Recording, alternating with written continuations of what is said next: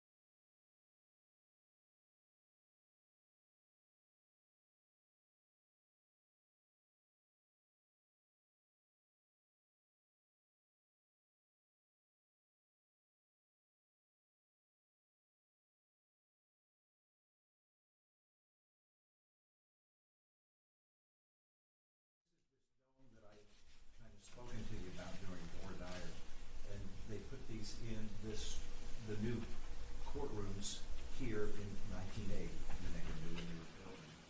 And it's an acoustical anomaly, this device. When someone is speaking, like Mr. Laird is underneath this, when he speaks, there's an echo that you have to get used to. And what happens is his voice is being sent by virtue of this acoustical anomaly, the way the auditorium here was built. It sends his voice out 360 degrees, not just where the direction he's speaking in, but it's 360 degrees. And so people can hear it back over there just as well as him speaking as he's facing you. The interesting thing is it's better sounding. It sends the voice, your voice can be heard under there better than in front of the microphone. But we have this that we are just always tinkering with to make sure that everybody hears it. This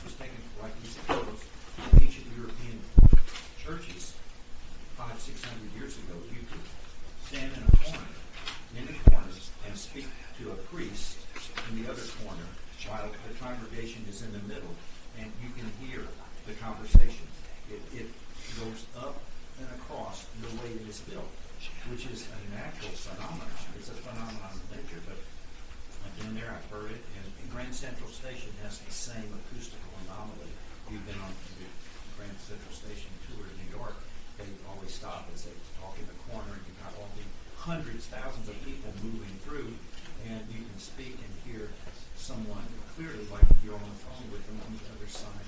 It's amazing. But anyway, that's what this film is all about, is to help you hear. So I just want to remind the lawyers, make sure that the microphone is close to the speaker's voice or the witnesses.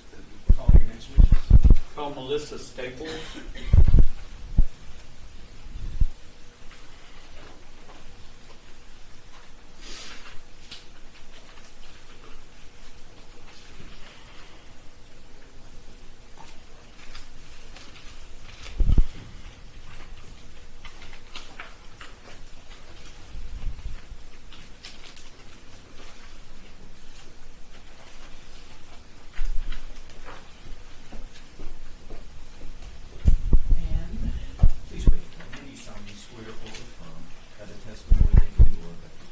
Be the truth, the whole truth, and nothing but the truth. So help you God. I do.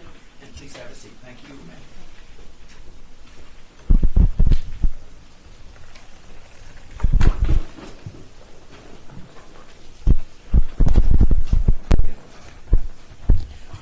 Get yourself situated wherever you want to be. Yeah. There you go.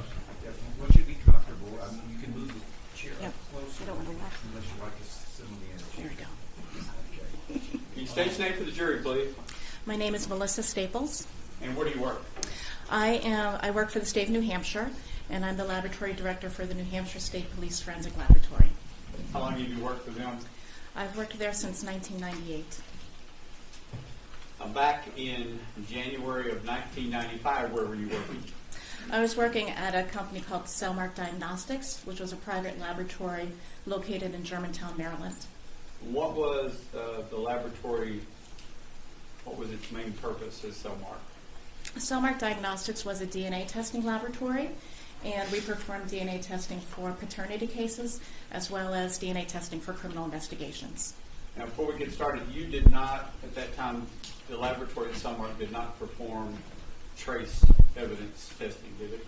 And could you just define what you mean by trace evidence? Like hair fibers, things of that nature that would go to a trace laboratory.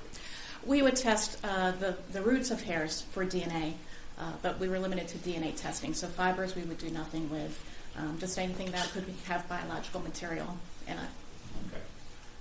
Back in 1995, let's say January 24th of 1995, what was the state of DNA? Well, DNA has always been and still is an evolving field. Cellmark Diagnostics was one of the first DNA laboratories to offer testing for paternity and criminal cases, because DNA testing really only started being used in the United States for criminal cases around 1987. And so the technology was constantly evolving. And when I started there at Cellmark in 1989, we needed a blood stain, for example, the size of a quarter to get enough DNA for testing. And by 1992, you could look at a blood sample the size of the head of a pin and have enough DNA for analysis. And so the technology has continued to evolve to be more sensitive and more specific through the years. In 1995, you could use the roots on hairs, but what were you able to use as far as for testing for DNA? What type of samples? The most typical samples would be blood, semen, sometimes saliva, and sometimes hair, and sometimes bone.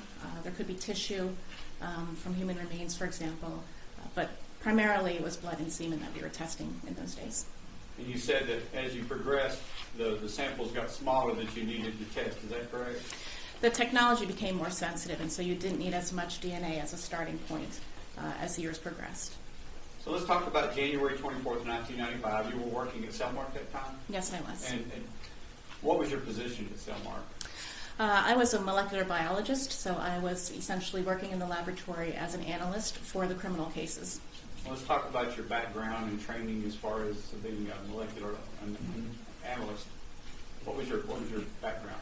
At the time, I had a Bachelor's of Science degree in criminalistics from Michigan State University, and also a master's degree in forensic science from the George Washington University.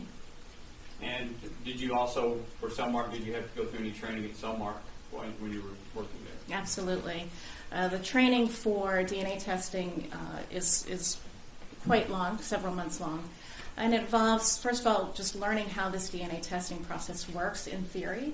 And also, obviously, you need the hands-on experience. So you would be practice on samples that were not case samples, obviously. We might take a blood sample or a saliva sample that was just a practice sample and learn how to isolate DNA from those samples and learn how to test it and how to analyze the results. And so you had many, many runs where you did these practice samples and wrote reports so you can show that you learned how to interpret the DNA results properly. There were a lot of literature articles that we had to read and a lot of double checks of our work. And at the end, you have something called a competency test where you're given samples that you don't know what the results are, but you treat them just like a case. So they give you mock forensic samples and known reference samples and ask you to compare those and see if you get the right answer and write a proper report for those. And so it's a long, drawn-out process, but obviously what we want is for people to be competent before they even touch their first piece of evidence. Be sure they know what they're doing and why they're doing it before you even get started on casework. Okay. Now, since you, the first person to get up here and talk about DNA, you get to help educate some people about what we're talking about. What are we talking about with DNA? Let's start there. What is DNA? So DNA is an acronym that stands for deoxyribonucleic acid. And DNA is found in every cell in our body. And, for example, the DNA in every cell of our body is exactly the same. So if I looked at DNA from a blood sample and a saliva sample from the same person, I'm going to find the same DNA. But what's different is the DNA from person to person. Now, a lot of our DNA is the same. We're humans. We're not plants. We have 2 arms and 2 legs. But there's parts of our DNA that differ from person to person. For example, we don't all have the same eye color. We don't all have the same hair color. And there are parts of our DNA that don't code for anything at all. And those are the parts of the DNA that we look at for forensic testing purposes because they're extremely variable from person to person. And so when we looked at those parts of the DNA, we can differentiate between individuals. So with the exception of identical twins, everybody's DNA is unique to themselves. So let's talk about how you get the DNA for testing. How would you get a sample? What would be the process once you got a sample in your lab? Let's say you have a swab of some sort and you want to test DNA out. What is the process of taking the DNA out and getting it ready for testing? So what we need to do for that process is to first isolate the DNA from the cells that are present on the sample. And this is a chemical process. We add chemicals to break the cells open to release the DNA that's inside so that we can isolate it for further testing. The main step of this DNA analysis that's done even today and was done back in 1995 is a procedure called PCR. It's an acronym. But essentially what we do is take small amounts of DNA and make a lot of copies of it. And that's why we can test such small amounts of DNA. And the parts we make copies of are the parts that are variable from person to person. I don't really care about the part of the DNA that says we have blue eyes. I want to look at the parts of the DNA that are much more variable than that. And those are the parts of the DNA that are copied and then tested. The final step of the DNA testing is typing that DNA. We want to find out what type is present. If we looked at, for example, the DNA that coded for blood type, what I would find is one of 4 things. You either have type A blood, type B, type A, B, or O. And so I get one of those 4 results. The parts of the DNA that we look at for forensic analysis are much more variable. You might have 40 different types that are possible, or even more. And the more of those locations you look at, the more discriminating or more specific that DNA profile is. And that's one thing that's evolved through the years is the number of these DNA markers that people can test for. So the markers, and correct me if I'm wrong, the markers that we have, what are they called? What that marker's called, what we're looking at? What we're looking at today, and some of the markers that I tested back then are called STRs, another acronym that stands for short tandem repeats. But those are the parts of the DNA that really don't code for eye color or hair color or anything like that, but are very, very different from person to person. So back in 95, how many different points could we look at? Well, for that testing, there were a couple of different types of DNA testing available as DNA was evolving. And the first test that was performed was not the STR testing, but it was called PM plus DQA1. Again, 6 different DNA markers that had some variability. Not a ton, but it helped to discriminate between people. But as the technology progressed, these STRs came into play, and I'm sorry. Obviously not from the set. I'm sorry. It's not the first time I've been told that. The STR testing that I did back in 1995 looked for 3 different STR markers. Okay.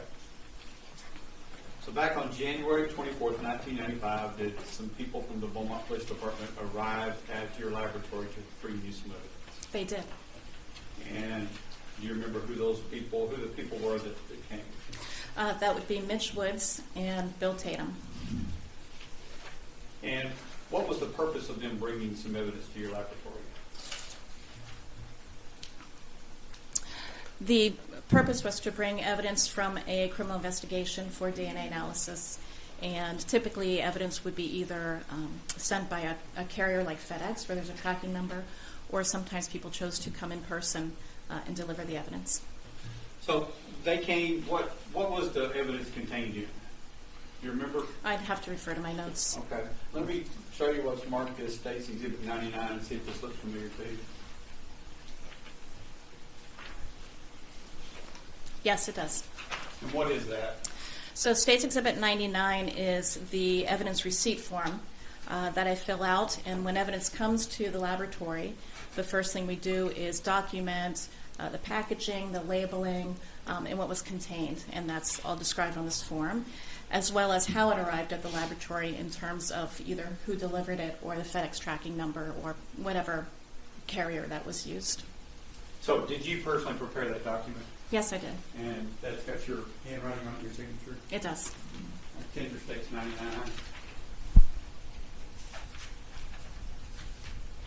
No objection, State's 99. It's admitted.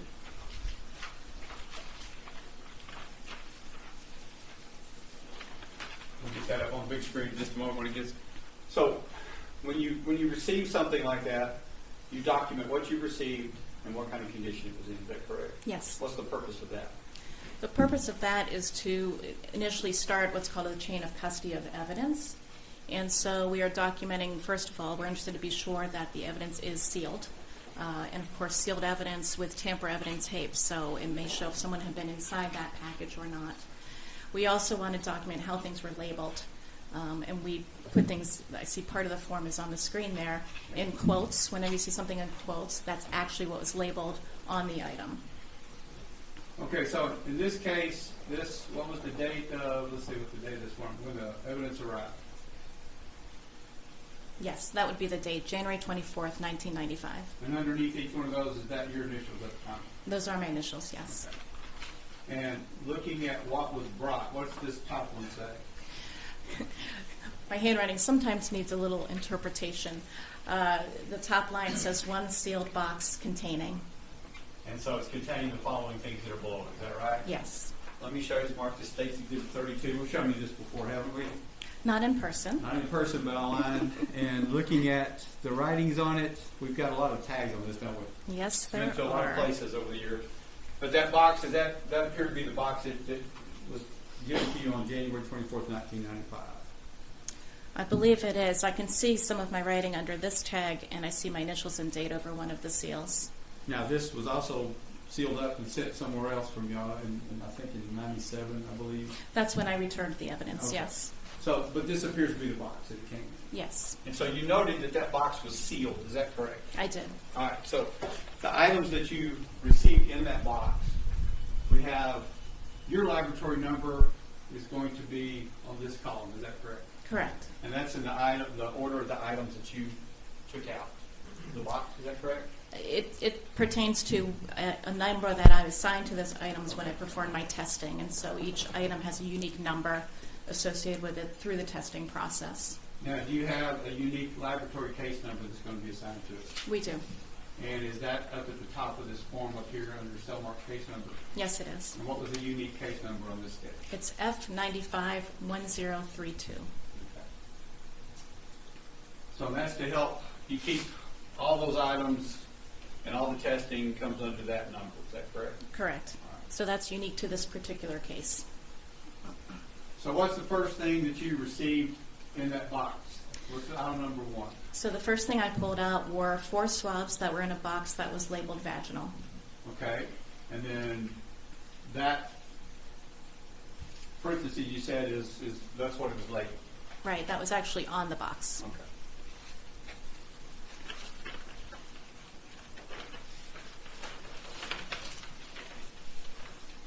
Inside here.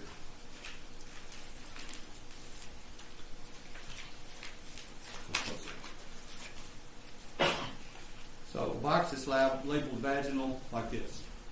Yes. And can you tell if this in States Exhibit 33B, if you recognize that? Yes, I do. And how can you recognize that?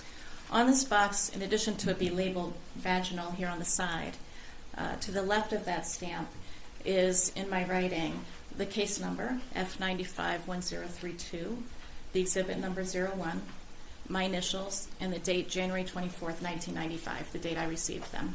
Now, each time you get one, it says vaginal. How many swabs were contained in this, according to that for vaginal swabs? There were 4. So, looking at what was admitted as States Exhibit 2 by a doctor earlier that took these swabs, item number 6, what does that say? Number 6 there says 4 vaginal swabs. 4 vaginal swabs. So that matches what you received. Is that correct? It would. Okay. So what's the second thing you received that's underneath vaginal? The second thing says 2 swabs in box labeled oral. Okay, let's look at States Exhibit 33O. Do you recognize that? I do. And what was contained in that? This is States Exhibit 33O, is that box that's stamped oral. And inside this box were 2 swabs. And how do you recognize that's the one that was brought to you? These have the same labels here on the left in blue, being the Somar case number, my initials, and the date that I received them. And that came out of that sealed box. Were these contained in anything? Do you remember what they were? If they were in an envelope, I would have noted it there, so I'm So assuming they were in the box. boxes. Okay. So each box came to you with the swabs in it. So now you've got the vaginal swab. I'm sorry. Is that correct? I'm sorry, could you repeat that? The boxes, when they came in, that would be what they came in the box, the original box. The original sealed box contained these in them. Okay. In it. So now, what's the next one we have? The next one is 2 swabs in a box labeled anal. All right. And just before we get there, looking at the Doctor States Exhibit 2, looking at item number 5, what is that? Item number 5 indicates 2 anal swabs. And the one before it that we just looked at, how many oral swabs? Item 4 on that exhibit says 2 oral swabs. Okay. So far everything matches up to what was sent to you, what you got. Let's look at States Exhibit. Is that correct? It appears so. Yeah, right. Look at States Exhibit 33A.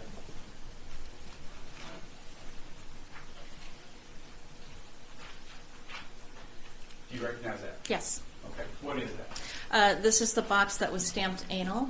And again, it has my same markings of the Somar case number, my initials, and the date received on it in blue.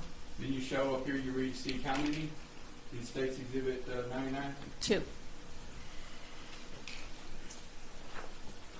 And this came in that box that was sealed, is that correct? It did. All right. Now, what else did you receive? The next item was a sealed envelope that was labeled blood sample. And inside there were 2 tubes of blood, one with a yellow top and one with a purple top. And those tubes were not labeled. What was contained, does it say was in there? 2 tubes of blood. Okay. One yellow, one purple, is that correct? 1 yellow, 1 purple is correct. Let me show you.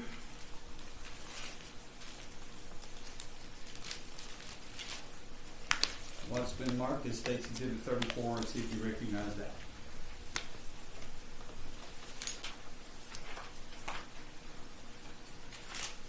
Yes. And how do you recognize that? So States Exhibit 34, as indicated on my form, is stamped blood sample. And again, in the blue print here, you can see that I wrote the Selmar case number, my initials, and the date, which again was January 24th, 1995. And it talks about 2 tubes of ink in there, am I correct? I feel 2 tubes inside. Okay. It just so happens that we've already opened it, so we'll get to look. Would you prefer gloves by handling I these? probably would, yes. Okay. Thank you. I don't do that. It's the scientist in me. I know.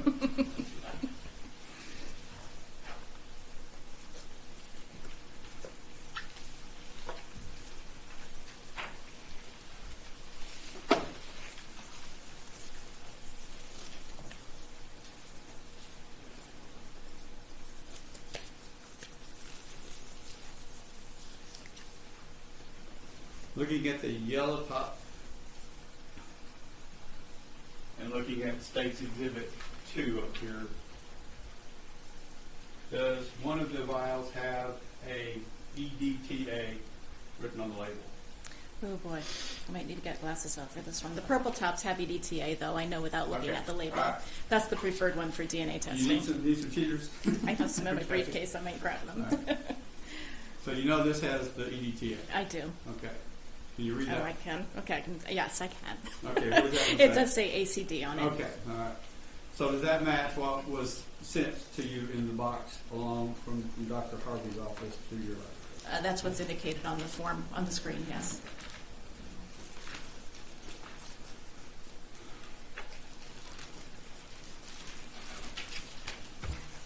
So these items arrived on January 24th, 1995, is that correct? That's correct.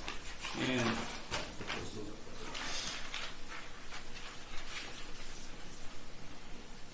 was there anything else that came in that box? Let's make sure that you took out of the box on January 24th, 1995. Yes. What? There was also a purple top tube of blood, which was identified as David Perry. Okay. Now, was that in the box, or do you know?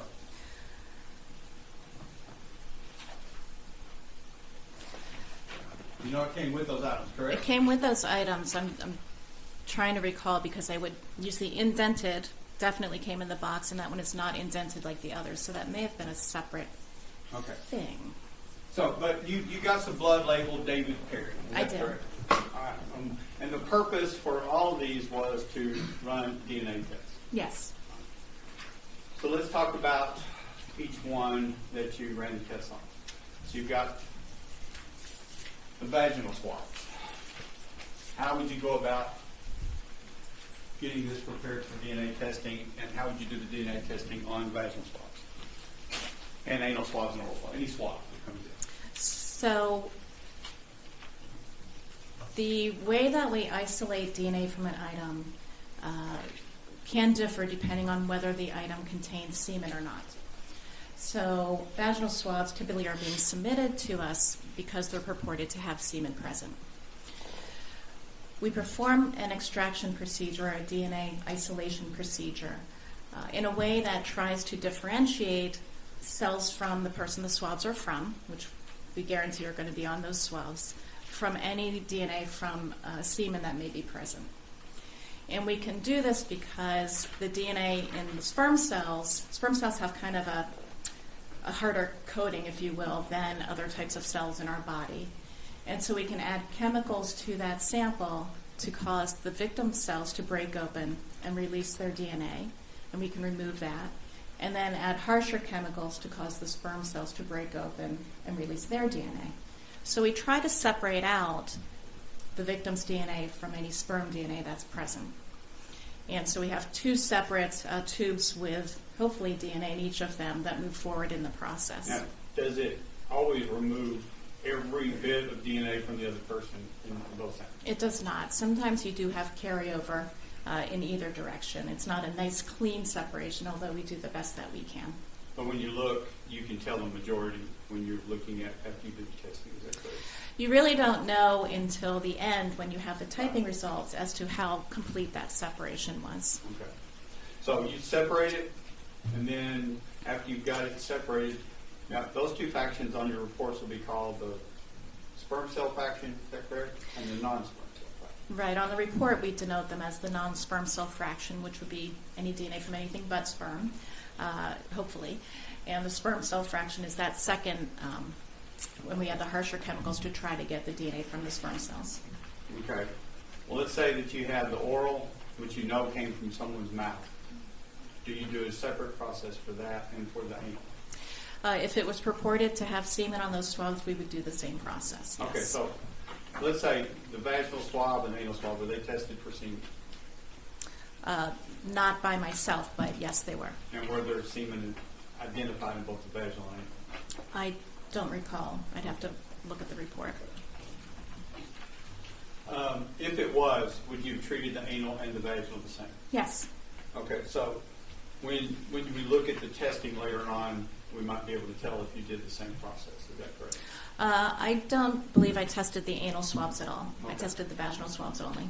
So that may have come from a different laboratory because you didn't test anal at all. I did not. Okay, so let's go with what we got.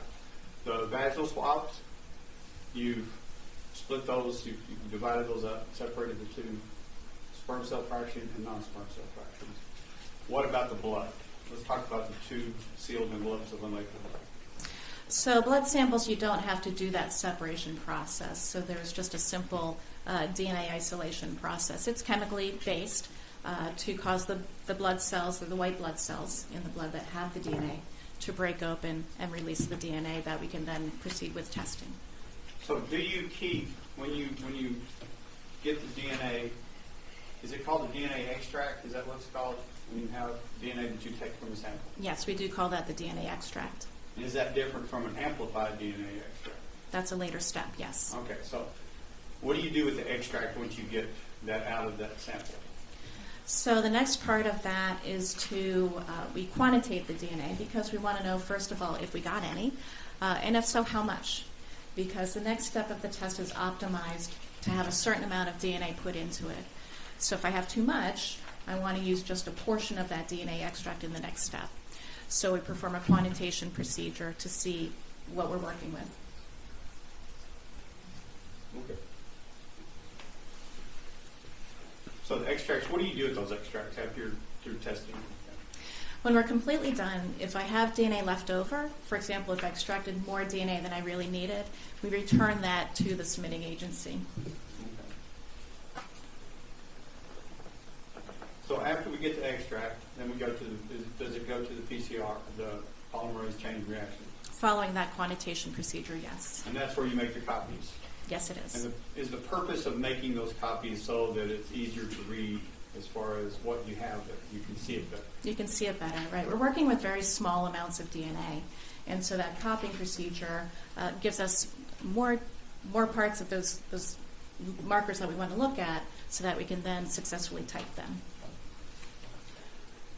So did you do that to, let me make sure that these states exhibits right. States exhibits 33, V, and O. What about the oral? We talked about the oral. You just take this extract from it, right? You don't have to separate these. We would. I did not test the oral swabs in this case, however. Okay. So we're only worried about the vaginal swabs, 33V. Is that right? Correct. And the blood samples, which...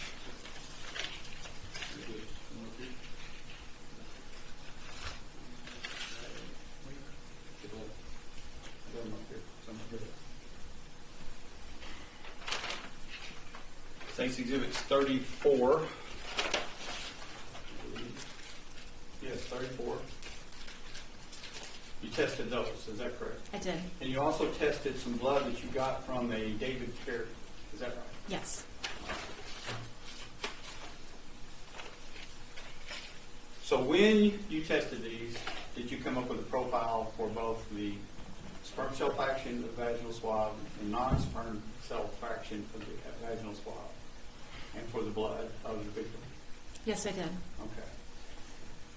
And did you take those and compare the blood of the unmarked labeled blood, the victim's blood, to the vaginal swab? Yes, I did. Did those two come out to be the same person? Well, they could be included, not excluded. Right. So the DNA typing results from the vaginal swabs and the unlabeled blood were consistent with being from the same individual. Okay, so let's make sure they understand something, okay? And You cannot. I'm sorry, if I could clarify. Sure. I received DNA from more than one person from the vaginal swabs, and one of those individuals Yes. was consistent with the unlabeled So blood. we're going to talk about that. Were there two people that were profiled in the vaginal swab? I can't say exactly how many people, Okay. but I can say there was more than one person. Okay. So, but one of those matched the unlabeled blood that came from the victim. Yes. Okay.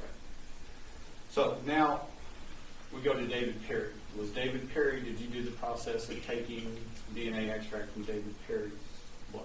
I did. And when did you perform the same amplification process on it that you did on the other blood? Yes. And did you compare it with David Perry against the non-sperm cell and the sperm cell fraction of the vaginal swab DNA extract?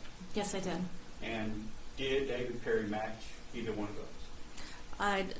The non-sperm cell fraction was consistent with the unlabeled blood only.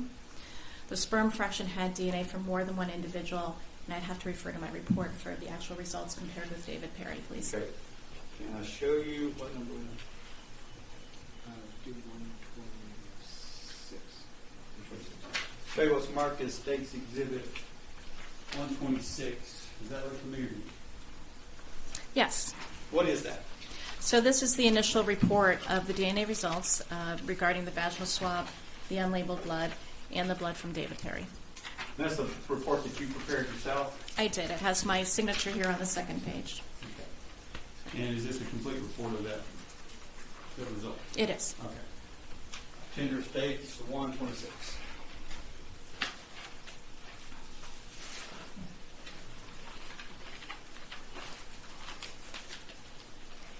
No objection, states 126. It is admitted.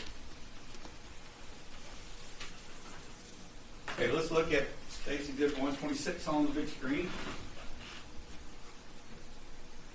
So this was actually addressed to Sergeant Tatum, is that correct? Yes. Looking at it. So this date of this report is what date up there? February 17th, 1995. And just so we know what you testified to, do you see your signature down at the bottom of this? Yes, that's my signature, and Weber is my maiden name. Okay, and who's this over here on the left?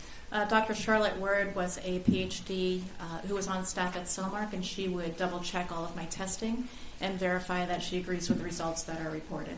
Okay, so if she didn't agree, she wouldn't sign off, would she? That's correct. Okay. So let's look at what we tested. This says under exhibits, what does it say these items, when these items were received? January 24th, 1995. And what does it say the test performed were? That would be PCR testing, which is the acronym stands for polymerase chain reaction. Okay, and is that the amplification process? It is. Okay. And what was tested? So I tested one of the 4 swabs that I received labeled vaginal, Okay. and I tested a sample of the unlabeled purple top tube of blood, as well as a sample from the purple top that was labeled as being from David Perry. My purple top. Purple top has that EDTA preservative in it, and EDTA is the best preservative for DNA. Okay.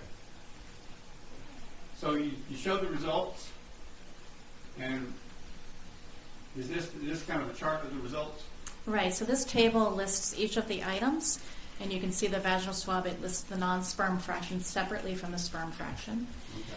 And then the columns that are to the right, there should be 6 of them.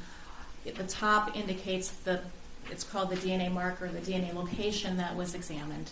And the numbers below are the types that I obtained at each of those DNA locations. Okay, why is it, we'll go through this, why does this one have numbers, these have letters? They're just different ways that the DNA is identified.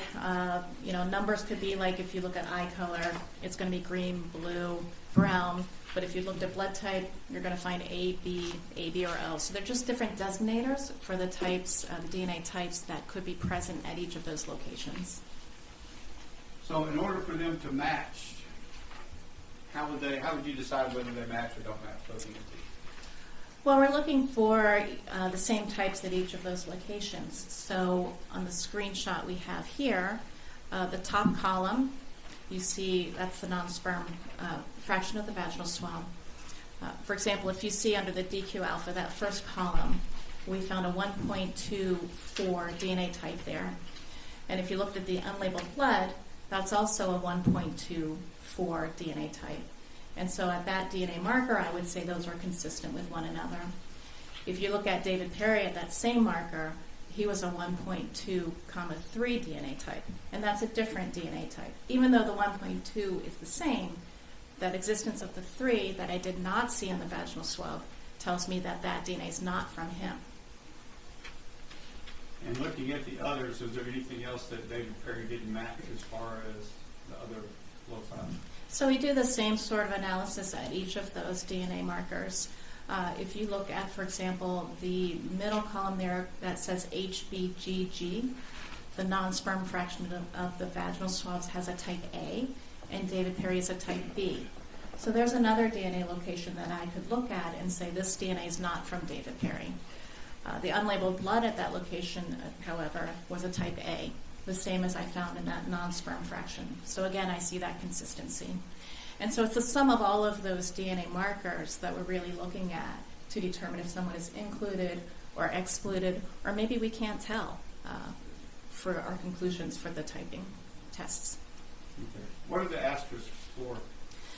So the asterisks show that in addition to the markers or the DNA types that are reported, there are some very weak results. And the weak results just didn't meet our criteria to be considered a reliable result that we would report. Okay. And the second page of this report, what are we looking at here? So in the first chart, we were saying what DNA types that we detected. A genotype is actually what your DNA is. For example, let me go to the HBGG column there. You get half your DNA from your mother and half your DNA from your biological father. And in this case, with HBGG, for the unlabeled blood, you see the type is an AA. That means that individual inherited a type A from their mother and a type A from their father. If you flip back to the first chart, if you recall for that location, we only saw an A, because we can't tell if there's one or two. So that's actually the type that we detected. So we're just going to a different level of what's your actual genetic type here. And we can only do that for the known samples. And did you exclude David Perry as being consistent with the unlabeled blood as far as that's concerned? Right, so that definitely shows that those samples are from two different individuals. So they're different, and then the first page we saw where he was excluded from the sperm cell and non-sperm cell fraction. Is that correct? Well, we were talking about the non-sperm cell specifically. I don't recall talking about the sperm cell fraction yet. Well, let's go back down here to that sperm cell fraction. Okay. Can you discuss the comparison? yeah, let's talk about Okay. the vaginal cell. So the sperm cell fraction, what did you find comparing it to David Perry's blood? So the first thing I can see with a sperm cell fraction, I mentioned you get half your DNA from mom and half from dad. So with only one person, you expect to see at most 2 DNA results.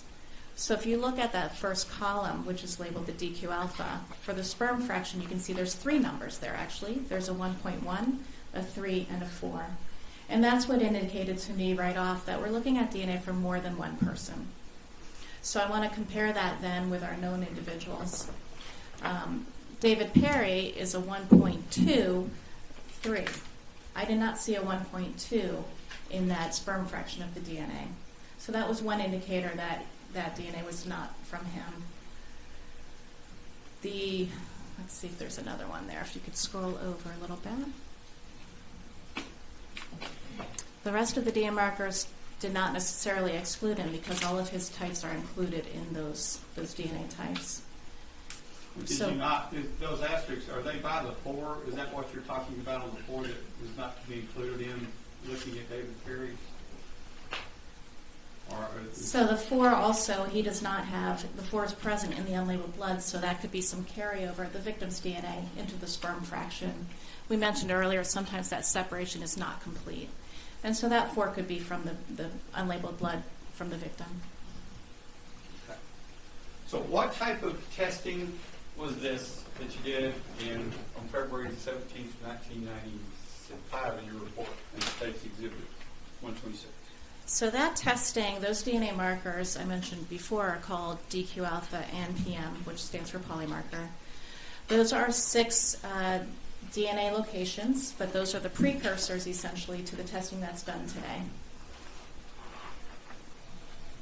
So these things, when you get through testing them, when you're testing them, let's make sure that the jury understands. Are they tested one at a time?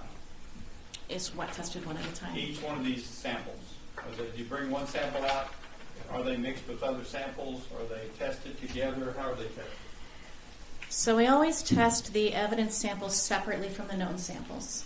We certainly want to be careful about having any DNA contamination between samples, and so we want to keep those very separate from one another.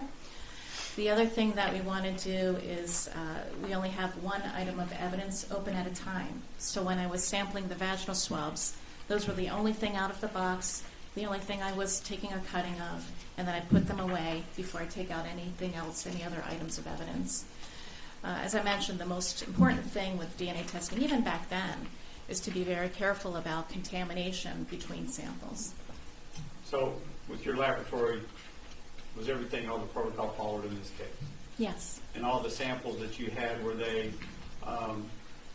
tested, taken out separately just like you described, and placed back in the test limits? Yes. Okay. So when you test, and I got to ask you this question, when you test and you get DNA extract, what is, and this may come up, what is a reagent blank? So I mentioned we want to be very careful about contamination in our testing. And contamination can come from some different sources. For example, some of the chemicals that I add. If that chemical is contaminated with human DNA, I'm now adding that to all of my samples. If I don't change my gloves frequently, and my gloves get DNA on them, there's a chance that I could contaminate samples. If I'm coughing, maybe I can contaminate samples. So there are a lot of things in the procedure or the handling that we have to be very careful about to not introduce foreign DNA to these samples. One thing that we use as a measure of whether that may have happened is something called a reagent blank. And a reagent blank is a tube, and everything I add to the samples, I add to this blank tube. So it has treated exactly the same, only I've not added any sample to it. So in the end, I want to be sure that that reagent blank doesn't give me any DNA typing results. If I get some DNA types from that blank, then that means something happened in the process that introduced DNA, and my samples could also be affected. So one of our checks before we report any results is to ensure that that blank sample truly is blank, which indicates that no DNA was introduced along the testing process.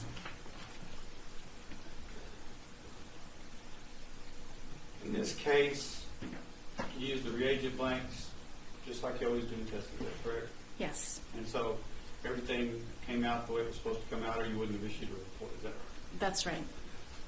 So the testing that you did on these samples, you said it was PCR. Did you ever perform STR testing on any of these samples? I did. Do you recall when you did that?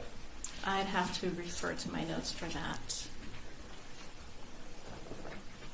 I believe it was 1996. Well, let me show you something real quick. Just a second. Ask you if this is it.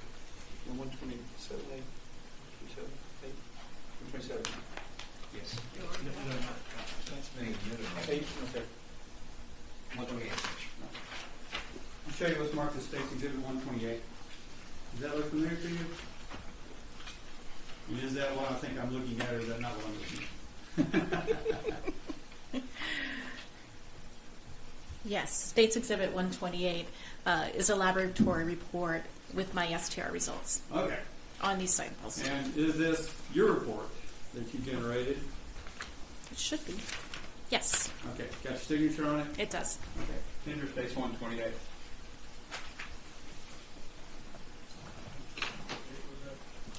What captions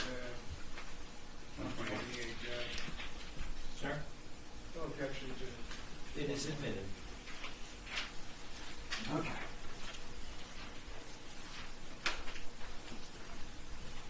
So let's go to Stacy 128. The date at the top is what? June 21st, 1995. Okay. So we're still in the same year, just about 5 months later, is that right? We are, yes. All right. Let's look down. This is, again, to who is this report issued to? It was issued to Sergeant Tatum at the Beaumont Police Department. And does it have the unique Cellmark case number? It does. Is that same case number we've been working with? Yes. All right. So look at the exhibits that were received for analysis. Does this have different dates? Well, it has the same date. What that date is the date the samples were received. So Right. that's the January 24th, 1995 date. And it lists the same, the vaginal swab, the unlabeled blood, and the blood from David Perry that we have been discussing. But now we've added something else that came in February 28, 1995, haven't we? Yes. And what came into your laboratory on February 28, 1995 is different. So another blood sample arrived at the laboratory, and this one was identified as being from Sam Hills. Can I ask you, looking over the file, were there numerous people that you received blood from the test against all of these? Yes, there were. Okay. We'll talk about those later. So in this case, what type of testing was done? So we used that same PCR, the copying procedure, Okay. but this time we focused in on different DNA markers that are called STRs. Okay, and we talked about the STRs before. Stands for short tandem repeat. Is that correct? That's correct. And this type of markers repeat themselves throughout your DNA. Is that correct? Or they just repeat in certain places? So a DNA location called a short tandem repeat in a person has certain building blocks of DNA that repeat themselves just one after the next.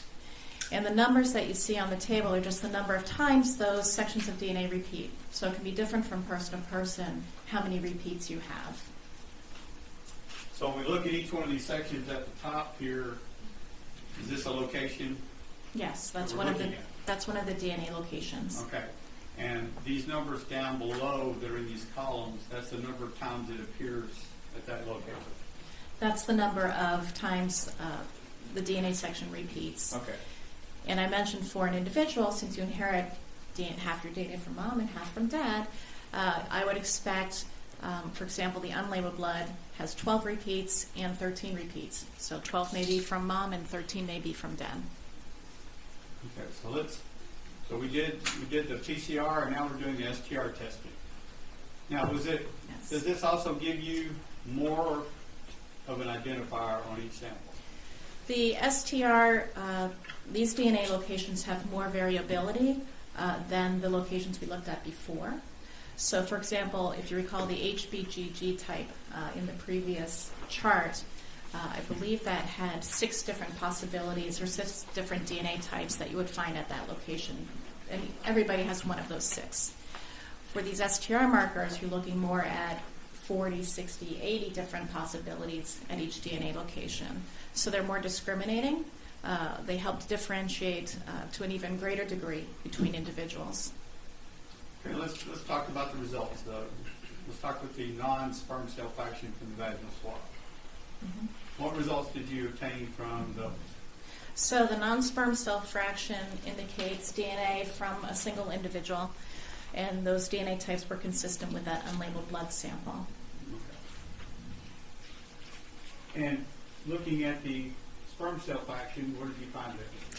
So the sperm cell fraction indicates DNA from more than one person again. This is the same DNA extract I had before, so that's still consistent.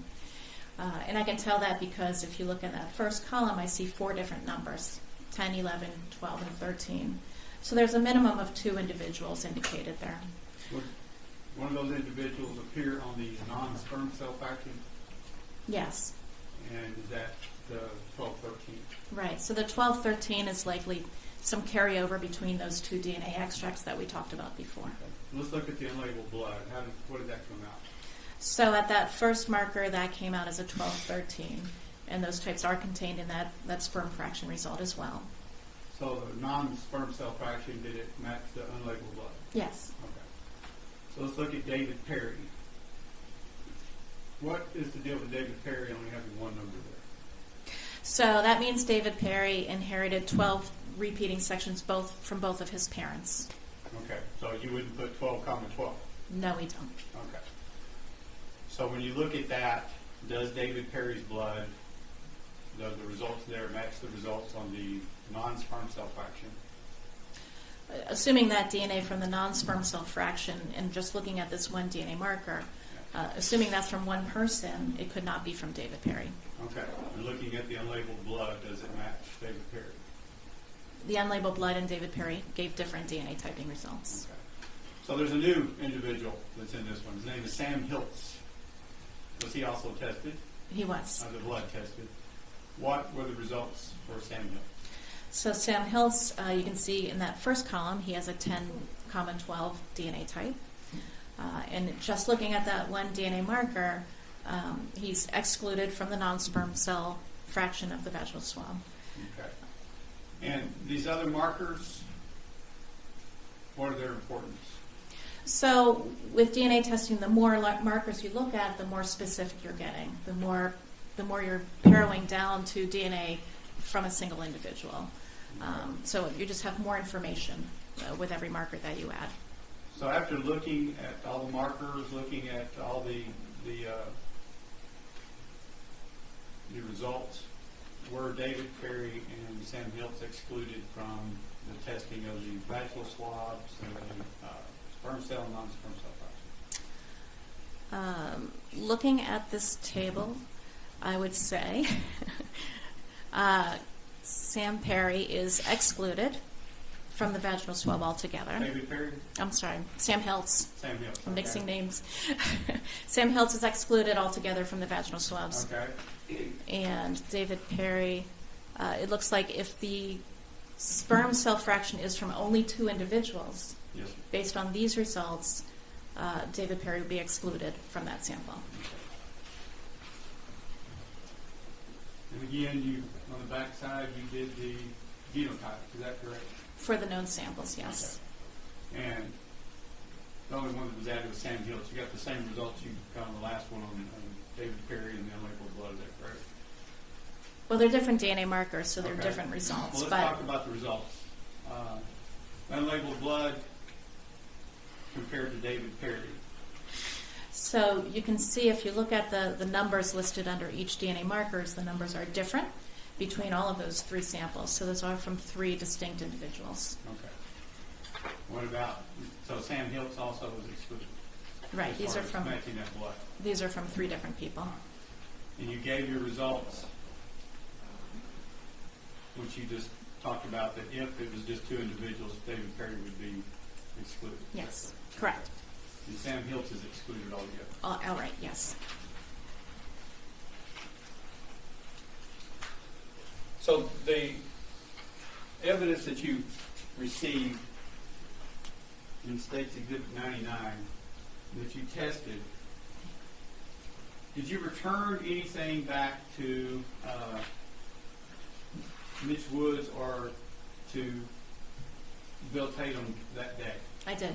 What did you return? I returned one of the blood samples, if you could go over, yes. What number is that? The number is 05, Okay. and so that corresponds with the blood sample from David Perry. Okay. So why would you return the blood sample of David Perry? They must have wanted it back for some reason. Okay. I don't know offhand. All right. How would you do that? Well, typically, we return the items at the completion of our testing. So there must have been some reason that they wanted to take that back with them that day.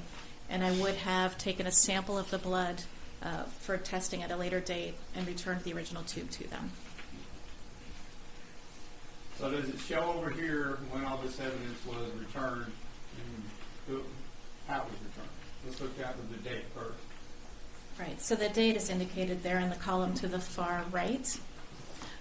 And so the evidence samples, the vaginal swabs, were returned July 14th of 1997. Okay. The blood sample that was unlabeled was returned May 16th, 1995. And we just mentioned that the blood identified as being from David Perry was returned January 24th, 1995. What's this say? Also return slides, extraction tubes, extracted, cutting. What is all this? So all of those are products of my testing. So I made some slides along the way.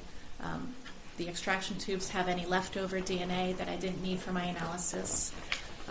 The extracted cuttings are, when I try to isolate the DNA from the cuttings, they don't disappear. There still could be something left for future testing, so those get returned. And also something called an FTS sample. That's a future testing sample. And so when I sampled the vaginal swabs, I took half a swab and put in a tube that I didn't do anything with, and that was available for future testing at some point. Now, the box states Exhibit 32. Is there some evidence of that 7/14/97 return?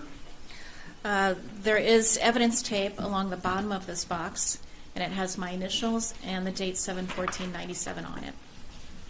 So is that cell mark tape? There's a whole bunch of tape on here. Yes, but there is. Is that where you put the cell mark tape?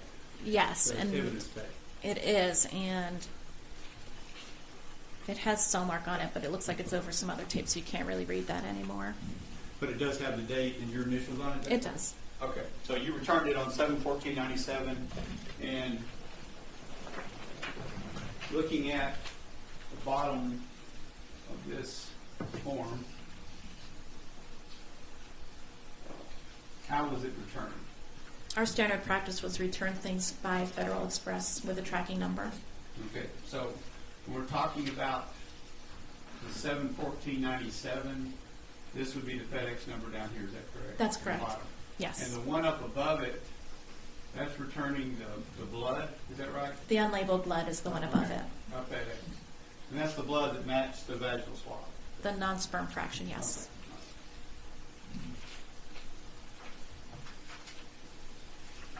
Okay. And you sent, along with that, did you say you sent extracts? Yes, so I sent whatever was left after my testing. Okay. What's the purpose of sending those extracts? So the extracts, as I mentioned, if there's any DNA left after I was done with my testing, we would return that because that DNA could be used for a future testing. It's still considered evidence. Okay. We'll try to figure this one out together. Let me show you. States Exhibit 125, B and D. See if you can recognize anything on those.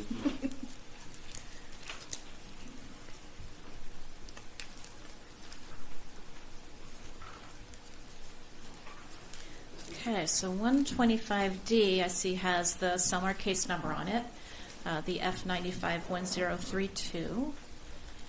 And 125B has Cellmark evidence tape on it with one of my coworkers' initials over it. Do you recognize those initials? Yes, I recognize the initials. Now, do you know if at some point the processed DNA came back to your laboratory? Or do you recall? It's okay if you don't recall. Don't recall. It could have been after I left potentially in that. Okay, so does it look like in 125 and in 125B, does this look like it was returned to your laboratory by the writing on it? The writing on it says processed DNA evidence that was submitted to Cellmark by Beaumont PD. The initials, I mentioned there was evidence tape with one of my former coworkers' initials, and I see the date on that is June 16th, 1999, I believe, which was after I left Cellmark Diagnostics. So you were gone by the time all this came back into your laboratory? That's what it appears, yes. But you show that on July 14th, 1997, that it was sent out back to the agency that brought you police department. Is that correct? Correct. Police department. Yes. Okay, so on July 17th, 1997, you sent back everything you had besides the blood that was already sent back. But you sent it back along with the extracts that you had. Right. So by that date, everything that was submitted to me for the case on that sheet had been returned. Now, let's talk about something else. Also on July 1st of 1997. Let's see. Actually, I'm sure I get this right.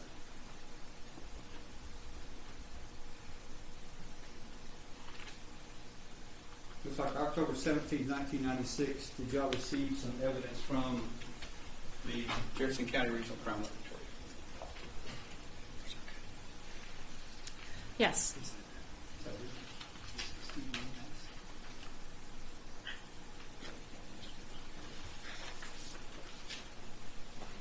What did you receive from Jefferson County Crime Lab? On that date, we received, it was sent by Airborne Express. So there was a sealed Airborne Express envelope. And inside was another envelope which contained a sealed envelope that had a cutting identified as being from a bedspread. Okay.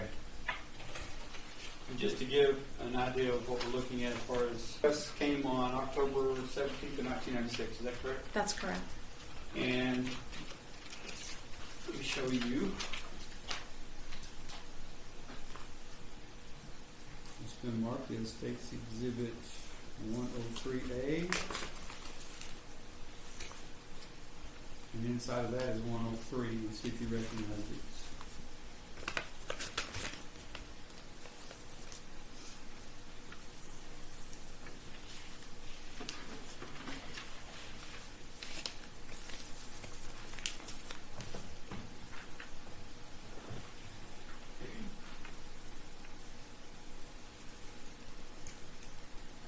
Yes, I do. Okay, what are those? So Exhibit 103A was inside the Airborne Express envelope, and it has the same markings I mentioned before. It has the summer case number, my initials, and the date, October 17th, 1996, the date that these was received. And Exhibit 103 is an envelope identified as cutting from bedspread, and it has my initials on it and the summer case number as before.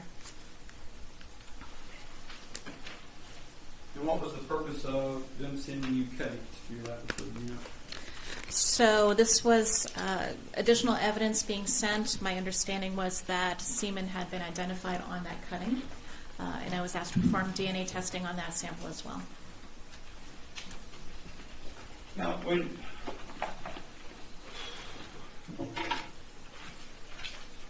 when it arrives, well, first let's get this introduced so we can show the jury.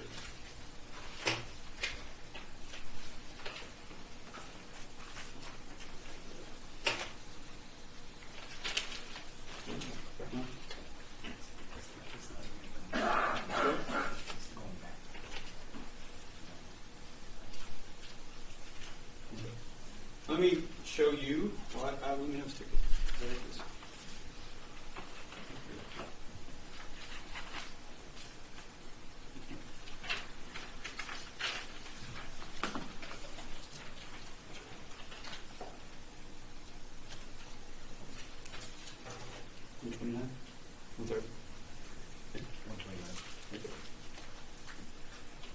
Show you what marks the state again, 129.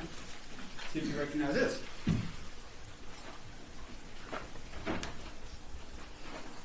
Is this the same thing? I was going to say, it looks like the same Yes, thing. it's just like that one. Let's do Yes. 101. Let's just do 101. We'll take Okay. that one. I'll withdraw 129. I'm getting lost in my own menagerie here. All right, space 101. You recognize it? Yes, Okay, and is this where you received that evidence? it is. And does it have your signature on it anywhere, or does it have the number of the things that you received you just identified? It has my signature on the bottom. Okay. So you received that personally? Well, Or you tested this personally? I tested those items, yes. And you verified what was on there whenever you tested it, they're the same as this form? Yes. Okay. Interstates 101.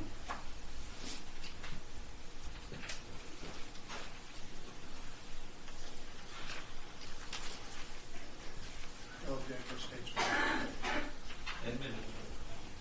Okay, again, here we are looking at similar case number. Is this the same unique case number? Yes, same number. Okay, and this was delivered to you by, or was sent to you by who? Angela Fitzwater of the Jefferson County Regional Crime Lab. Okay. And down here at the bottom it says the date it was received. Yes, it does. And is that October 17th, 1996? Yes. All right. So this is what was received. What did it say was received? So it was, again, a sealed Airborne Express envelope. And inside was an unsealed envelope labeled Exhibit 4 Bed Comforter. And inside that was a sealed envelope, excuse me, labeled Bedspread, which contained a material cutting. Okay. So when was that returned to the Jefferson County Regional Crime Laboratory? July 1st of 1997. So was it returned with all the other things in 97 or a different time? A slightly different date. Okay. So the purpose of that was for DNA testing, is that correct? Yes. And we need to compare it against the vaginal swabs, the David Perry, Sam Hills, everything else that you have. Is that correct? I don't recall if I compared it with Sam Hiltz at this point because he had already been excluded from the vaginal swabs, but I'd have to look at my report. Okay. Do you know when that report was issued on that one? Not offhand. Okay. Let's see if I can find it.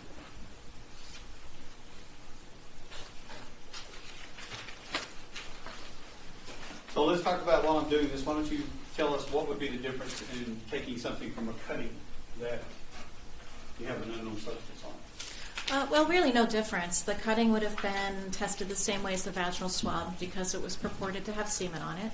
So I would attempt to separate the victim and the non-victim DNA from that sample in the same way.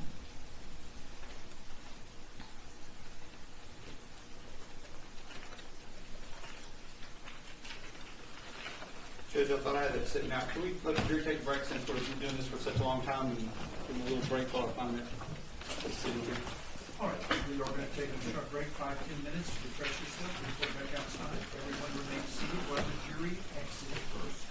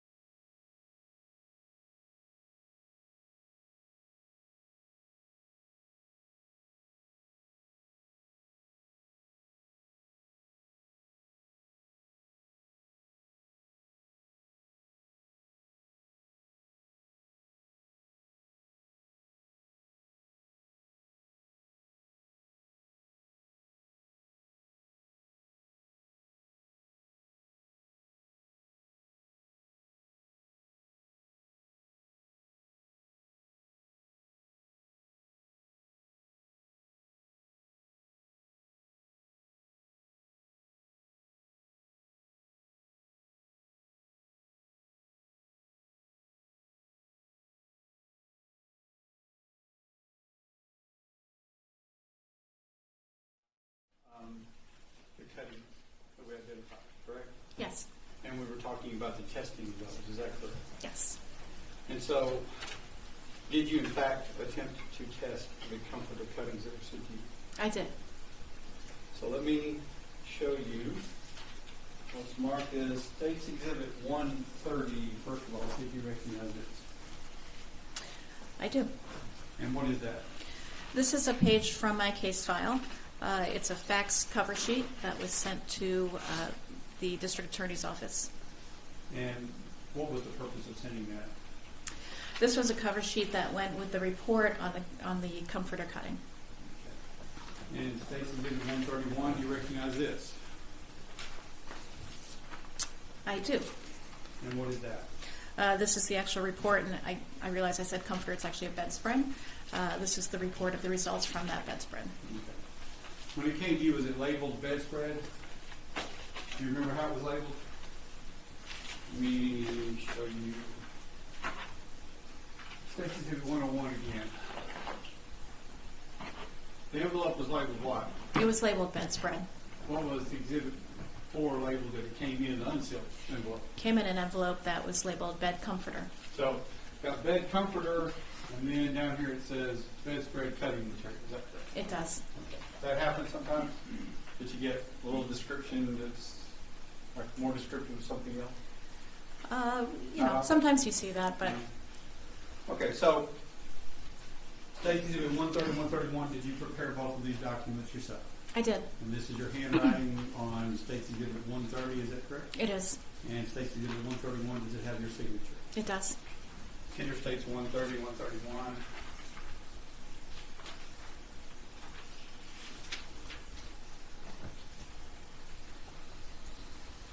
No objections to States 130, 131. They are admitted. So let's look at 130. What is that dated? December 31st, 1996. And it was to who? It was to Steve Thrower From who? from me. And what does this say? So it says, I tried the sample twice and couldn't get interpretable results. We can still compare the Arlington case with the vaginal swab and fingernail clippings from this case. Okay, so you weren't only just getting local cases, you were getting something from another case also. Not a comforter, but you were getting some results from another case in Arlington. Is that correct? Yes. These are tests, okay. Yes. So looking at States 131, what is the date of this? December 26th, 1996. And what is this? So this is the report of my analysis of the bedspread that was sent with that fax cover sheet. Does it have your unique case number? It does. And what was the material that was tested? So it was a material cutting that was identified as being from a bedspread. All right. And what date was you received it for analysis? October 17th, 1996. So let's look at the results. What were the results for the testing of the bedspread non-sperm fraction? So the testing provided only partial DNA results, and you can see that by looking in that first column that says DQA1, and there are just dashes there. So there were no results from that particular DNA marker. What this can indicate is there just wasn't a whole lot of DNA that was obtained from that sample. As sensitive as DNA testing is, we still need a certain amount to get an interpretable result. So let me ask you this. When there's a cutting of a large size, do you always get the large size cutting, or do you get cuttings off of the cutting sometimes? We get all sizes of cuttings, Okay. but for my testing, I would take a cutting maybe a centimeter square size. Now later on, would that same cutting possibly give different results because of the sensitivity of the instruments that you have later on in time, say in 2020? Sure. This particular type of DNA testing was on the earlier side of DNA. Certainly the testing today is much more sensitive than what it was back then. So because of the fact that you could not get a complete sample, did you do any further comparisons or testing on it? No, we did not. What did you do with this once you got through with these comforter cuttings? The cutting, once I was finished with it, would be returned to the agency. Okay. And do you know when that was returned? Yes, it looks like July 1st of 1997.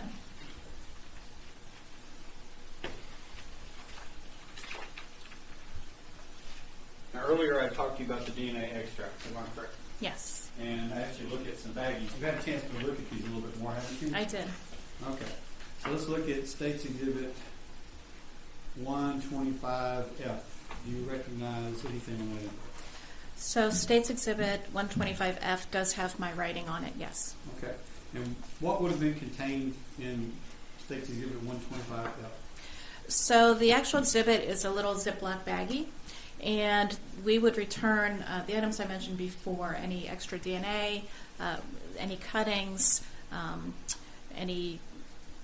anything that was left over essentially from my testing that pertains to the evidence, we would put in these Ziploc bags because they were in little tubes, and so multiple tubes could fit into one of these Ziploc bags.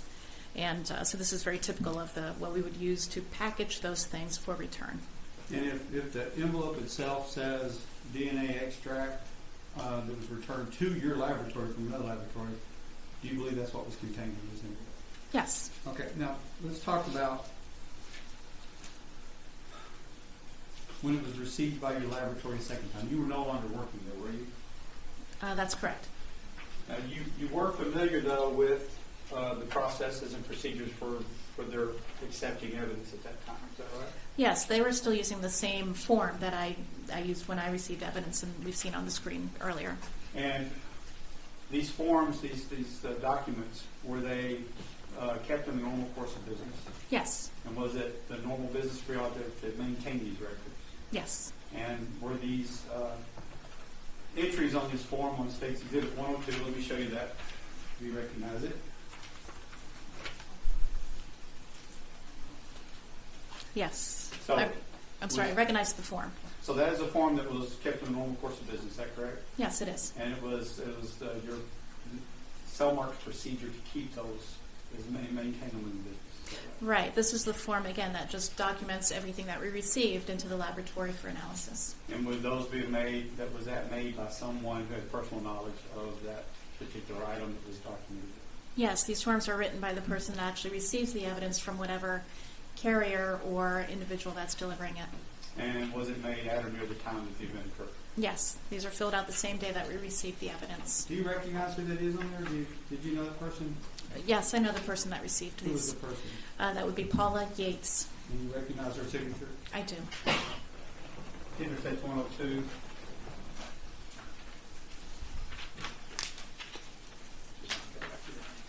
No objections to State's 102, Judge. It is admitted. So when we're talking about these DNA extracts, do you know when they were sent back to the agency? Let me get that form.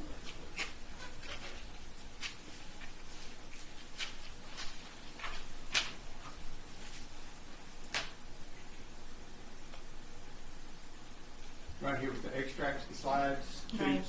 Yes. When were they sent? July. Now I need my Let's try it down glasses. here. Thank you. That look better? July 14th, 1997. Okay. So then they were sent by, They were sent by FedEx. okay. You got the FedEx number on the bottom of the form. Is that Yes, correct? that's correct. So, do you know when they came back to your laboratory? That would be on the form that I just looked at. Okay, let's look at it. So what does it say? Yes. Is this the case number we have? Right, same case number. Okay. And what is this? So that describes what was received, and it says DNA extracts received. The non-amplified DNA, is that right? Right. So it's just been the extracts like you took them before it was amplified?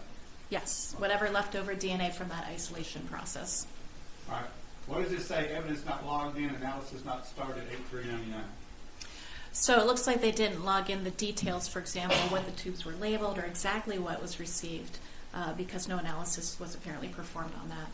Okay, so what did they do with it since it came in? Looks like it came in on what day?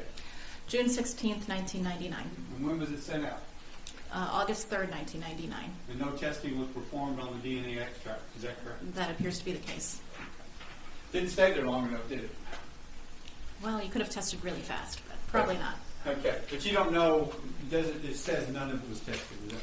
It would have had more identifiers on that form in terms of the individual item exhibit numbers if they were tested. Well, did you have an opportunity of the DNA extracts? What would the ones that were sent back, do you know what they would have been labeled?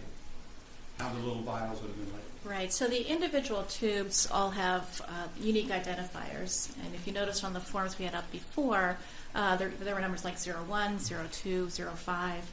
Each individual exhibit is assigned a unique identifier because we want to be sure we keep everything straight.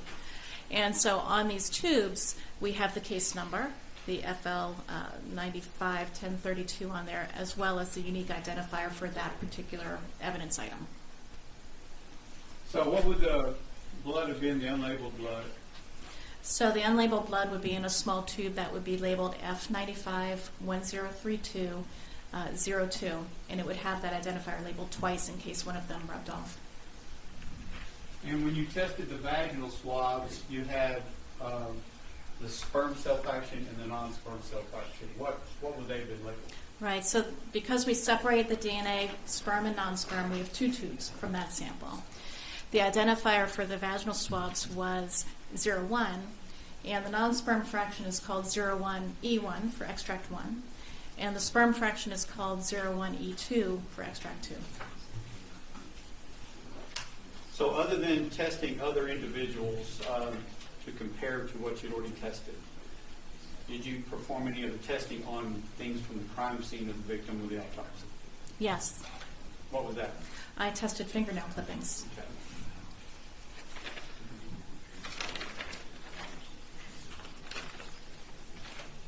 When did those arrive at your lab? Do you know? Not offhand. Let's see if I can find this one.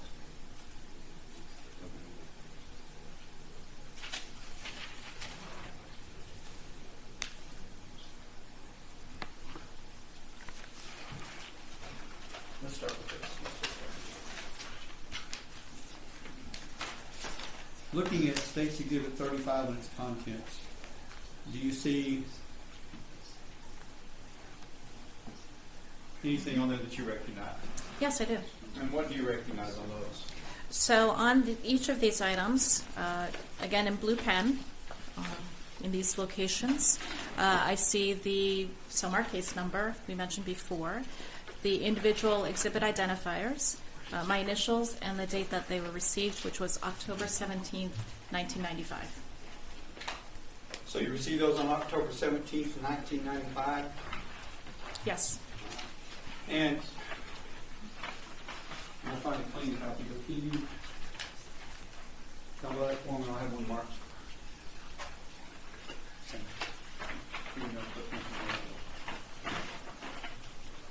When you received those, what kind of condition were they in? What were they located in? These were sent by Federal Express. Okay. So they were in a sealed Federal Express pack, and each of them came in these envelopes, which were themselves sealed as well. And are they labeled? They're labeled individually, aren't they? Right hand, left hand. They are. And what is the purpose of having those labeled that way? Well, it's possible there's different sorts of evidence on each hand. They're two separate things, right? Yeah. And so they would collect fingernail scrapings or clippings from each hand separately and package them up in their own envelopes in this way.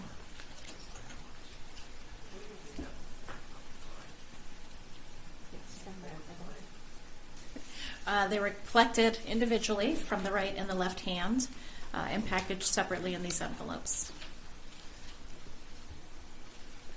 In receiving these, what kind of testing would you have done on the fingernail clippings? Well, we would have performed the same sort of PCR testing that we did on the other items. Okay. Can you show you what's marked States Exhibit 100? You recognize that? Yes. And is that what the form showing when the fingernail clippings arrived? It is. And what happened to them afterwards? Where you sent them? Right. So this is the evidence receipt form, the same sort of form that you've seen before, detailing when the fingernail scrapings or clippings arrived and when they were returned. And is this form prepared by you? Yes. And does it have your signature on it? It does. And it's your handwriting, is that correct? That's correct. Finger states 100. No objection, states 100, Judge. Admitted.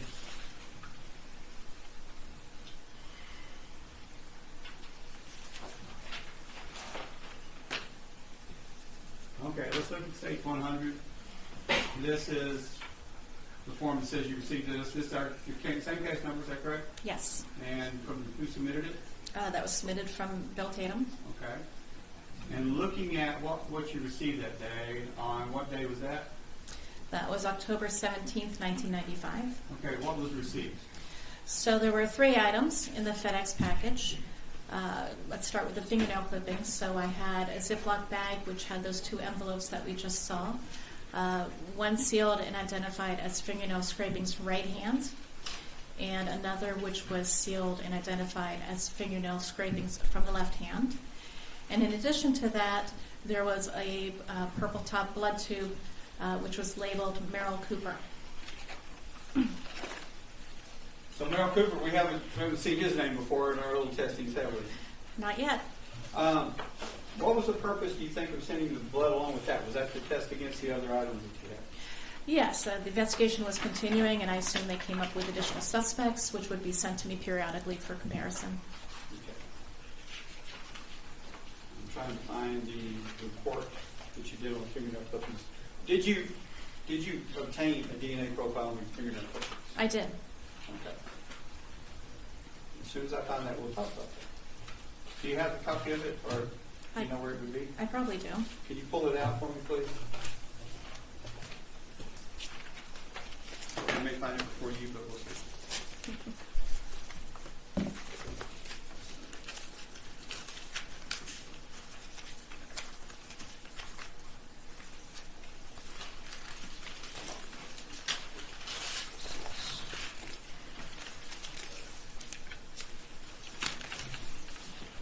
I have it. Okay. What date is that report? December 21st, 1995.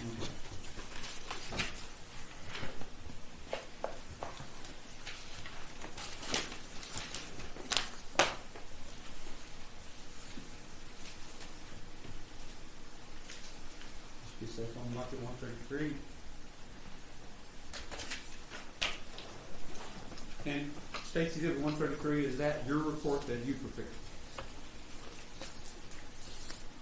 Yes, it is. Does it have your signature? It does. And is it a complete copy of that report? Yes. And is that the report that we just talked about on the fingernail clippings? And does it also include Merrill Cooper? Among a lot of other things, Among yes. all the other things. Yeah, we'll talk about that too. All right. Gender states 133.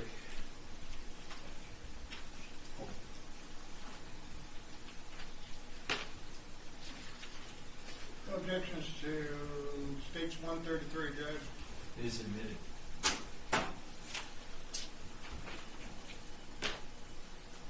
So again, this is dated when?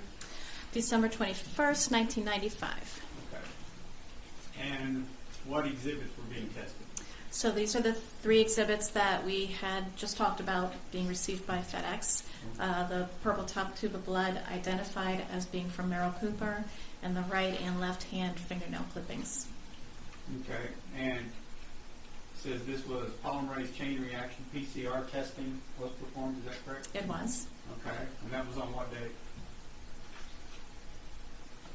I mean, the exhibits were received October 17th.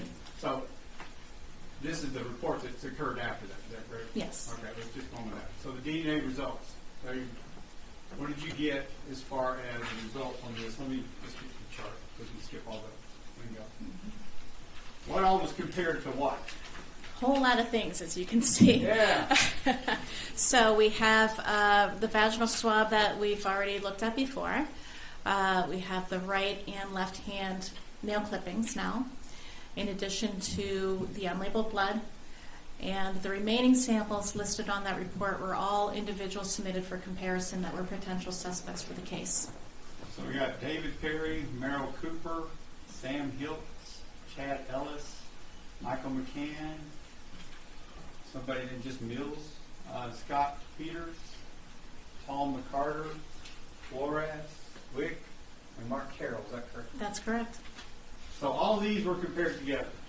Yes. And when you came up with the results, what were your conclusions? Let's just go there. Let's skip all the other individuals. Okay, I need a minute to review those if I could. Okay, that's fine.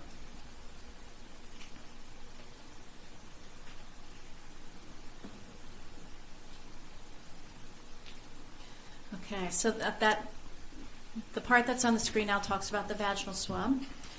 And this particular report only compares the vaginal swab with Merrill Cooper because all of those other individuals had previously been compared with the vaginal swab already, so I did not repeat those results again. Okay. But Merrill Cooper was excluded as a source of DNA from those vaginal swabs. Okay. And the right hand fingernail clippings indicated DNA from more than one individual. We would expect to have DNA from the person whose clippings they are, so that's not unusual. And then there's evidence of at least one or more additional people on the right hand fingernail clippings. Okay. And Let me turn the page. Right hand. the left hand fingernail clippings also contain DNA from more than one individual. And that was compared with those individuals. And everybody was excluded except for the donor of the unlabeled blood from the left-hand fingernail clippings. Of course, the unlabeled blood we've already pretty much determined matches the vaginal swabs, the other swab that makes it where we believe it to be the victim. That's likely the victims, yes. So all those are excluded, and was that, those fingernail clippings, was that the last testing as far as crime scene autopsy in your laboratory? Yes.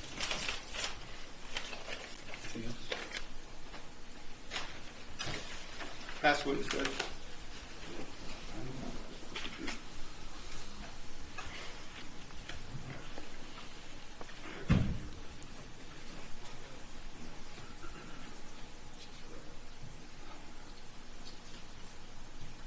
Good morning again. Good morning. Ms. Weber, what was the date you just testified was your last testing? If I could see that report again, that would be helpful.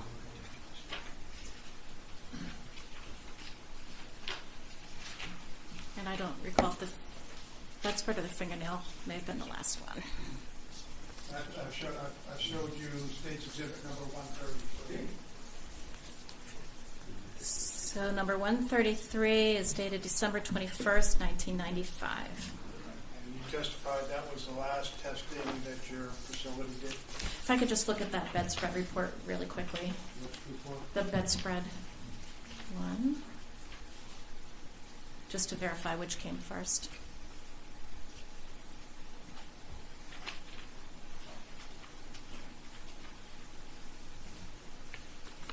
You're tendering her. Oh, No. You're absolutely right. I should have known. State's Exhibit number 131. So 131 is the report for the bedspread, and that was actually the last testing that I did in this case. That's the last testing? Yes. And that was December 26th of 1996? Yes. You were a representative of Cellmark, correct? Or back then? Back then, yes. And you're representing what you did at Cellmark then? Correct. Are you sure about, I know it's been a long time, but you have reviewed your files prior to coming here, right? Yes, I have.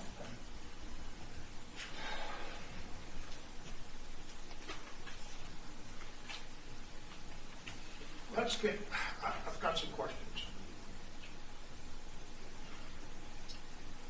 Is it important for companies that do DNA to have quality control?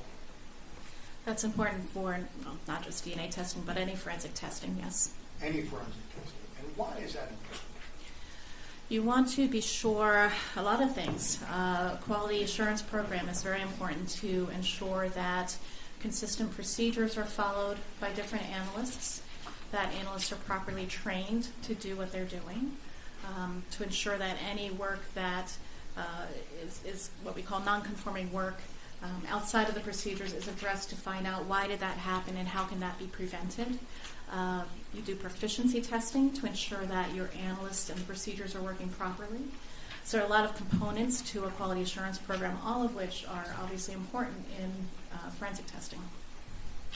For the quality, because when you're dealing with such small samples and you're doing statistics and stuff like that, it's important to get the right numbers and to be able to use, I guess, items that are known or possibly known as best as possible. Would you agree? And I just probably gave you like 5 questions. I was going to say it was a little, if you could repeat that, I would appreciate it. I guess I wanted to emphasize the purpose of quality control is that because you're dealing with numbers and fractions and small stuff, it's important to keep control to know your results could possibly be relied upon. I would actually say it's larger than because we're working with statistics or small samples, because it really encompasses all of forensics, which don't necessarily even work with small samples. But what you want to be sure, obviously, is that your results are reliable. You want to be sure that you're providing accurate results. You want to be sure your instrumentation and your procedures are working properly. So those are all key things, obviously, when such important results can come from assisting a criminal investigation in one way or the other. And so you do have checks on your machines, your procedures, just everything is checked daily or very often. We certainly have controls and maintenance and that sort of thing that's done regularly, yes. Do you have a third party come in and oversee your protocol? Or do you have, let me just take that back. Do you have any certifications that you receive or something saying that from a third party that says you're following good, strong scientific procedures? Yes. And is that necessary in this type of field? Especially, when I say this field, DNA. I think that, I'm not sure I would say it's necessary, but I think it's very important, because what happens is when a third party comes in and looks at your procedures, how you derived them, and looks at everything that you do and says, yes, this meets very high quality standards, it's almost a stamp of approval on what you're doing and ensuring that your laboratory it has the ability to produce reliable and accurate results. And that's extremely important in your field. Yes, I would say it's very important. And is that across the board when anybody or any company or anybody does DNA should be, I guess, certified or at least looked over the shoulder that you're doing things right to give you credibility? It's not something that's required. Laboratories can opt into that or not.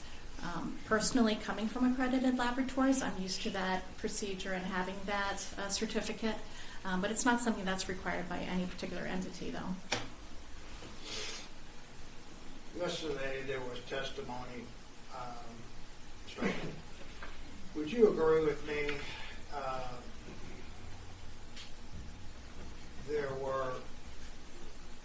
Your cell mark performed many tests on many individuals.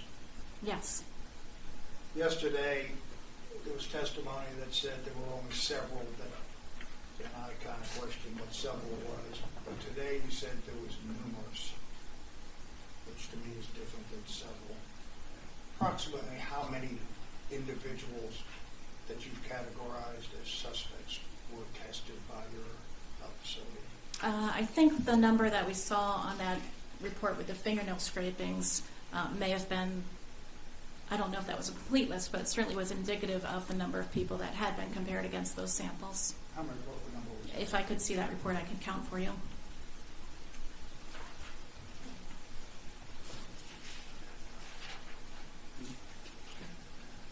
And again, I think I show you, or give to you, state's exemption number 33.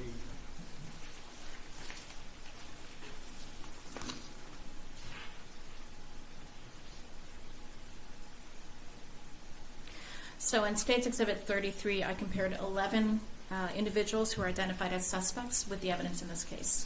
And in fact, there may be more. There were individuals that you may not have known of, right? Oh, absolutely. There could be individuals that were not sent in for comparison. Or sent to your agency. That's not, you're not saying that's the exhaustive list. That's the only ones that were sent to me for a DNA comparison.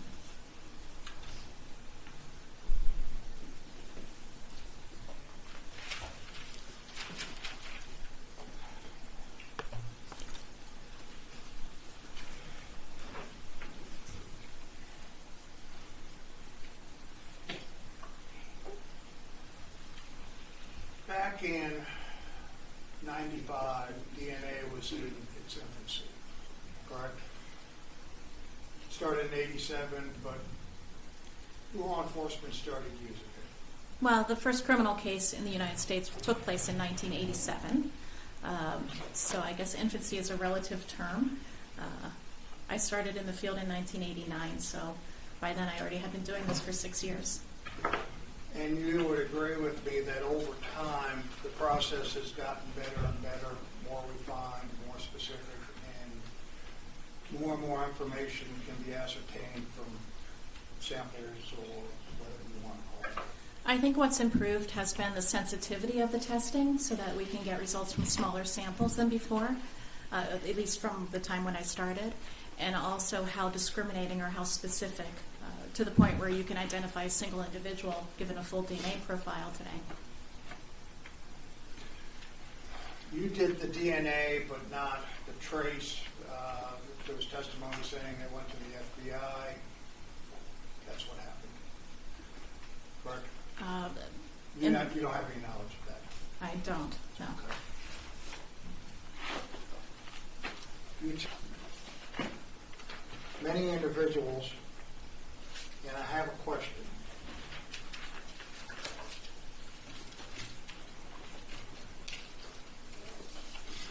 I'll show you what has for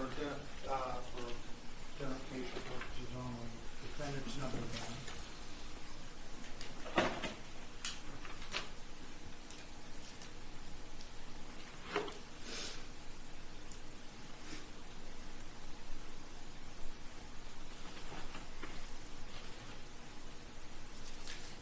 Do you recognize defendant's number one to yourself?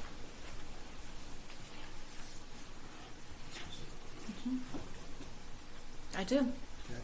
And is that something that is similar to what has been entered into as state's exhibits in reference to your reports? Yes. When you test somebody, like in this case, you stated that when you did the vaginal test, the swabs, okay, that there were more than one contributor to DNA there. I did. Okay. And one source was, I'm going to say Miss Edwards, but the known, I guess it was the blood tube, the purple blood tube, right? That would be the donor of the blood in the tube that was unlabeled. Right. Yes. And that would be, and I'm going to put the victim or the deceased. Okay? Yes. And then in other cases, like you said about Sam Hiltz, David Perry, and all the other people there, that was another donor. Correct? That a known donor or a known sample. I had known samples from each of those additional 11 individuals for comparison. Right. And I'm trying to put this as simple terms as I can, is that, but you made reference and you excluded these individuals from those samples, right, that you received? I excluded, some of them were excluded outright. Others were only excluded if there were 2 contributors, and I mentioned before that I really can't say if there was only 2 contributors to that sperm fraction. Well, didn't you say, though, in that report that the unlabeled blood cannot be excluded, and if that's the deceased, that you can't exclude them because you had blood, right? Correct. And then the remaining types originated from a single sperm donor, right? No, I can't determine how many donors there are. When I see multiple types like we saw on the screen, I can tell when there's more than one person contributing DNA, but I have no way of knowing if it's 2, 3, 4, or how many. So my conclusion is limited to more than one person.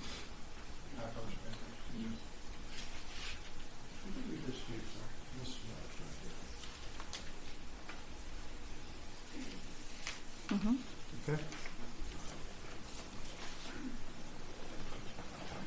And the example of Mr. Helps and the others, but Mr. Helps, you excluded him as a sperm donor for DNA, didn't you? Under the assumption, if there are only 2 sperm donors, then yes, he was excluded. If there are 2 people. Or, I'm sorry, not 2 sperm donors. If there are 2 individuals contributing to that sample. Would you disagree if is excluded as a donor of the sperm DNA? Sam Helps. That's not the full sentence that's in that report. Well, but there's a period. But you do say, and I'm going to get to it now, okay? Because that's what you want to get to. But you did say that in those reports, right? If I could read the report if you'd like to give it to me. No, you got to do it to yourself, okay? This is, please read it to yourself, okay? It's not an effort. Read it to yourself.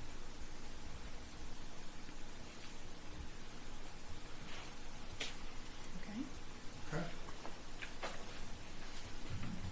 Okay. In the reports, as in this, you wrote, and for instance, Sam Helps that you testified to, is excluded as a donor of the sperm DNA, period, right?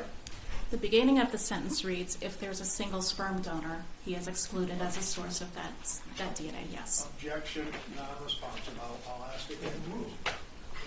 The person answering the question has a fair opportunity to not only answer and explain her answer so that we can understand the full explanation by the person who made the actual statement. So, she can explain. She can answer, and she is entitled to explain her answer. Let me try it another way. Did you ever write Sam Helps is excluded as the donor of the sperm DNA? Not without a qualifier in that sentence. But did you? That's part of a sentence in the report, yes. Did you? Yes? That's part of a sentence in the Okay. report. That's not the full conclusion. After that, you said that if there were 2 or more sperm donors, Mr. Help cannot be excluded. Right. Okay. Do you still hold true to that? Yes. Okay. That's all I was trying to get at this way, was what was written in the reports. Is that a question? Yes, it was. That wasn't a question. That was a statement. Please just ask questions. Sperm always comes from males. Right? That's true.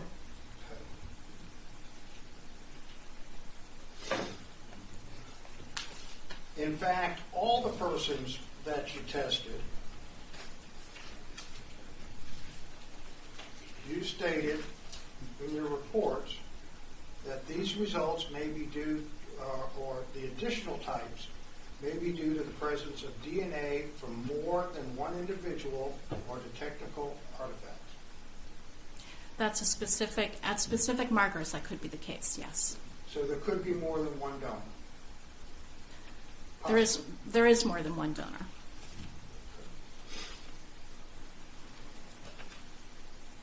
And we don't know. And we don't know how many donors there might be, right? You can't tell. Right, I can say more than one. More than one.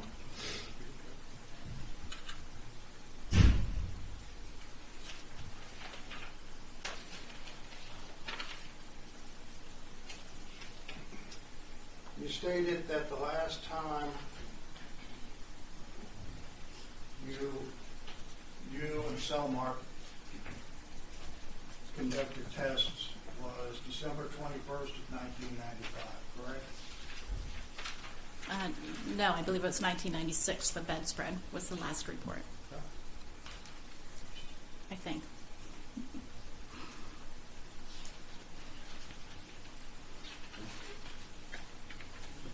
what has been marked as defendant's exhibit number 2. Do you recognize that? Look at that, I was wrong. 1997, there's a report. 1997. And in 1997, you could read. Yes, I'd like to refresh my recollection, please.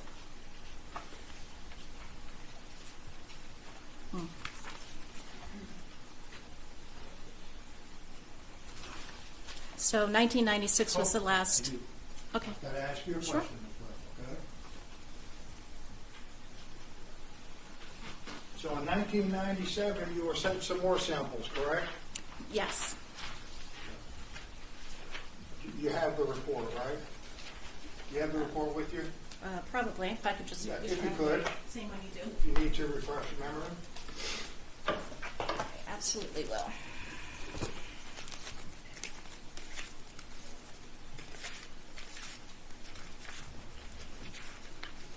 What's the date on your report? This one is April 29th of 1997. Okay, I have that one. Is that your last report that you've made, 1997? It's the last one I have with me.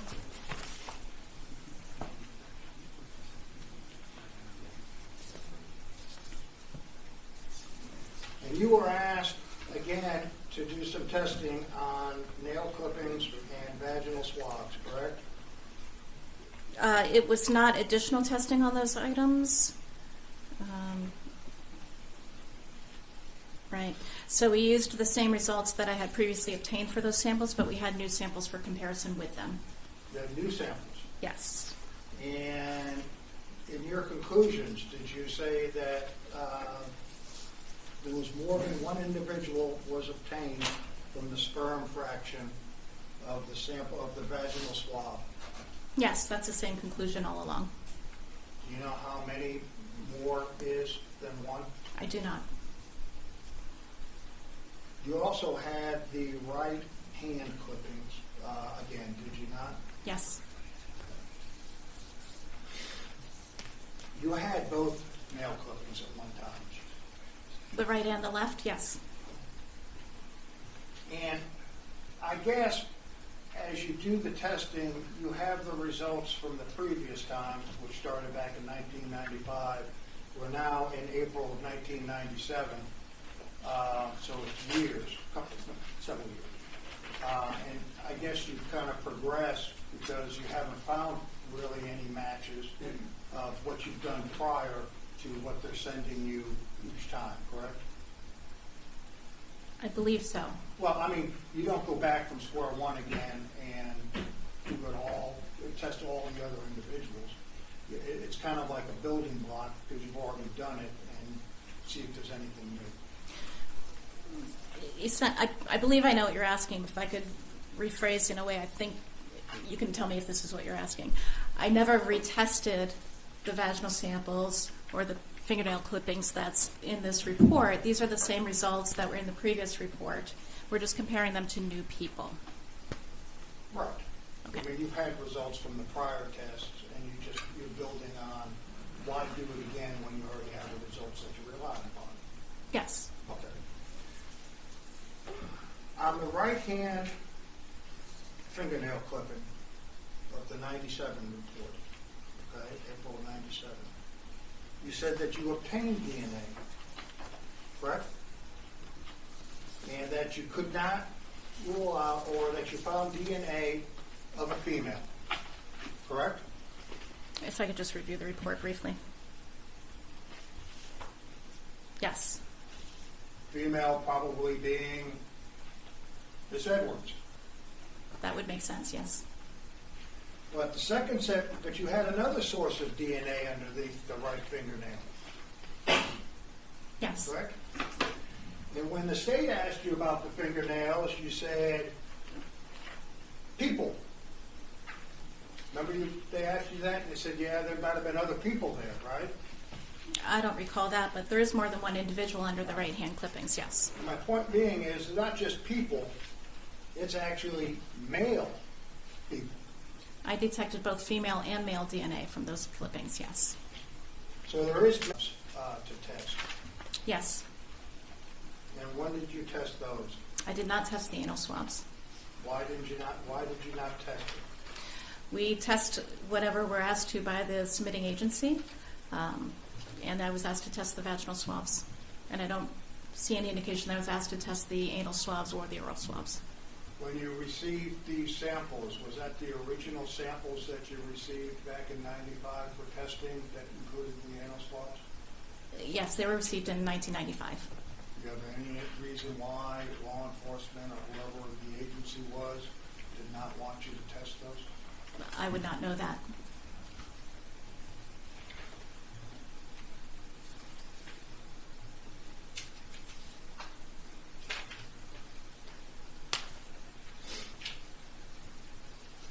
They just have a second. Shall I put this report away?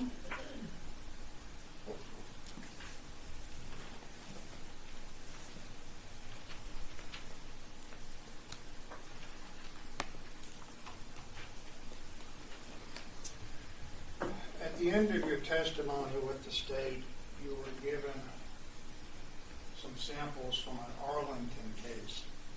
Do you remember testifying to that? There is a notation about an Arlington case on the fax cover sheet that I looked at, yes. Do you know what that's about? I don't. Why they labeled it Arlington? I don't know. Could it have been another, somewhere else, or another suspect? Possibly. I don't know. Did you test that? No.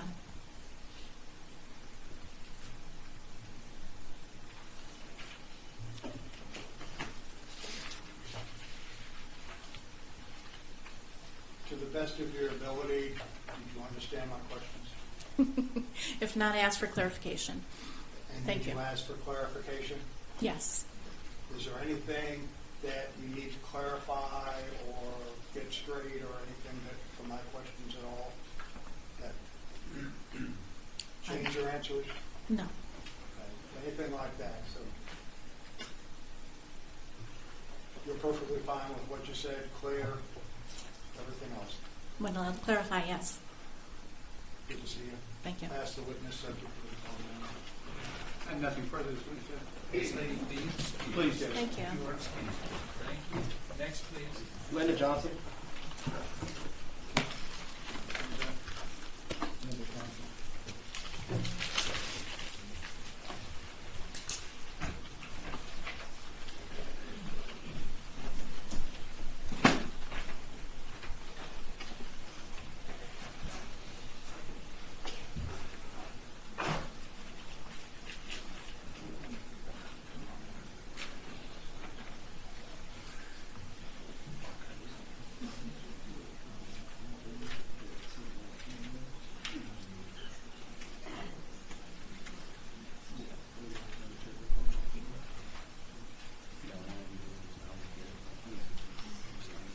Raise your right hand. Do you solemnly swear or affirm all the testimony that you are about to give shall be the truth, but the truth and nothing but the truth, so help you God? Please have a seat. Thank you.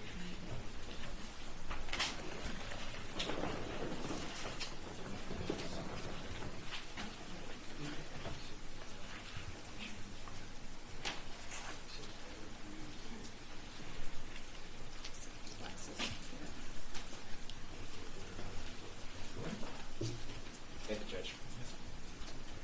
How are you doing, ma'am? I'm making it. You got some sick grandkids at home? I do. So I'm going to try and be as quick as I can, if that's all right with you.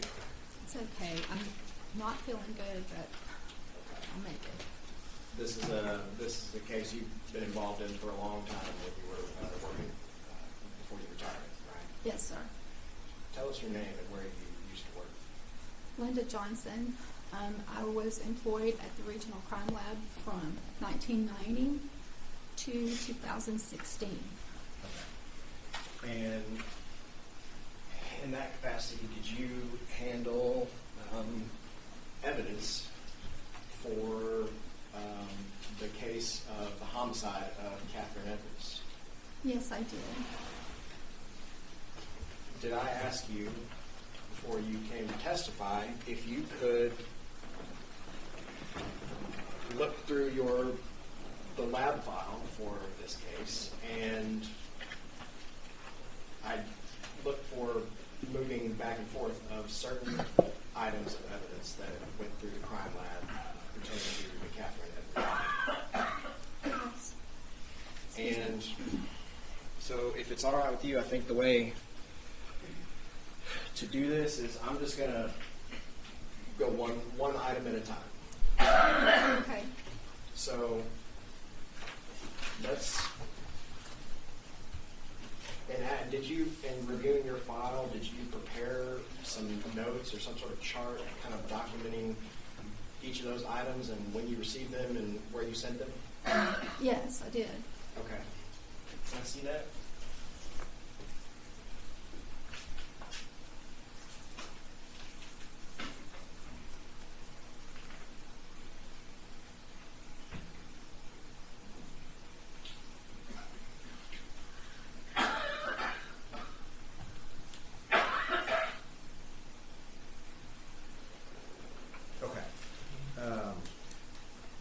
Would it help you to refresh your memory if you had this chart, which for the record is 3 pages, available when you testify about these items that we're going to talk about?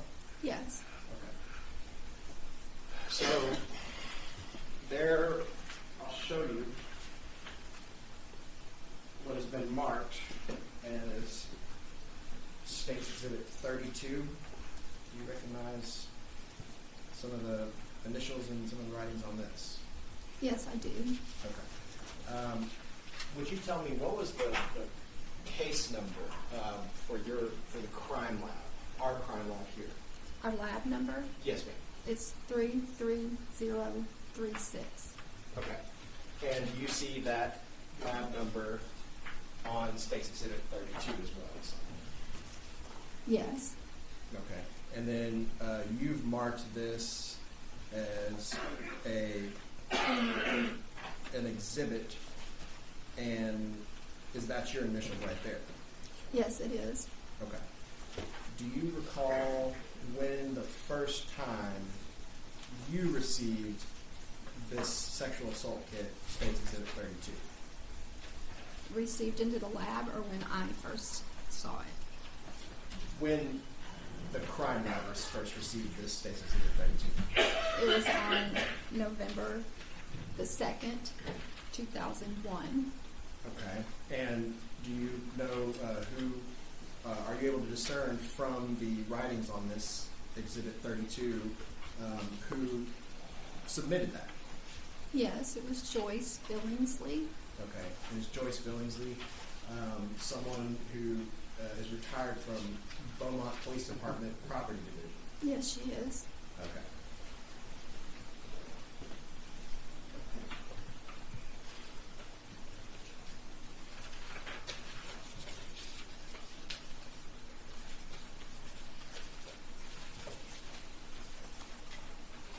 And what is the next time that this State's Exhibit 32 is sent somewhere or transferred somewhere else? I sent certain exhibits from that exhibit to DPS Austin on November 26th of 2001. Okay.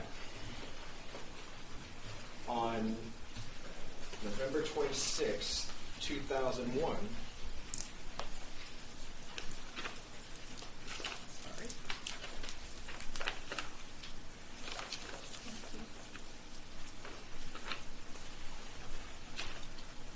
do you have a record of what specific items from this State's Exhibit 32 you sent to DPS Austin?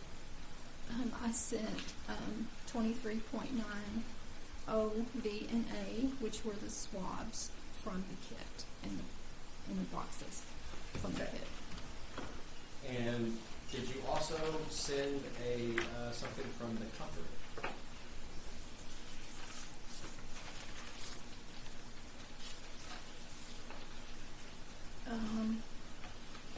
I did send a sample from the comforter. It was on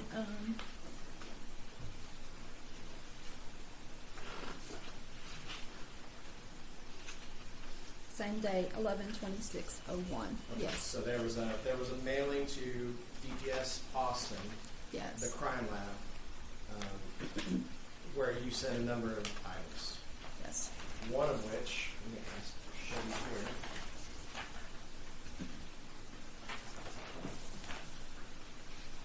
Show you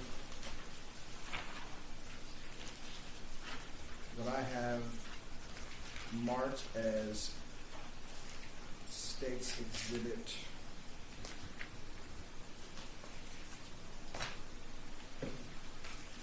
33.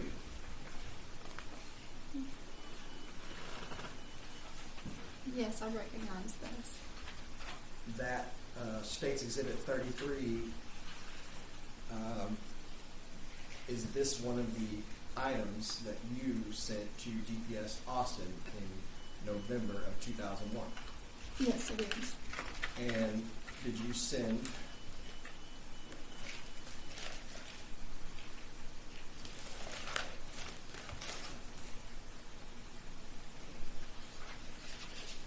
this State's Exhibit 33 with the 3 swab boxes, vaginal, anal, and oral, or State's Exhibit 33B, 33A, and 33O? Were those contained within State's Exhibit 33 when you sent it to the DPS Austin Crime Lab? And you're talking about that's 33 right there? Yes, ma'am, and these are Yes. B, A, and O. Yes. Okay. And you see your case number and initials on each of these swab boxes. Yes, I do. Okay. And this is our crime lab exhibit 23.9, 23.9. but this is State's Exhibit 33 and 33A, B, and O. Okay. Okay. All of this packaging, do you see your name on it anywhere?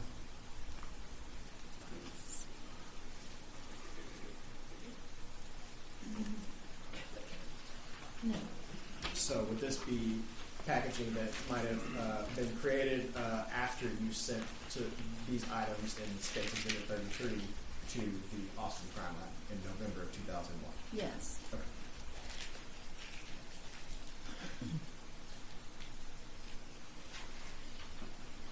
And just looking at the State's Exhibit 33, the packaging, do you see a seal with your initials on it? Yes, I do. And the date.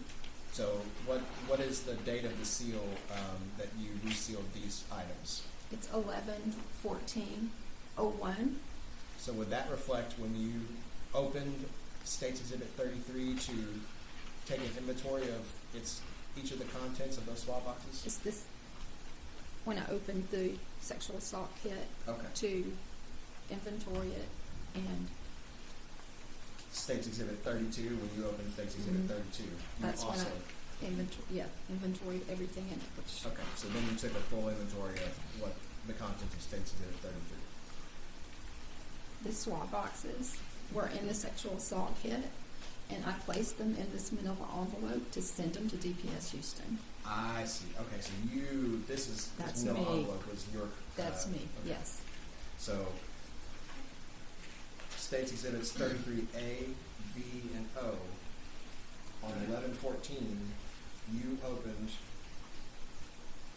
State's Exhibit 32, this sexual assault kit, and included in the contents of that were State's Exhibit 33A, B, and O.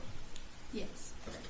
And do you see your initials on State's Exhibit 32 with the date November 14th, 2001? I do. Okay. That reflects when you opened this and then resealed it? Yes.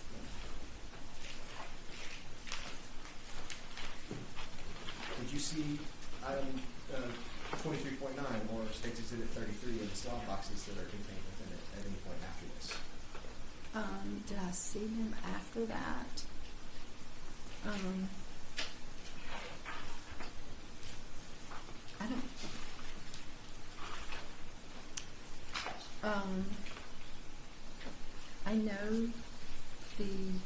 some of the packaging came back to the lab. I know that. Okay.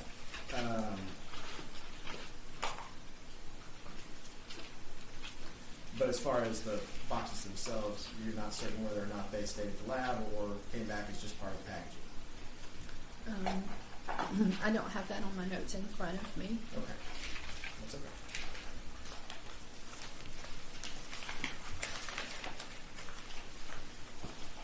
Now,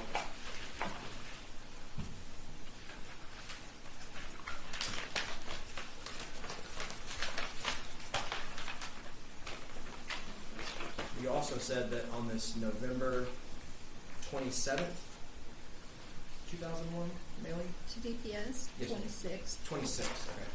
On this November 26, 2001 mailing,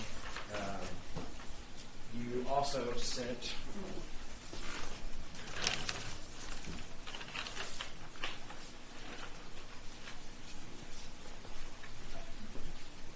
comforter cuttings. Yes, I did. Okay, here it is. I'm sorry. I was getting confused myself. Okay, so I'm going to show you what's marked as States Exhibit 103B. B as in boy. B as in boy. See this packaging and its contents? Yes.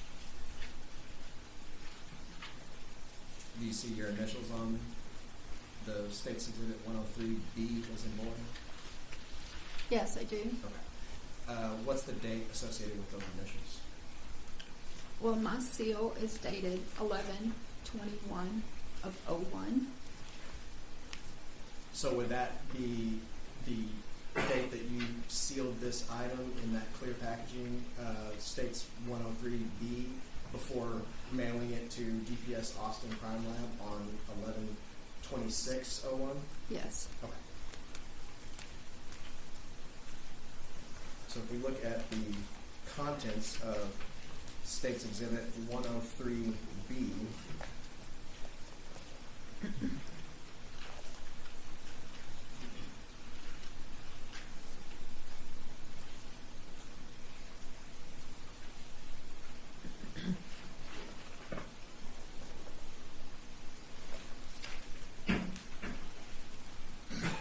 do these appear to be comforter cuttings, items, or exhibits 103A and exhibit 103? Do these appear to be packaging and comforter cuttings from the crime scene?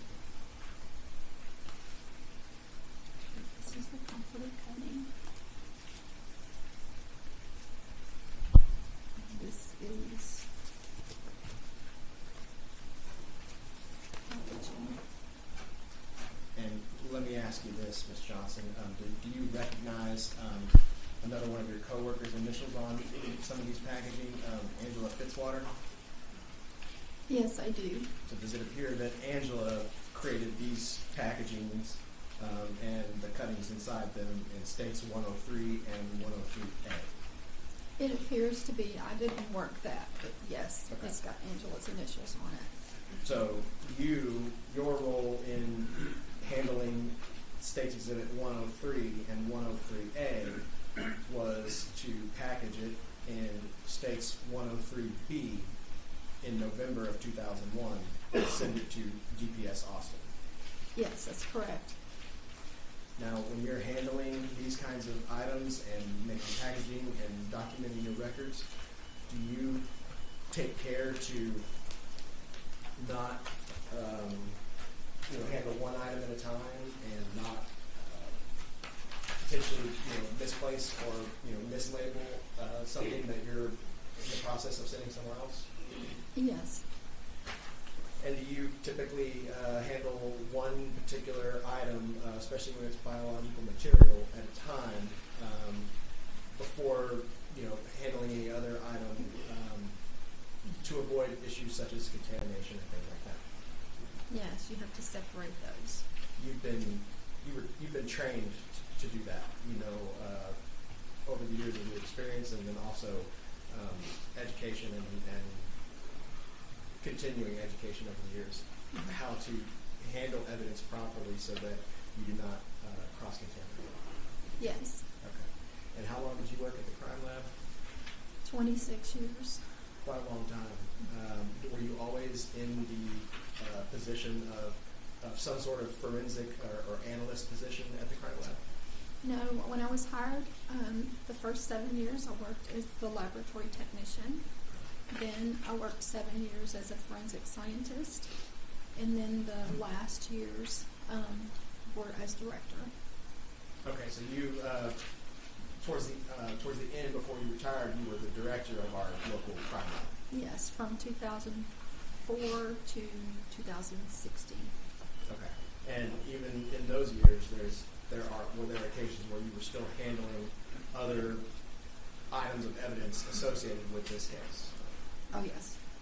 But as far as some of these specific items that I've asked you to look into,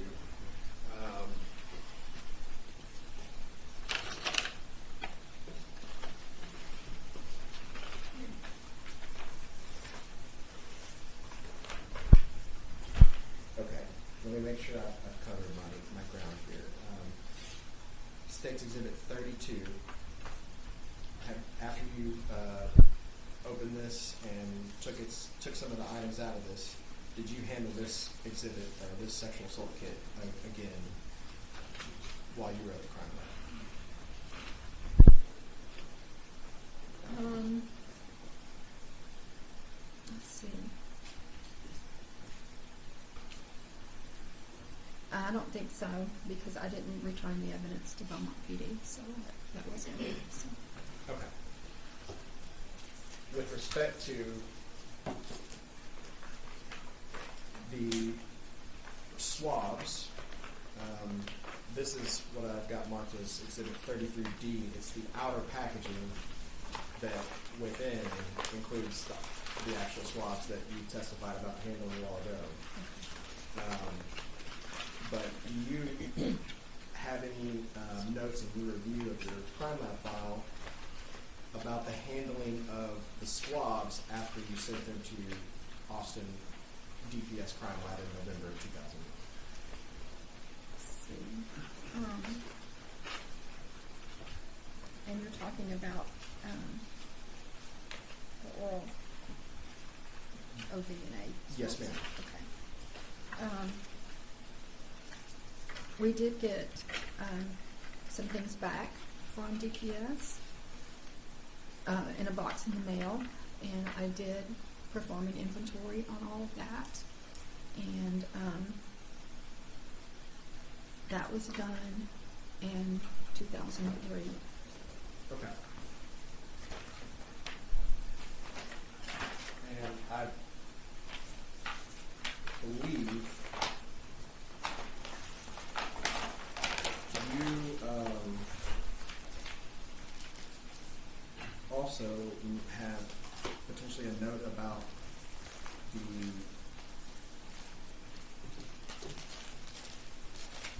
blood vial, and that I've got marked here as State's Exhibit 34, which would be the what has been testified previously as Catherine Edwards' blood standard from the autopsy. Move your fingers off. Sorry. Okay. So let me ask you this. On State's Exhibit 34 here, do you recognize Angela Fitzwater's initials on this Step 8 blood sample? Yes, I do. And that's our local lab number, Exhibit 11. Yes. But there was this inventory later down the road where you were handling some packaging and also packaging that contained this item specifically, the blood vials in State's Exhibit 34. Is that correct? I did return those blood vials to Sue Kelly at Beaumont PD.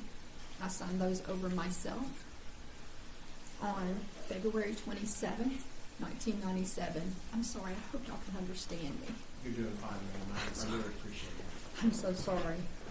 Okay, so I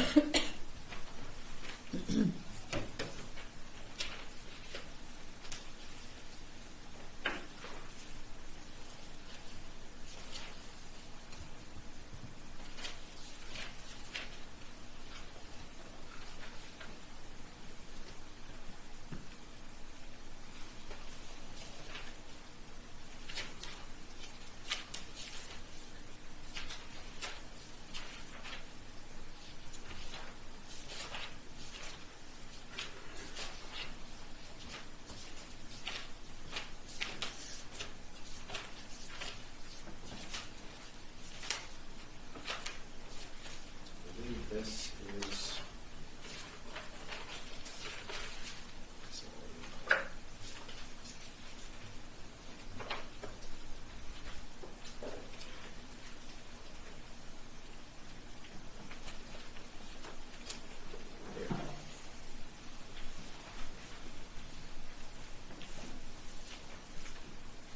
Do you recognize this handwritten note here? And I'll mark this just to.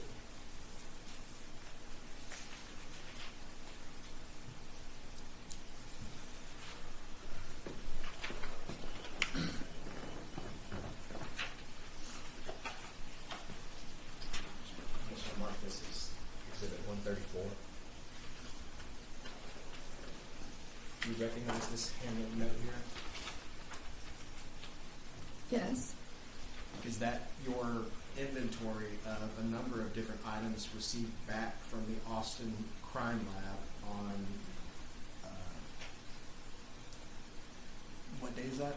No, this is the return. This is the evidence that I returned on the 27th of February in 1997. And yes, okay, so there, and in that Exhibit 134, do you itemize a number of your local crime lab numbers and whether it was packaging or the actual item that were returned to Beaumont Police Department? Yes. Okay. And when it comes to the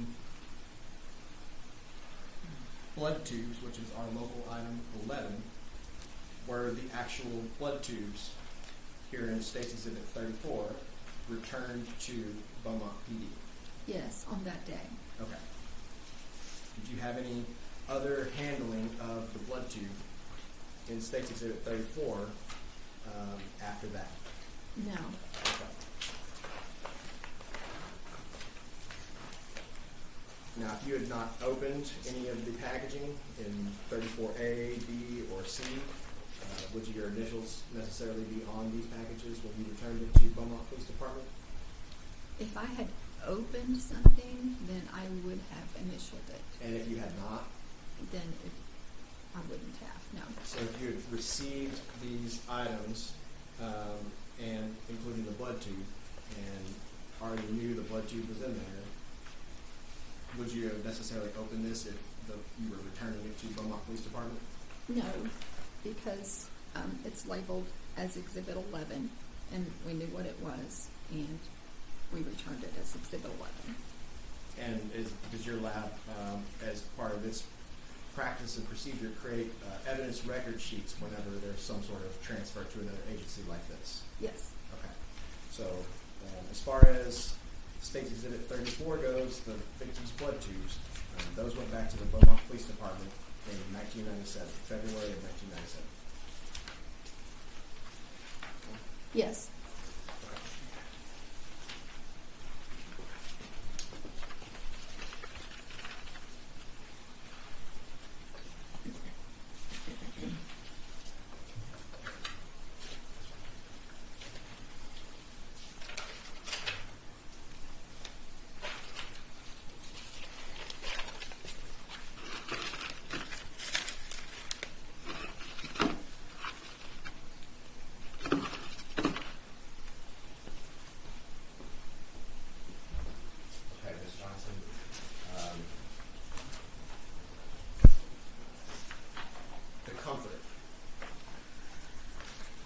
Spoke of this comforter being sent to Austin Crime Lab, correct? That's correct. And that's what we're talking about here is Exhibit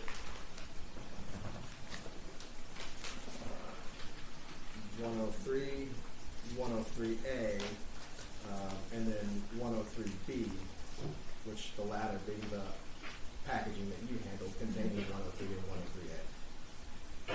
Okay. Do you recall when you handled anything pertaining to the comforter cuttings in these 103 exhibits again?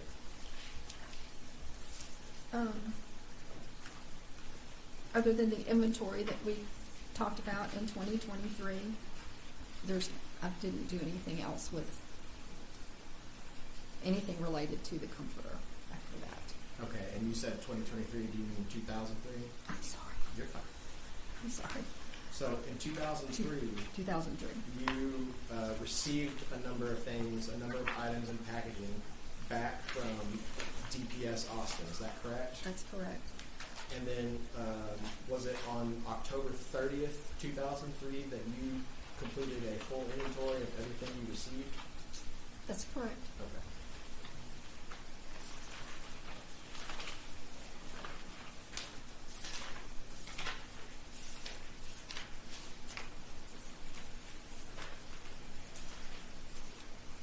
Do you know what items specifically you inventoried on October 30th, 2003? There is a record of it. I do know.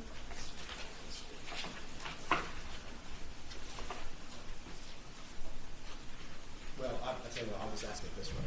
As far as the comfort cuttings, that was at least the packaging is one of the items that you received back. Yes, it was. And that's the State's Exhibit 103,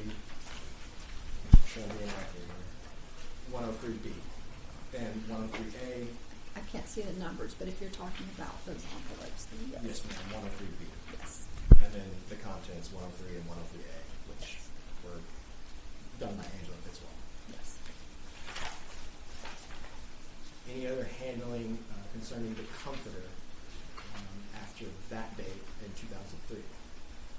Not after that, no. Okay. Were there any other things concerning the comforter that you did, not necessarily Angela Fitzwater, that we haven't discussed?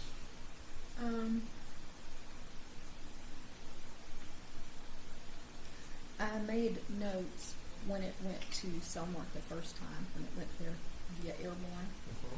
I made the notes on the record sheet for that, but that's it. Okay. And No analysis. if the analyst from Selmark just testified before you and gave us dates in the 90s when she had received the cuttings from the comforter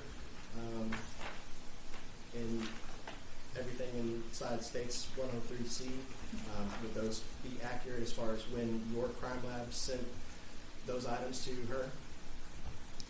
We sent them to Selmark on October 16th of 96. Okay. Yes. Any other handling of the comforter cuttings? No. As far as those cuttings, the person who actually did the cuttings of that comforter, that was not you. That's not me. Okay.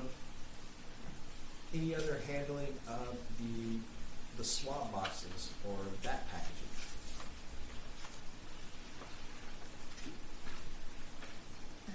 After the inventory, no. So the packaging, States Exhibit 33D and then 33C, and then containing Exhibit 33 and then the boxes themselves, 33A, B, and O. Did you receive those as part of that big return from the DPS crime lab in Austin in 2003? Yes. Okay. And did you make an itemized list as far as what you had received at that time for the swaps and the packaging? Yes, I did. Okay.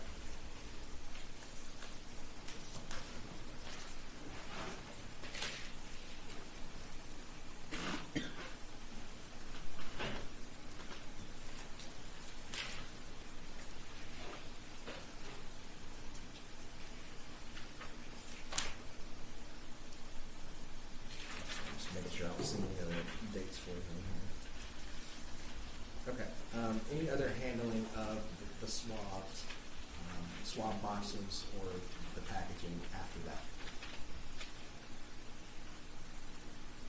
No, not by me. Okay. There was also one of the earliest things that you handled in this particular lab number was some items of processed DNA from Selma, right? Yes. Let's look at those.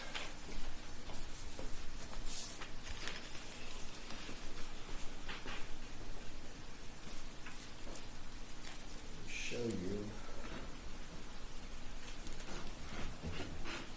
what I've got marked as State's Exhibit 125B.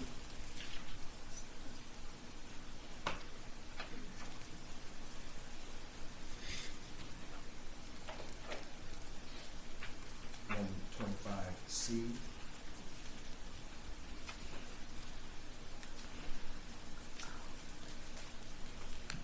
And 125A.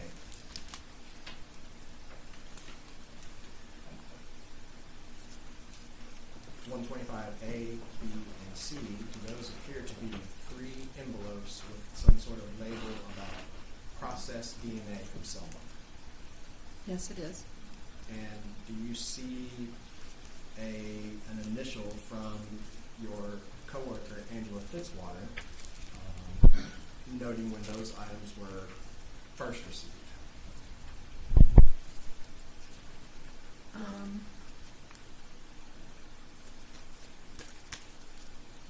Yes. Is it on the seal? Yes, it is. Okay, what's the date there? 7/28/97. I think it's under the tape. Let me check. Yes, 97.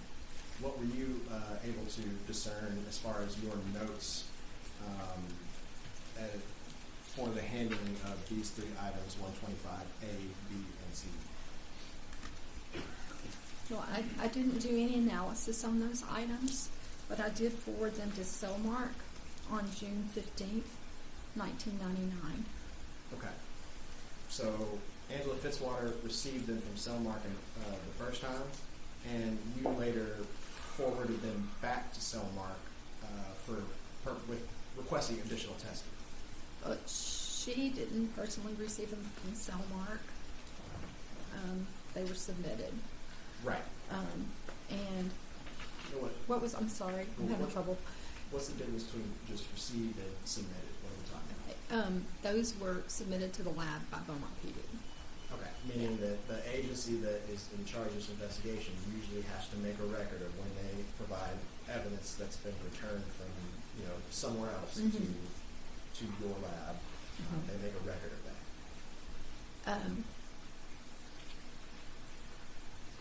Those were, well, of course they do, but yes, those were submitted by Beaumont PD, yes. Okay. And so the clear plastic bags with our lab members on one side and I believe a Cellmark number on the other side.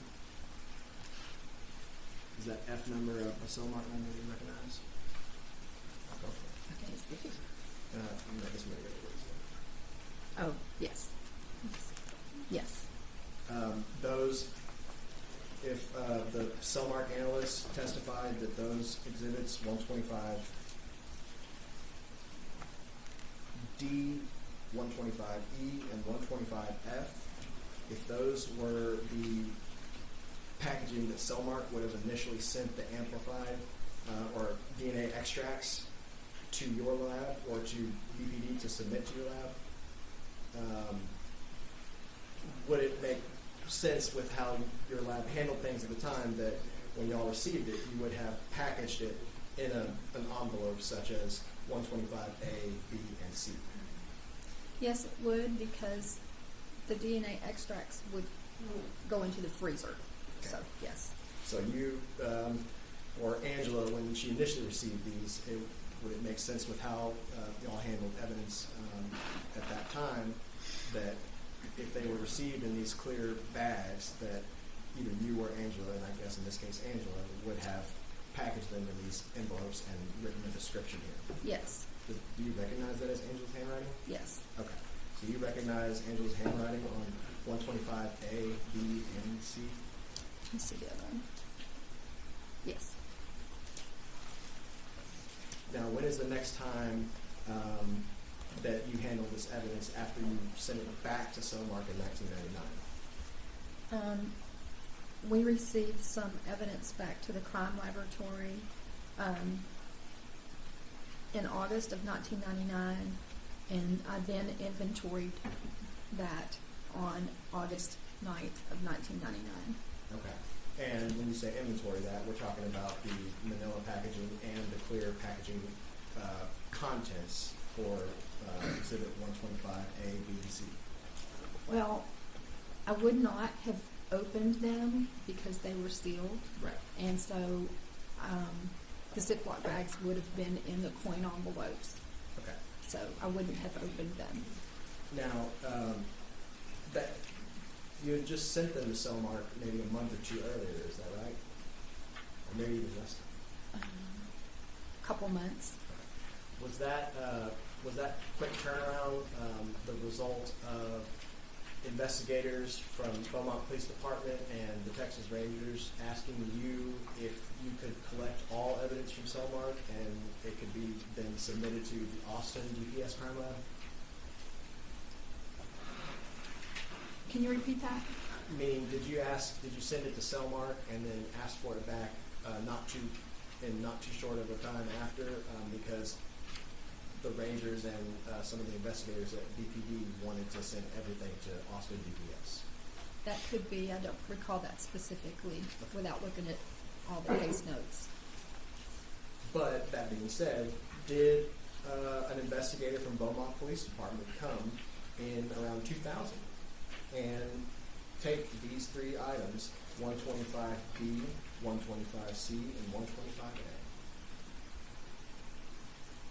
Yes, in January of 2000, they were picked up.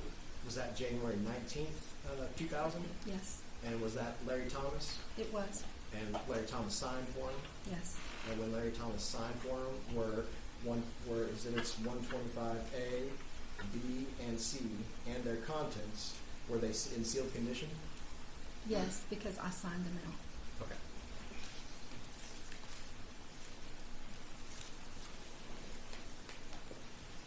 Anything else as far as items that you handled that we haven't gone through, Ms. Johnson?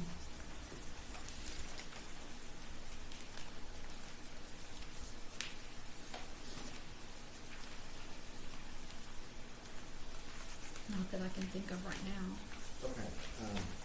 Again, I thank you for your time. Mr. Burley may have a few questions for you.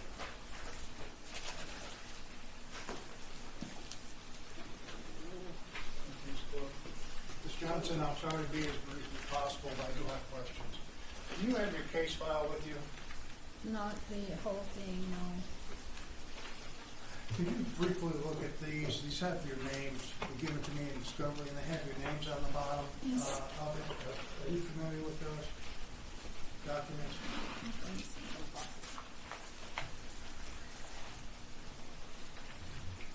How much time do you anticipate? You want a break here? 5-10 minutes. Unless you want to take a break. You want a break or 5 to 10 minutes is what he's anticipating? Continue? Continue. Thank you.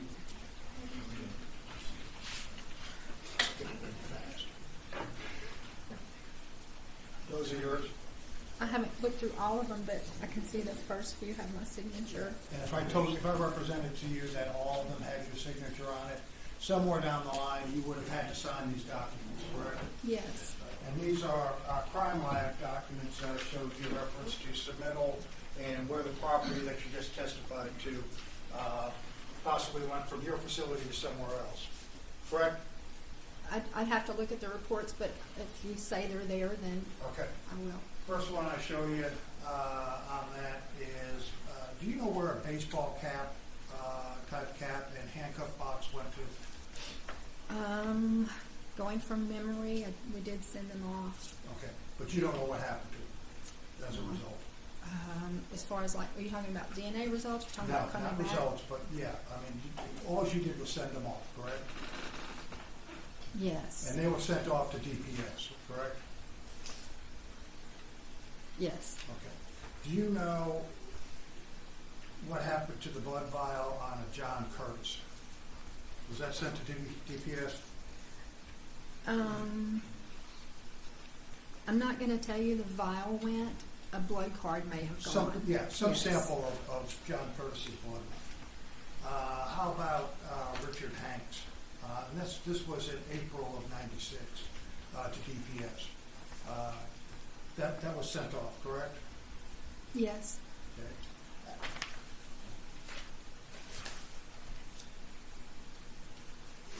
And these all have your names on it, correct? I mean, your name is on this. That's your name. If I signed them, yes. And then you talked about the nightshirt, the comforter, the blood card from David Perry, and the oral, vaginal, anal swabs being sent off to you, correct? Wait, can you repeat that list? I was trying to be. Right. Okay. There's another page to this report. No. Okay. See right there where it says 2 of 2. Well, was But I remember these exhibits if they There went you on go. at the same I time. wanted to. Okay. And do you know what happened to those? Those are the ones we've been talking about, all the samples and the vials and stuff like that, right? The swabs. Yes. Okay. And then, of course, you sent off the right and left hand fingerprints to the DPS lab. No, fingernail scrapings. Fingernail scrapings. Okay, you sent those off to DPS. So those are different than the nails. No, sir. Okay. You're referring to Exhibit 25. Okay. That's one of the exhibits we just went through, wasn't it? Well, if they said there were fingernail clippings, those are different than fingernail scrapings? They can be labeled that way, but commonly they're the same thing. Okay, that's what I was trying. And that was submitted somewhere, was that 2002 to DPS? It was submitted to the lab in 2002. I'll have to look at my sheet Well, again. that, I just need to know that you don't know what the results were of any of that testing. I didn't review the DNA Good. results. I'm sorry. How about the wine glass? There was a wine glass that was submitted in 2004 to DPS. Was that submitted to DPS? Yes, it was. Okay. And in 2003, you submitted a whole box of stuff, which was in a black duffel bag, Oh, right? I remember that. And one of those items was a pair of pliers with some blood on it, right? I'd have to, Indicating of what? I'd have to review. Let's see.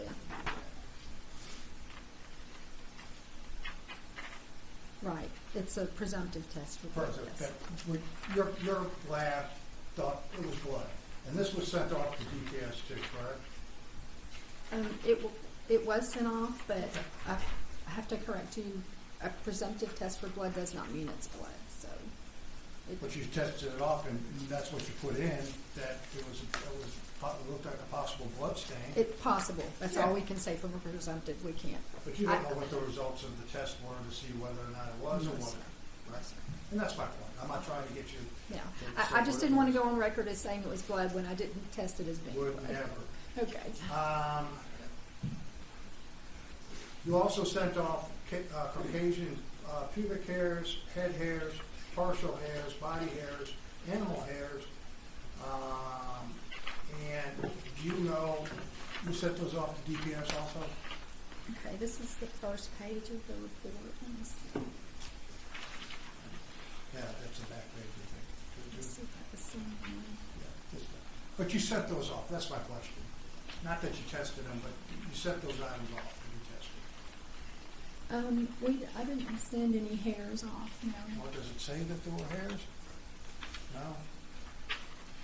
Yes, hairs were collected. Okay, so who was it submitted to February 13th of 2003? See? That was the date that this evidence came into our lab. Okay, and where did it go? The certain items from this submission went to DPS Austin Okay, on the bottom here. but you would agree that that's what came in, right? Well, it was testimony. The duffel bag, Yeah, with the items in it, the Yes. hairs and stuff like that. Okay. they came into the lab. There was also, in August of 2003, a rolling, tape rolling from the bottom of a locker, number 125. I guess that was the hair, Caucasian pubic hair. Is that what that was?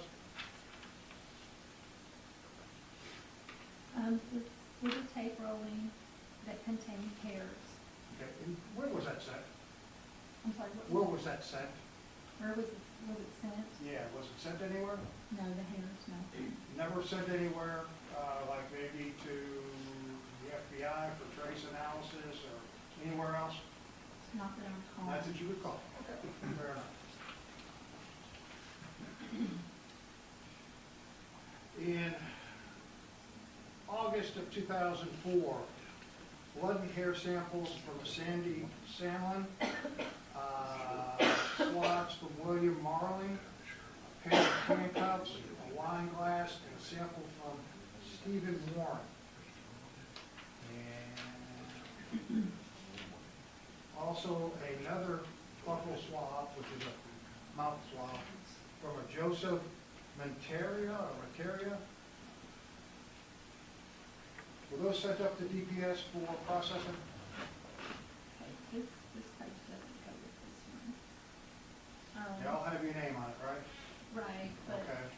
the disposition for this evidence would be on the second page, so. I can't tell you. Does it show that it was sent somewhere probably Let's see, for analysis? I need the second page of the report to tell you for sure. The buccal swabs from Joseph Montanari were sent to DPS Austin. Okay. And if I say I don't have the second page, I might somewhere, but. I mean, from memory, Yeah. I'm almost positive that these were sent to DPS Yeah. Austin, but I can't tell you for sure without the second page of my report. And from 2003, right, or we submitted in 2004. Okay, for all those items were probably sent on for analysis, correct? And then you had another buccal swab from Bart Owens, which was March of '06. That was submitted to you. And did that go up to DPS? Yes. And then also on June 6th, oh, go right ahead. Let me get a call. I'm sorry. I shouldn't be standing so close to you, You I'm sorry. shouldn't. But I You want it. shouldn't. If I don't show up tomorrow morning. Why not? And then on June 6th of 2006, you also had another buccal swab of a Robert Allen Campbell, correct? That was Yes. submitted? Mhm. But you don't know what the results were those. You got the sample, as you do, and sent them on to DPS for testing. I'm not a DNA analyst. Neither am I. August 29th of '07, you had 2007, you had a bag of garbage which contained milk jugs, water bottles, spoons. What happened to those?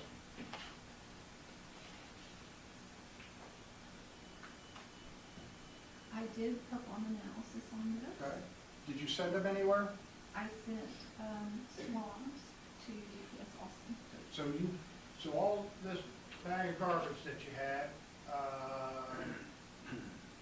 the straws, the mug, the vanilla bottle, half and half carton, you swabbed them and sent them on to DPS for further analysis. And that was in '07. Right, without looking at my worksheet, I can't tell you exactly what I swabbed, but And then you had another buccal swab, and these are, I guess, suspects or somebody that they took samples from for DNA comparison in May of '08 of a Leonard Reynolds. And was that sent up to DPS? yes. And of course, in '96, 1996, you sent blood samples of Sam Helps, which I believe Selmark has testified to, correct?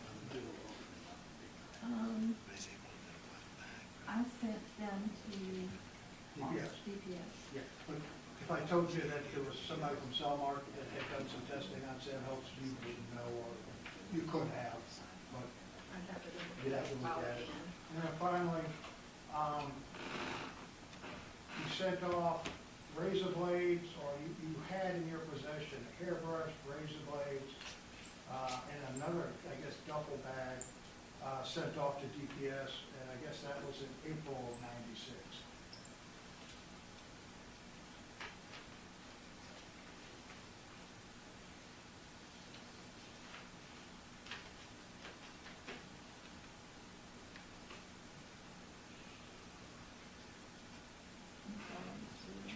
Okay. Yes, what's the latest report?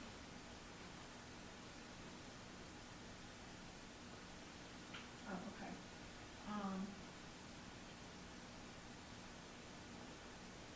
This report is dated in 2011, Right. and that's when the items listed here on the bottom were sent to DPS Lab in Austin.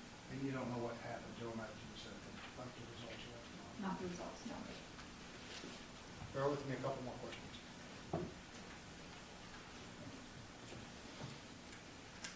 You testified that Angela Fritzwater is part of your crime lab. Fritzwater? She did work there when I worked here in the 90s.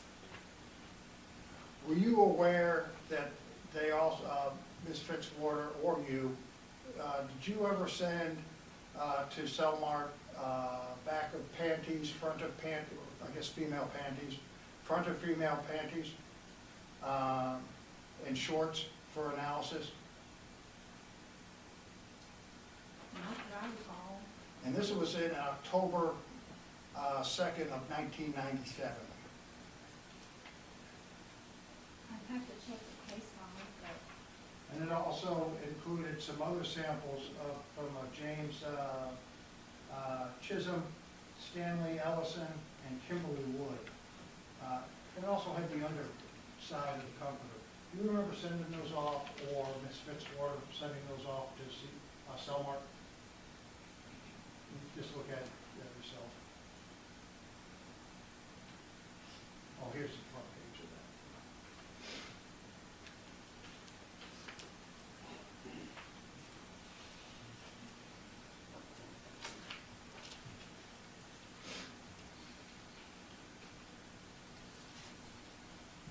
other than the comforter, I'd have to check the case file, but I don't remember sending any of these. Sorry.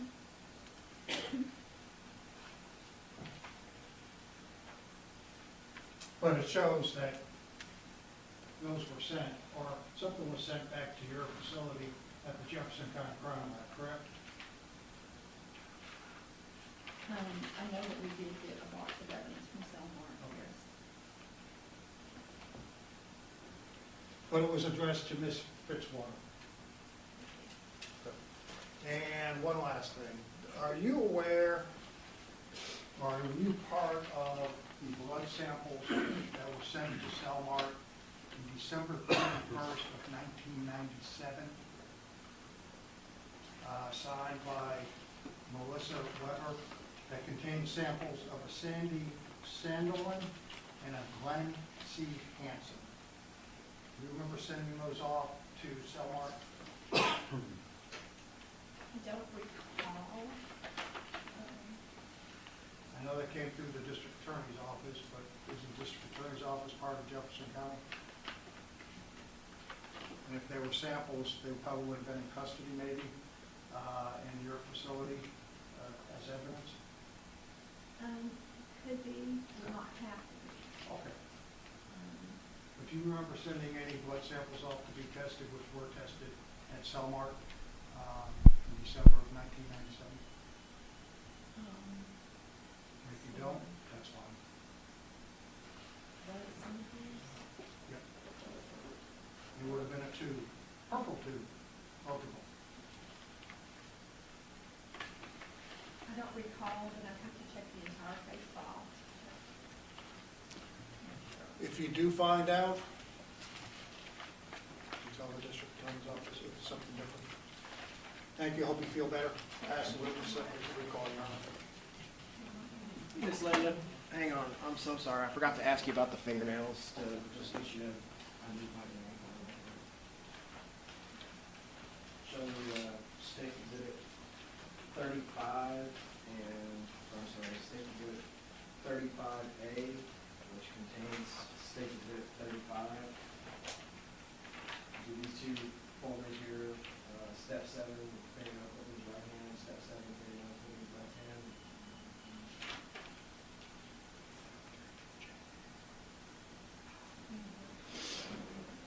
Do these appear to be items from the sexual assault? Yes. And state exhibit. This is what they wrote in. Right. I'm getting there. So they were state exhibit 35. This manila envelope. Were the clippings originally in this clear plastic bag, which is state exhibit 35A? Yes, they were. I did my inventory through the bag. I didn't open that exhibit. Because you could see that the I step 7 could envelopes. see where they were through the bag. And when did you do that inventory?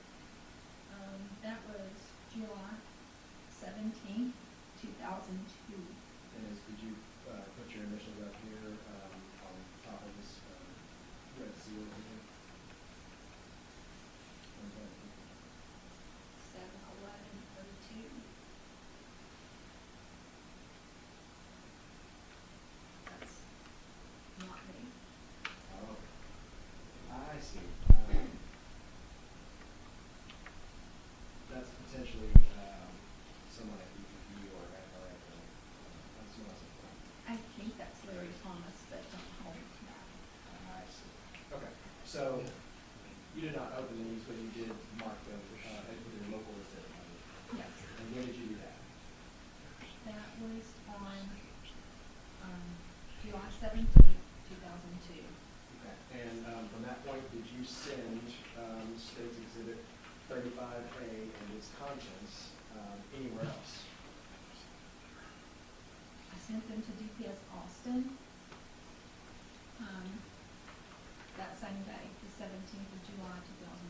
Okay, so you received them, Inventory. inventoried them, and Sent them on. sent them off. Mhm. Any other handling of the fingernail clippings? They were part of that same inventory that I did on October 30th, 2003. Okay. Was that just the full return of all those items, or was that the return where it was just packaging?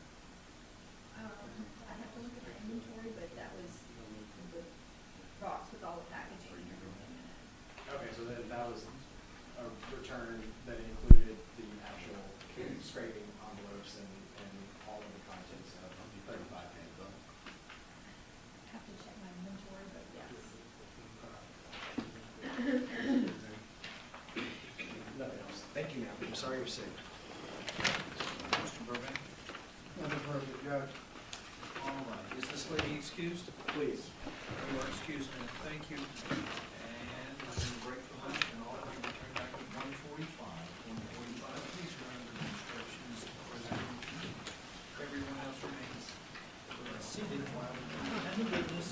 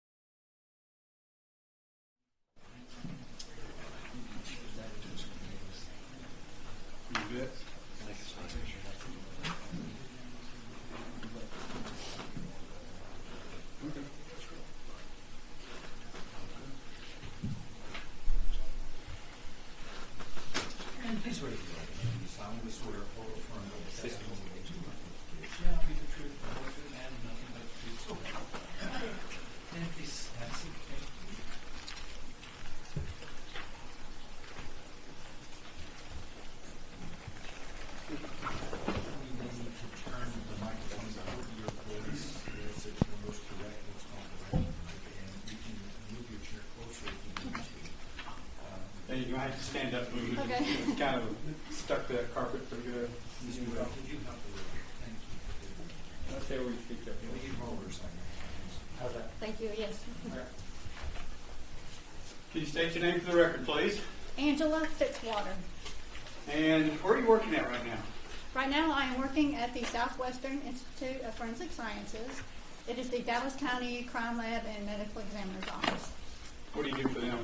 I work as a forensic biologist, 3 in the DNA unit of the lab. So, back in 1995, 96, where were you working? I was working at the Jefferson County Regional Crime Lab in Beaumont, Texas. What did you do for them? I was a forensic analyst. Now, as a forensic analyst, what would you do? I would perform serological testing on evidence submitted to the lab for the presence of biological fluids on evidence that was collected from crime scenes. I would perform presumptive and confirmatory testing on the biological fluids to further identify what kind of fluid they were. Who else worked in the lab with you? Do you remember that time? It was Linda Johnson.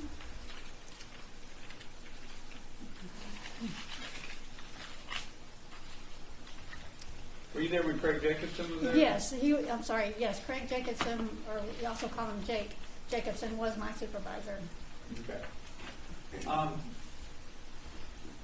Were you asked to look at some evidence in the Jefferson County Crime Lab to see, and I'm specifically going to show you a comforter, to see if you could find any type of semen stain or possible stain on that comforter that would be evidence? If I could refer to a specific case number or lab number, I Okay, could. 33036 is the specific case number. If I may also refer to my notes. Okay, that's fine. Yes, if that refresh your memory. We did send you some of the lab reports. Is that correct? We sent you the Yes, lab that is reports. correct. All right. So let's talk about was a comforter presented to your laboratory as part of that case number, that lab number?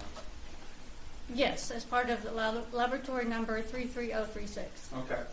So looking at what's been introduced already as State's Exhibit 45, somebody made a mistake, but is that the lab number? Yes. Okay. So, was that comforter described in your notes? Yes, it was. What was it described as?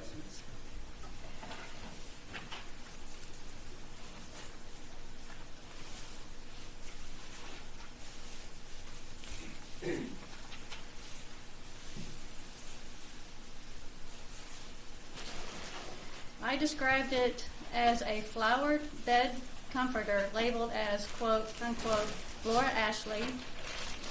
It was previously initialed with the initials CAJ and RBF. Okay. Let's take this out and open this up. Let me set this down so Mr. Burbank won't yell at me for blocking.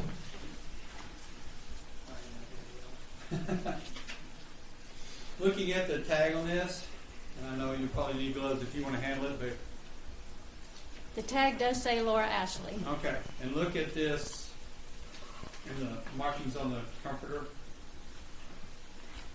Yes. I do recognize my initials. Okay. You also recognize the other initials that you just talked about. The RBF. Yes. Okay. And so, what was the purpose of your examining this? It was to screen the comforter for the presence of seminal fluid. And when you do that, how do you do that? I would I'm trying to remember. I would take swabbings or a similar to a Q-tip. I would, or first of all, visually search the comforter for the presence of a stain that might be seminal fluid. I would take a swab that area, this potential stain, and then add a chemical to the swab. And if there was a color change to a purple, that was indicative for the presence of seminal fluid. Okay. And did you do that with this comforter? Yes.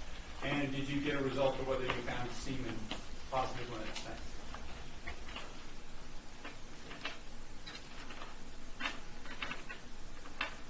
There was a stain that tested positive for the presumptive test for seminal fluid. Okay, so what date was that?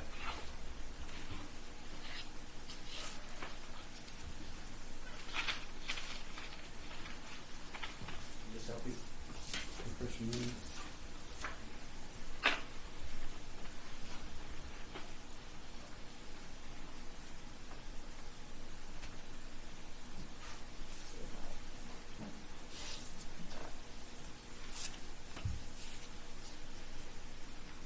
There were several stages of the testing, Okay. and the presumptive testing was performed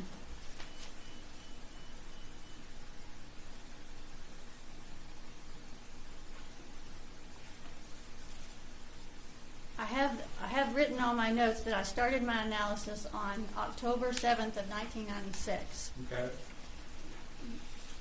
There- Do you know when you completed it? Yes. The stain was there was further testing done on that particular stain, and it was confirmed to be seminal fluid, and that testing was completed on October 15th of 1996. So whenever you find a stain like that, what do you do with it? I would cut it out, physically cut it out, and then store it for future potential analysis or for storage for safekeeping. Now, looking at this comforter, do you see anywhere where you cut some things out of this comforter? See, yes, that stain at the top, in the middle. Right up here by my chin? Yes, Okay. And does that have your initial by it? yes. And is there anywhere else you see that you have an initial? On the left here, by Okay. the edge, I see my initials. I'd Below have to my right hand right here, this little small one? right here? there, yes. I would have to stand up to look at the rest of it, but Let me see if I can turn it, see if you can see.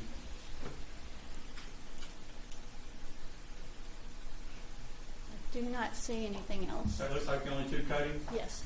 Now, why would there be two cuttings if you tested one place and found similar fluid? Back in those days, we would collect what's called a control cutting, and it was an area on the same material, same item, that would give me a negative test for the presumptive test, meaning that it was presumed that there was no seminal fluid on this control cutting. It was meant to be a negative control cutting.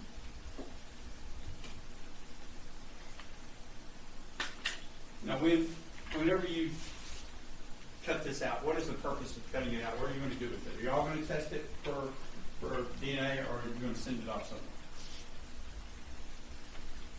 Yes, well, yes and no. Okay. If they were cut out to be stored at the lab for safekeeping. If DNA testing was requested, we didn't do DNA testing at the Jefferson County Crime Lab, so if DNA was testing, then on a particular stain, then we would send that stain off to a particular lab to be tested. So this cutting was the cutting completed on October 15th, 96? You said the testing was completed. Is that when you made your cutting on October 15th, 96? I don't remember. Okay. Well, let me ask you this. If that item has been identified as being sent to Cellmark with this comforter right here from you, and it arrived on October 17th, 1996, would it have been around that time when you completed the cutting so that you could send it off to Cellmark? Around or before. Okay. So if you completed your testing on October 15th and it got there on October 17th, that sounds about right? Yes. Okay.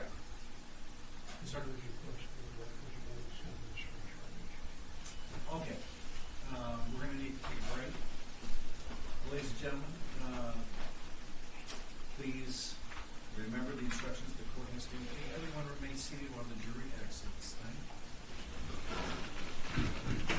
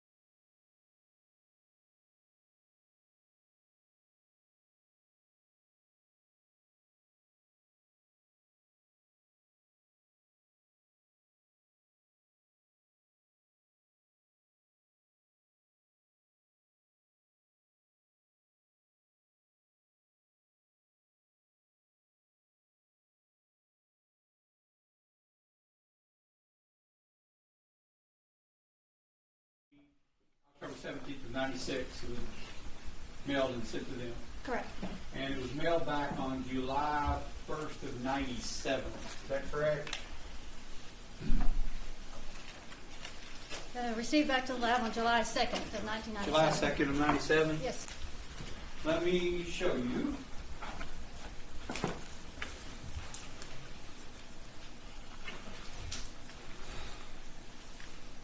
State's Exhibit 125A. Do you recognize that? I recognize the manila envelope that I've written on. My date, my initials and date are on it. And what date do you have on that? July 28th of 1997. So that's after 7/1 of 97, is that correct? 7/2 of 97. 7/2 yes. 97, Yes. okay. And looking at 125B.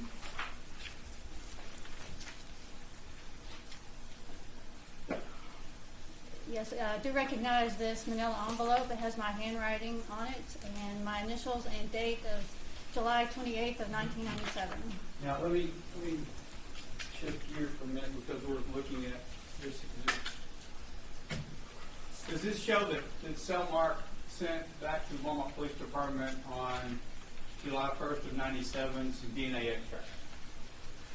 Is that what that says? Extracting tooths? It says also return. You see that at the bottom?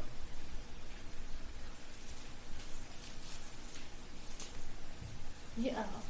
So it was returned same time that Yes, the comforter was returned. I do read that. Yes. Okay.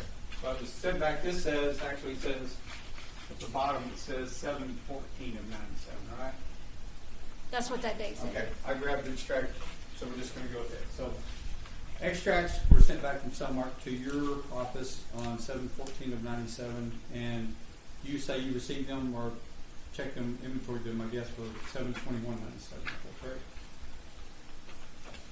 Because there was testimony that they arrived in an envelope like this plastic baggie. Why would your initials be on it on this bag? If I may. On this Yes. middle envelope.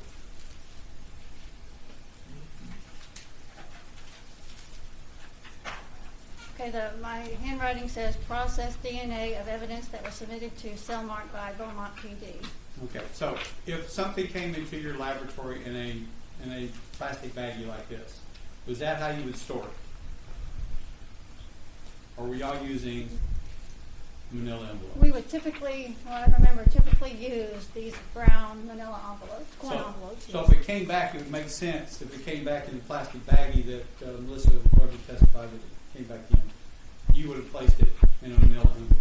Yes, because what I've described on the front is processed DNA. Yeah. Yes. So you placed it in the envelope in 125A. It's also the same thing in 125B.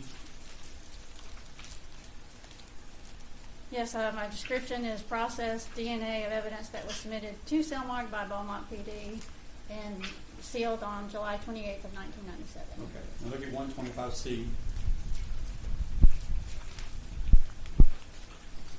Again, I've written processed DNA of evidence that was submitted to Cellmark by Beaumont PD, and I sealed it. My initials are there, 7/28 of 1997. So that processed DNA came back into your laboratory and stayed there until it was sent somewhere else, I guess. You wouldn't know that. You just know that you took it and you packaged it up on 7, what was the date again? 28. 7/28 of 97. Yes. Is that correct? Yes. Okay.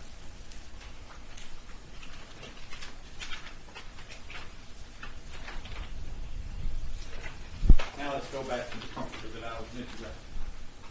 So let's look at what's marked as State's Exhibit 103 and 103A and see if you recognize either one of those. State's Exhibit 103A, a larger manila envelope. I see my handwriting. Cutting from Exhibit 4 / bed comforter.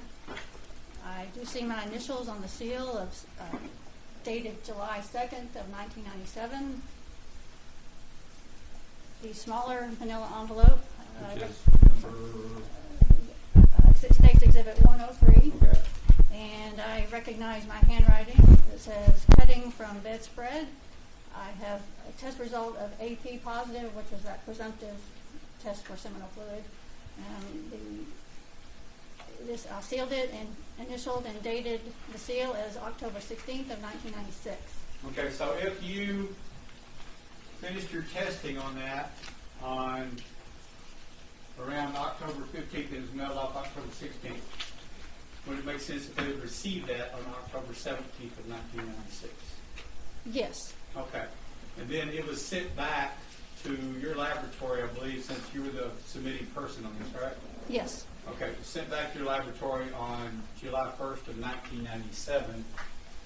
So would it make sense that this 7/2/97 that you have your initials on, y'all would have received it on 7/2/97? Well, it was received back in the lab on July 2nd of 1997, and I, sealed it Okay. on that same date. Okay. Yes. So all that adds up that everything that was sent to them was received by them, everything that was sent from them to you was received by you within the right time frame. Is that correct? Correct. Okay.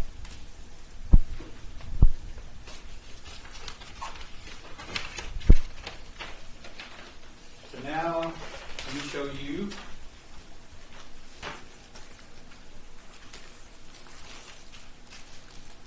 State's Exhibit 34. See if you recognize this.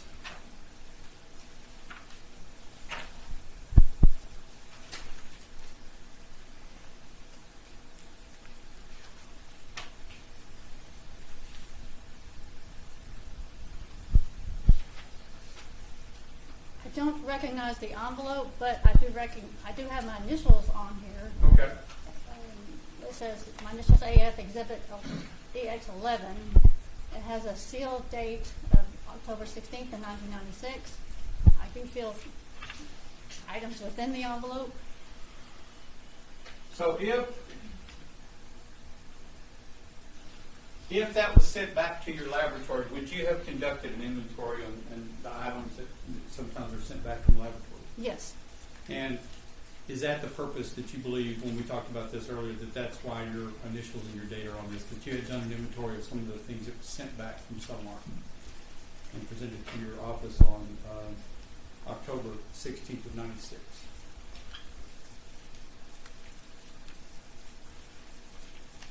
If Does that's that make sense? if it's the item I'm thinking that's in there. Let's look and see what's in here. See if you've got your initials on anything in here. Yes, I do see my initials. Okay. Yes. Yes, and Okay. they are blood tubes of blood. Would you have opened this to make sure there were tubes of blood in here and that they were sealed properly? Yes, I opened it because my initials are on the tubes of blood, so I had to have opened it to put my initials. Okay, put your initials on it and then seal it back up. Yes. Okay. So whenever you do that, are you following all the laboratory protocols and you're just making sure that it is in the sealed condition and that it was stored in the sealed condition? Yes. So if it was sent off, it would have been sent off in a sealed condition wherever it went, as long as no one opened it. Is that correct? Correct. Now, the bag that it came in, 34B, is this also got your initials on it? Yes. And what date is that that's on this? October 22nd of 1996. Okay. So if we have this on October 16th of 96, what would have been the purpose of this October 22nd of 96? Your initials on it. Is it possible that it came back from somewhere else? You know. Grab stuff.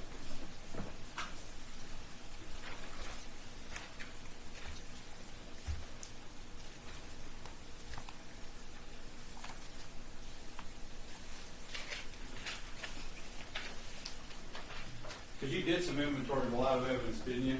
Yes. Over time.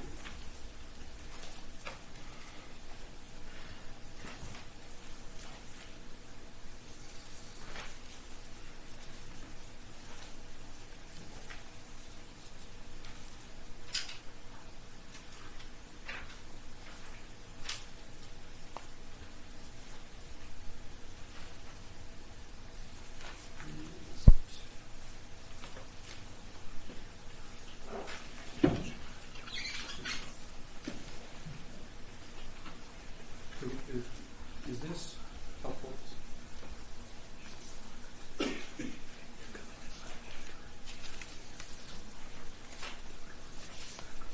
got that?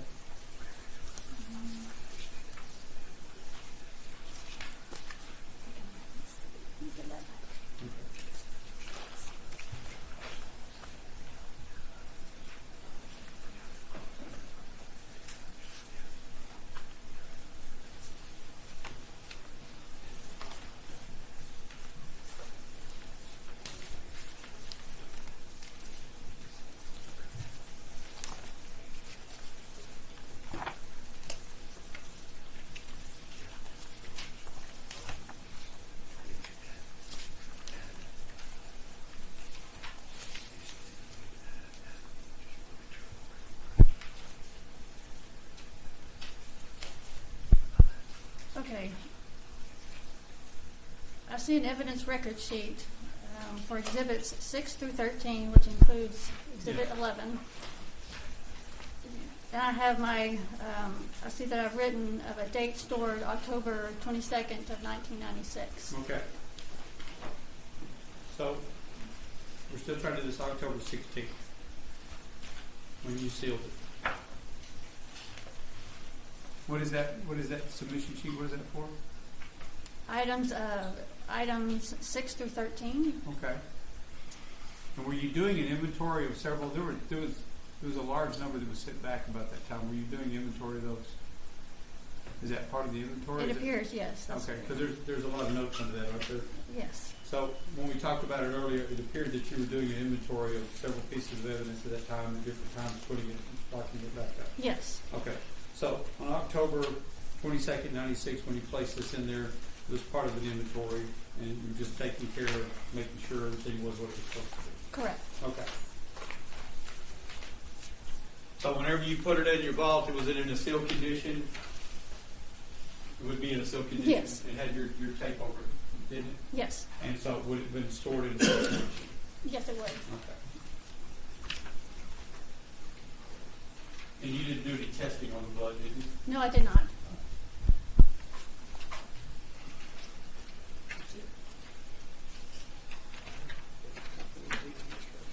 I'll pass witness test.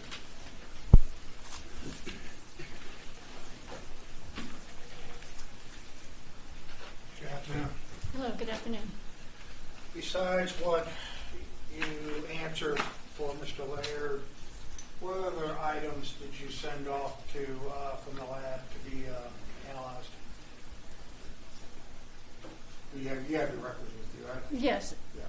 The only piece of evidence that I sent to Cellmark was the cutting from the comforter. There was a number of things that were sent. There were clothing items, underwear, shirts, T-shirts, some blood samples sent to Cellmark. The report was sent back to you. Your name was on it. Did you send those clippings or that evidence to Cellmark? It was just the cutting. No, I'm not talking about the. There was some underwear cuttings, things like that. You don't remember doing that at all? No, I did not. So if your name was on there, you don't know. I would have to see it in order to refresh my memory. I do not remember underwear. Other than that, with the cutting on the comforter, did you do anything else with this in this case?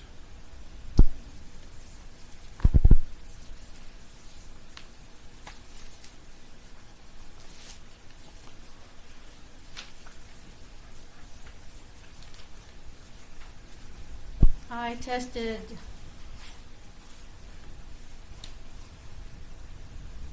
tested a towel for the presence of seminal fluid. I tested.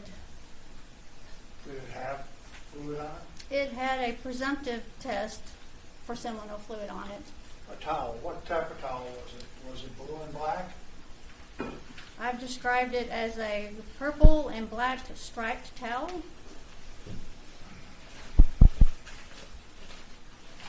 Show you what has been entered in as 38 and 38A, which is the back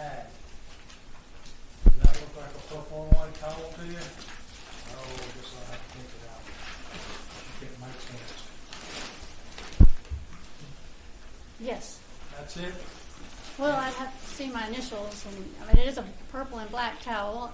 I would have to see my initials and date. That's yes. That's Yes, your sir. initials, Yes, right? sir. Yes. Right there. And you saw seminal fluid, or think what possibly could have been seminal fluid? There was an area that tested presumptively for seminal fluid. So when you do that, what did you do? Did you take a cutting of this?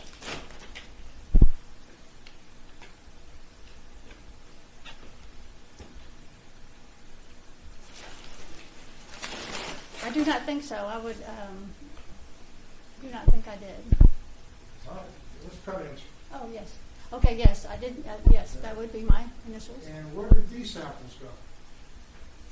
After you took the cuttings? I don't remember.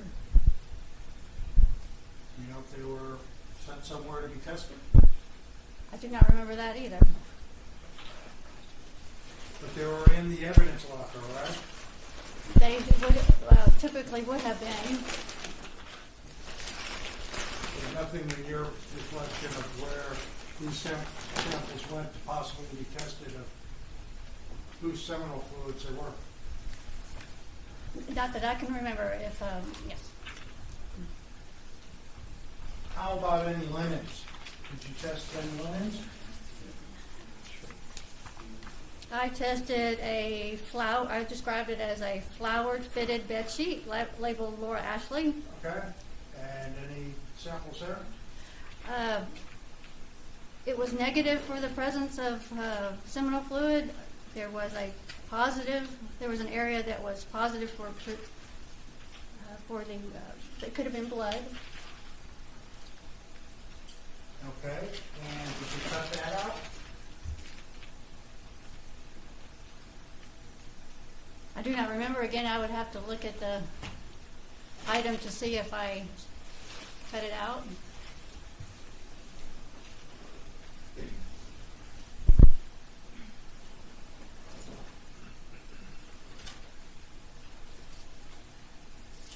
That looked like that's something that you tested or something on there? It looks like a stain right there. I don't recall it. I don't know what that is. I don't see.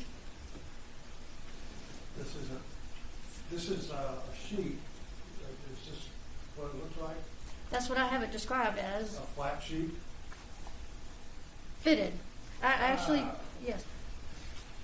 I tested a flowered top sheet And? with a labeled Laura Ashley. I did not. The testing was negative for seminal fluid and blood. Okay. So let's see the sheet that you think that blood was on.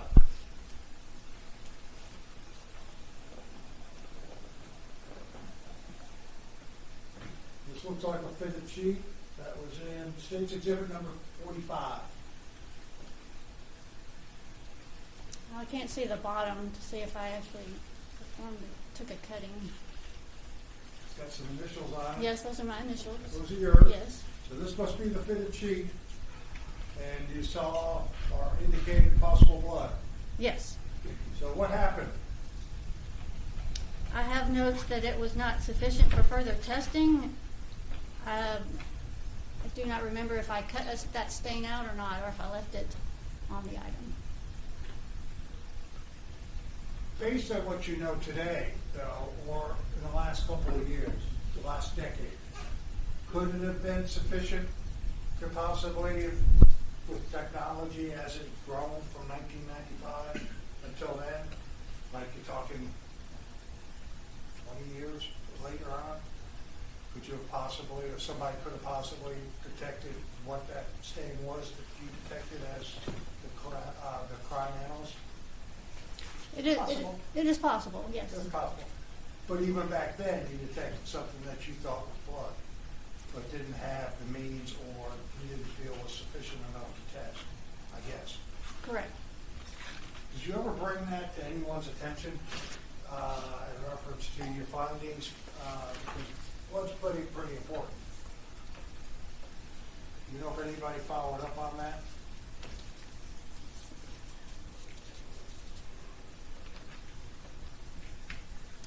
I did, in my report, I do have that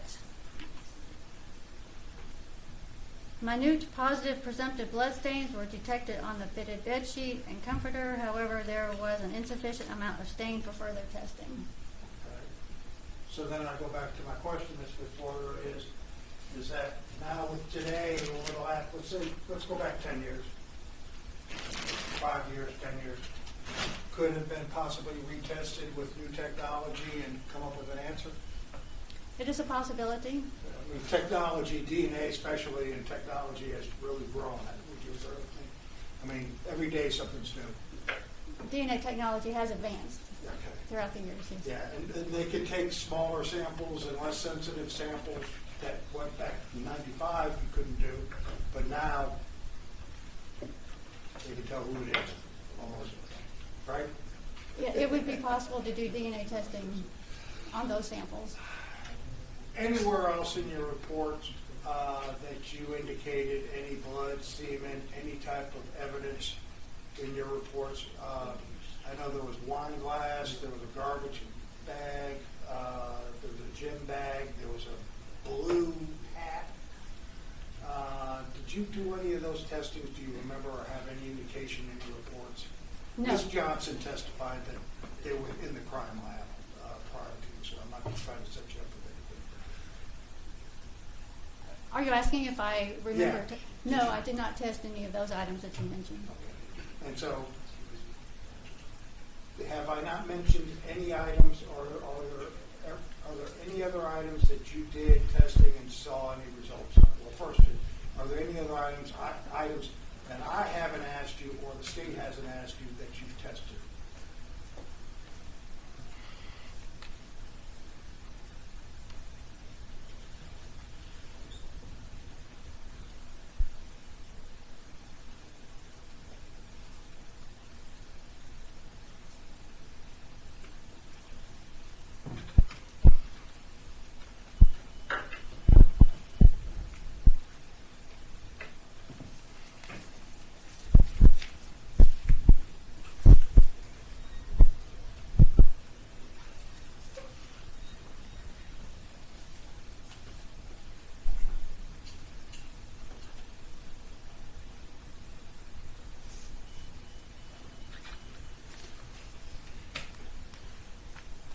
There were 2 pillowcases that I did testing on. Okay. And any results? I'm sorry.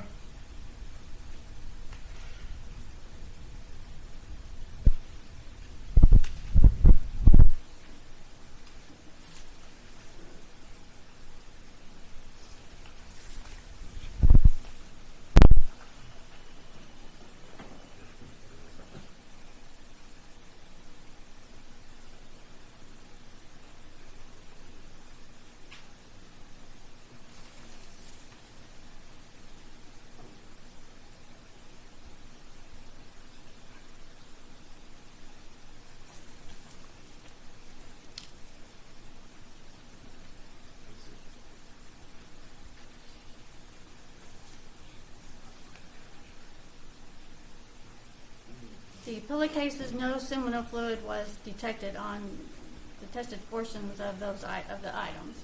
Okay. So no blood, no that you could tell. Correct. Okay. And is that about all you tested, or any other items?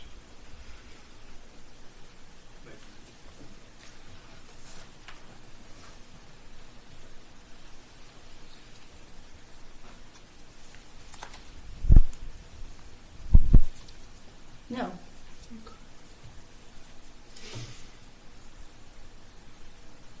Thank you very much. Pass the witness, Your Honor. I have nothing further, Judge. Ms. Hagan, be excused. Please, Judge. Excused. Thank you. Next, please. Cassie Caradine.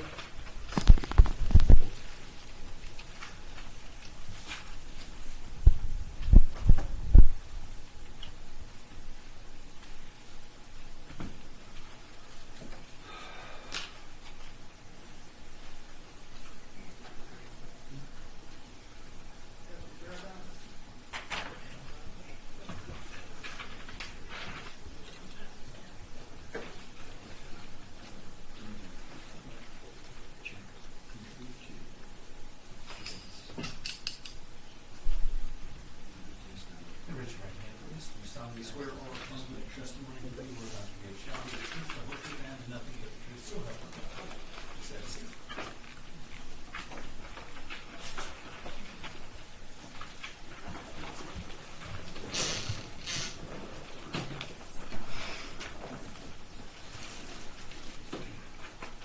Thank you, Judge. Good afternoon, ma'am. How are you? Good, thank you. You've been waiting around for us for a while, haven't you? Yes. We're trying to get you out of here. I appreciate your time, though.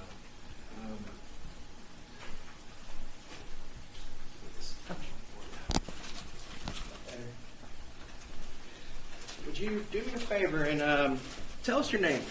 Cassie Caradine. And you live up on a farm in Oklahoma now, don't you, or something? Well, not on a farm. Oh, okay. I thought, in my mind, I thought it was a farm. Probably everywhere in Oklahoma is a farm, I guess. But there was a time where you were a DNA analyst at the Austin Crime Lab. Is that true? Yes. Tell me a little bit about your the time you spent as a forensic scientist in the Austin Crime Lab, as far as when you first started to work there, and then when you worked somewhere else or moved somewhere else. Well, I started at DPS back in '98 as a forensic serologist, and I was trained there in serology and DNA. And then I went to the Austin lab in 2004, I believe, and then I retired in 2014. Okay. So, what was you started out at the DPS crime lab in Austin, which to clarify, there was a time, probably 90s and then right around the early 2000s, where there was a crime lab for the Austin Police Department, and then a crime lab for DPS crime lab in Austin as well. Yeah, there was a time when they were both, yes. Two separate things. Yes. And then at some point later down the road, I think there was kind of like this merger where all of the Austin PD crime lab integrated into the DPS crime lab in Austin. Yeah, that was after my time, so I'm really not even sure what the specifics of that. Yeah, I don't know much about it other than just that there was all of a sudden one. But that being said, so before you left or retired in 2014, how long have you been working at the Austin DPS crime lab? Well, it was just the Austin lab. It wasn't DPS lab. It was the City of Austin lab. I see. Okay. Then how long were you working there? Almost 10 years. Okay. It was around 10 years. And then before that is when you worked for the DPS lab? Correct. Okay. Well, how long had you worked there? Almost 6 years, so it was around 5.5. And at both of those labs, were you working in the field of forensic DNA and serology and biology and things of that Yes. nature? Okay. Tell a little bit about your educational background. Where did you first get acquainted with the fields of biology and genetics? I really first became acquainted when I started working on my master's degree. I do have a Bachelor of Science degree from Oklahoma State University, but I have a Master's of Science degree in molecular biology from the University of North Texas. Okay. And it was during that time at North Texas that I became interested in forensics. Okay. And then I guess for pretty much most of your career, you've spent working in forensics in a lab in some contexts for the purpose of responding to agencies who have requested some sort of serology or DNA sampling. Yes. Now, a little bit about current practices. You've been out of the field since 2014? Yes. Okay, so as far as things that I might ask you about, what are the current standards for certain STR type of testing, or how many loci do they look at? You're not really up on that kind of stuff anymore, are you? That's correct. Okay. When did you leave the DPS crime lab? It was around, I think it was in 2004. It was 2003 or 2004. So, and what we're here to talk about is some of the evidence that you received from an agency here in Beaumont and our crime lab during that time while you were working at the DPS lab, right? Correct. So anything after around 2003, 2004, somewhere around there, would that be someone else that would have to be able to, explain any of that forensic testing that was done? I mean, everything passed. Once I left DPS, each lab has their own set of protocols and procedures and policies, so really nothing once I left DPS is really relevant to this. Okay. So, do you recall, while you were at the DPS lab, being contacted in the late 99 or early 2000 by a Texas Ranger by the name of L.C. Wilson, asking about a homicide that they were working in Beaumont, Texas? Well, I can't say that I specifically remember the Ranger, but I do remember the case. Okay. And were they wanting you to look at a possible DNA profile comparison for a couple of folks, including someone that you had already been involved in as far as testifying in a case where you made DNA forensic findings? There were a couple of reference samples that they wanted me to look at, as well as the reference sample of the other individual that I was aware of. One of them by the name of a fellow, Larry Swearingen. Yes. Well-known and convicted murderer and rapist in Amarillo or something like that? Somewhere. I don't remember where exactly. Okay. That was a case where you had previously received, biologic samples that you performed DNA analysis of. Yes. And so, in that context, did you...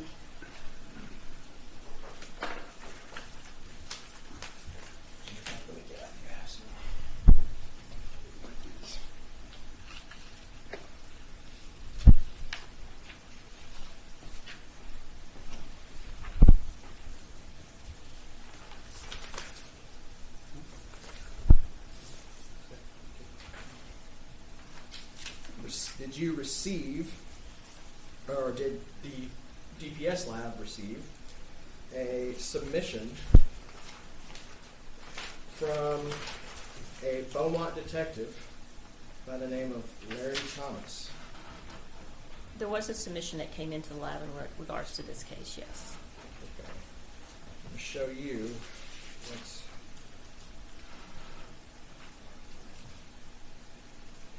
what I've got marked as States Exhibit 135 and 135A.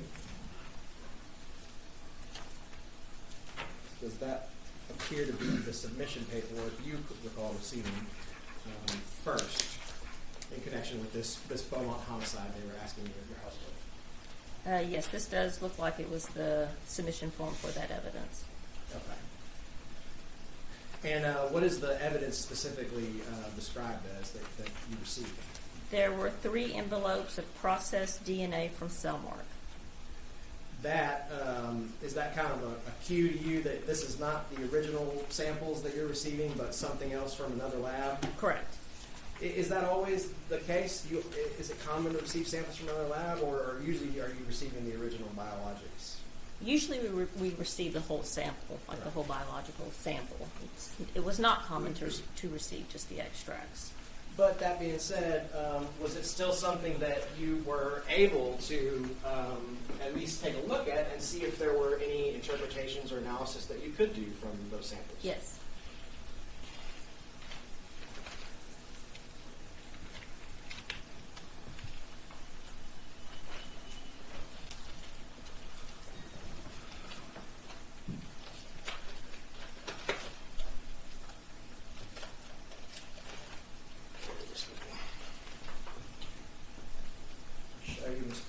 What has been marked as, and let me ask you this, what's the date of this sample? Or what's the date of this submission? So it looks like the date received was January 26th of 2000. Okay, so I'm going to show you what is marked as States Exhibit 125 and its contents, which include 125A, B, and C, as well as 125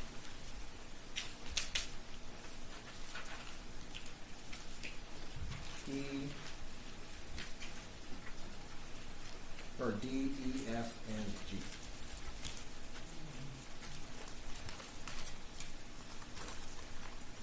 Could you take a look at States 125 and its contents and tell me if that appears to be what the submission in States 135? Yeah, so this has the DPS unique case number on it, and it has my initials as well as the date that I took possession of it.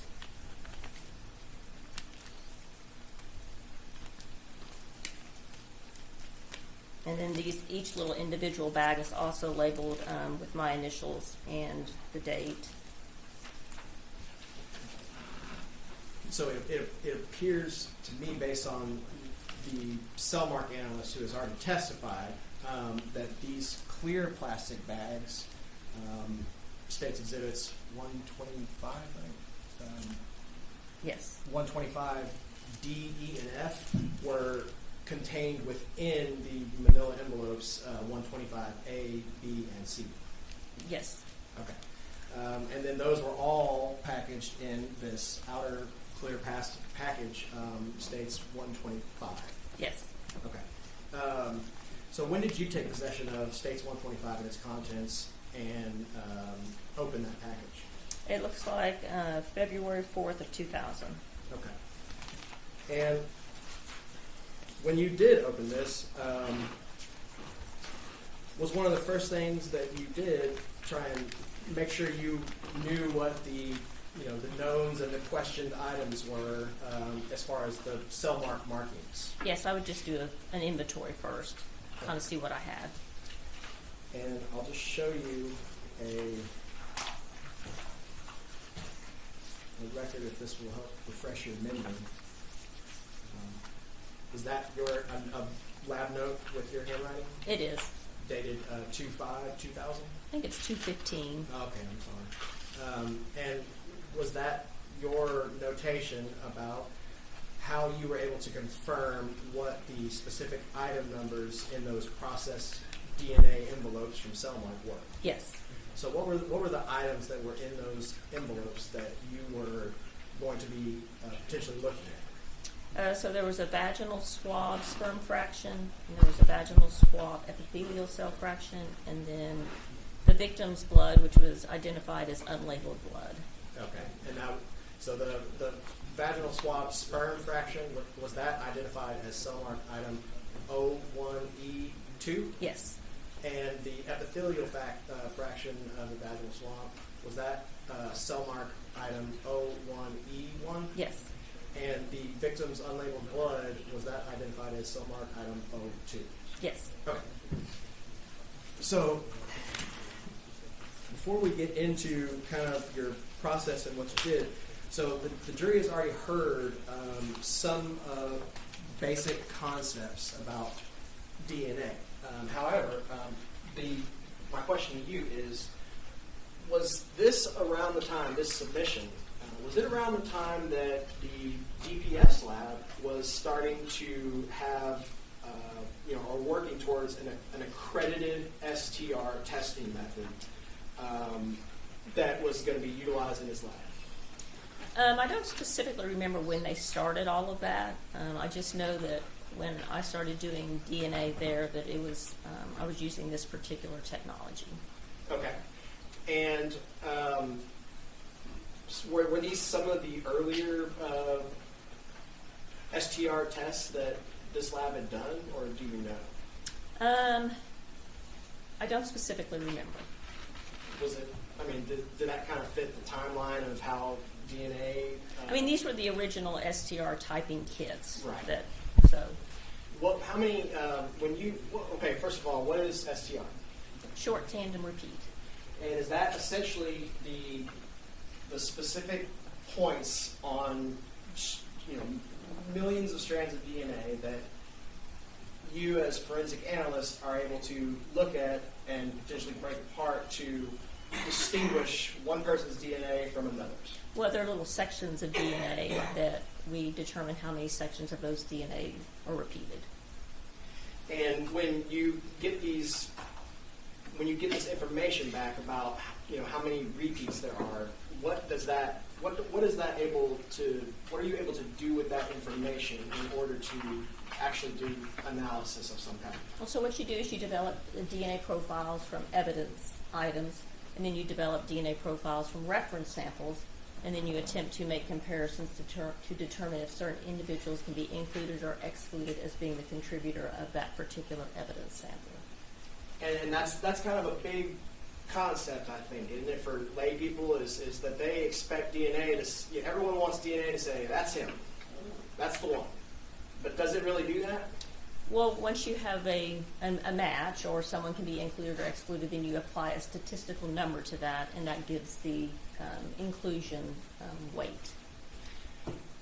And as far as kind of where the field of genetics is currently on those types of statistics and the data and the software that's used to computerize those comparisons, would the person who's ultimately did these comparisons and final DNA testing in this case probably have a more current understanding of where things are at? Yes. Okay. But that being said, when the Austin DPS lab started to begin STR testing, did they test, was there a certain number of markers or loci that they tested? We had 2 kits at the time. One had 9, and then the other one had 4. But there were a couple of overlapping, so total there were 13. Okay. And these kits, what is it? What do you mean by a kit? A kit just has the reagents needed to process the DNA. And these loci, are those the specific unique points that you're looking for in this tandem? Yeah, the regions of DNA throughout the genome. And when you're looking at these loci, or these points, is that where you measure the number of repeats? Yes. And however, there's usually some number assigned, or maybe a number in a tense assigned to a specific location or loci. Yeah, there's a certain number of repeats within these regions that you tend to encounter. So there's a ladder that comes in that kit that has those set number of repeats, and then it's used to compare the profiles. So it helps you to count the number of repeats. And then especially when you're looking at a substance or a sample that has potentially a mixture, meaning 2 possible contributors, do those repeats, the numbers, how many there are on a specific loci, do those become particularly important when making your comparisons? Yeah, so with DNA, you get half your DNA from your mom and half your DNA from your dad. So each person at each location would have, if it's shared, it'd be 1 peak, but should have no more than 2 typically. So if you have more than 2 peaks at a given location, there's more than 1 person contributing. So Melissa Staples, the analyst who was working at Cellmark back in 1995, she testified earlier this morning and explained to us that their first STR typing kit had maybe 2 STR loci that they were testing or comparing. And that was in 95, 96, 97, around that time. Is that consistent with kind of what you knew of that existed back in those days? I'm actually not sure that I knew exactly what they were doing. So no, I'm not really aware of what they were doing or what technology they were using or their processes. But by the early 2000s, the DPS lab in Austin had 1 kit that was testing up to 9 and another kit that was testing 4. 4 additional. 4 additional, okay. So, with that, did you...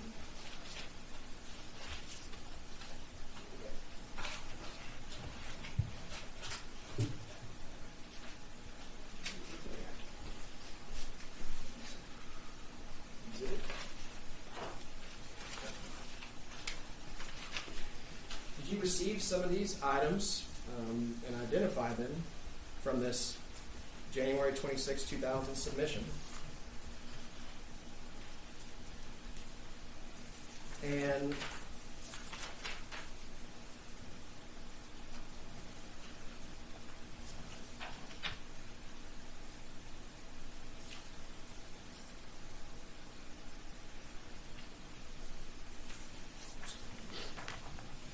then attempt to see if there were any profiles that could be ascertained from those items that could be compared.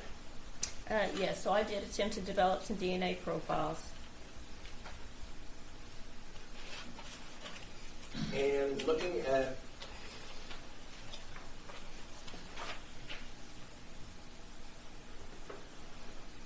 at the State's Exhibit 136, what is that?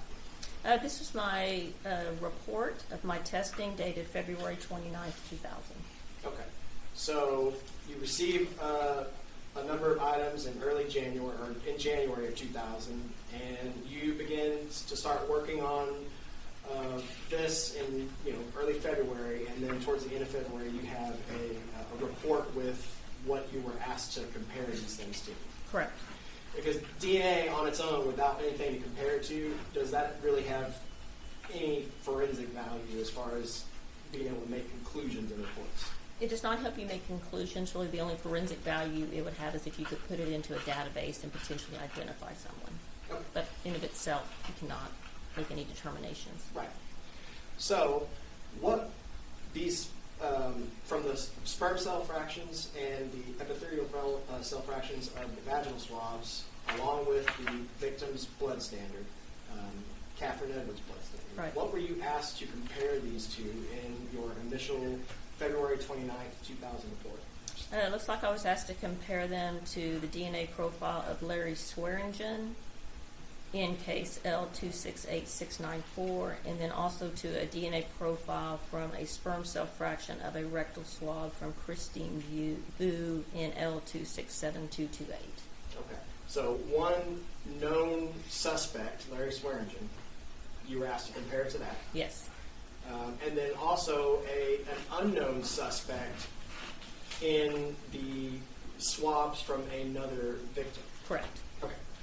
And also, when you receive this, when the lab receives this evidence initially, is a lab number generated? Yes. Okay, so what was the lab number associated with this Catherine Edwards, or Mary Catherine Edwards homicide for all of your reporting?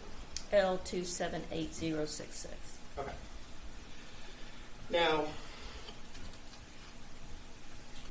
you looked at a number of different STR loci for purposes of making these comparisons, correct? Yeah, I did the initial 9. Okay. And did you, were you able to make any conclusions about whether or not there were inclusions or exclusions for the unknown in Austin Lab L67228, which is the rectal swab from Christine Vu, or the DNA profile of Larry Swearingen? They could both be excluded as contributors. Now, in the sperm cell fraction of the vaginal swab, how many profiles, or were you able to make a determination about how many profiles could be discerned from that sample?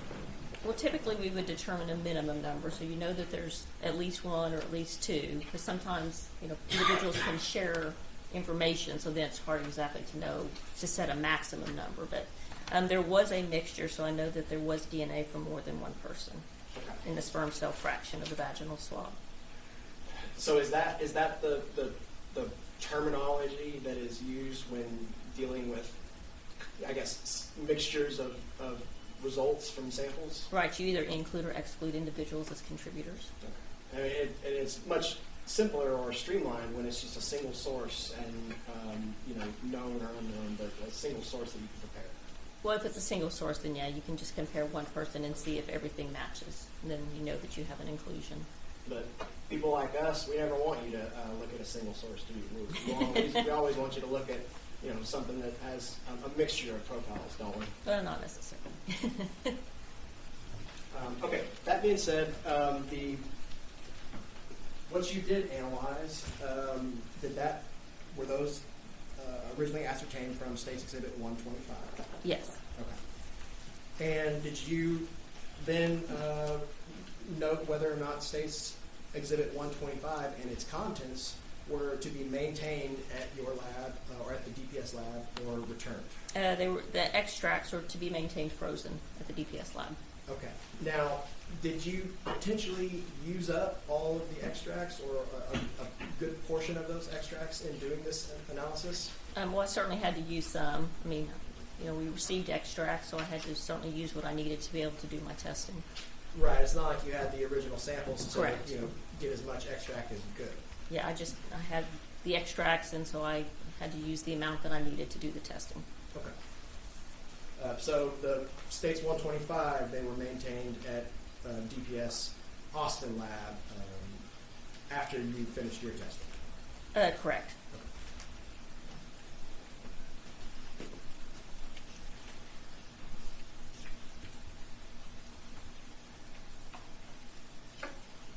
And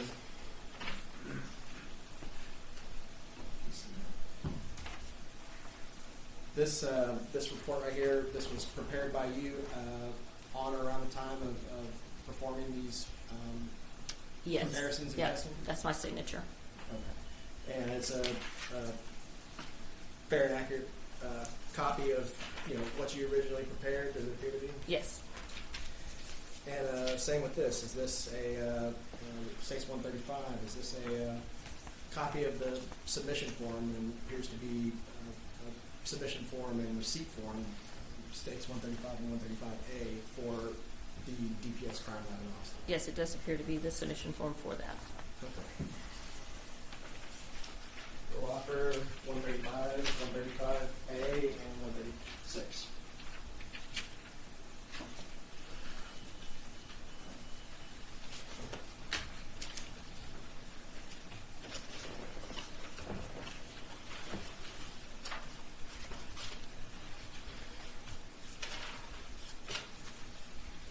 No objections to 135, 135A, 136. Clear, good?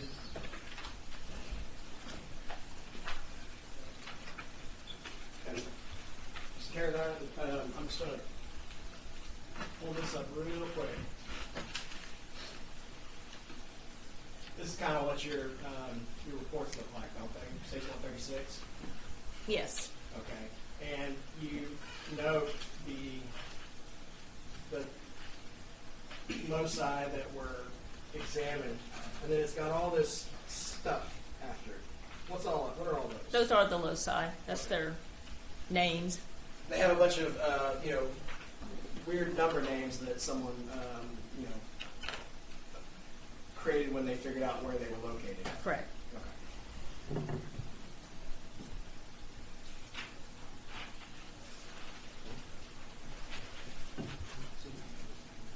So, was there also a time where you were communicating with a person at our local crime lab about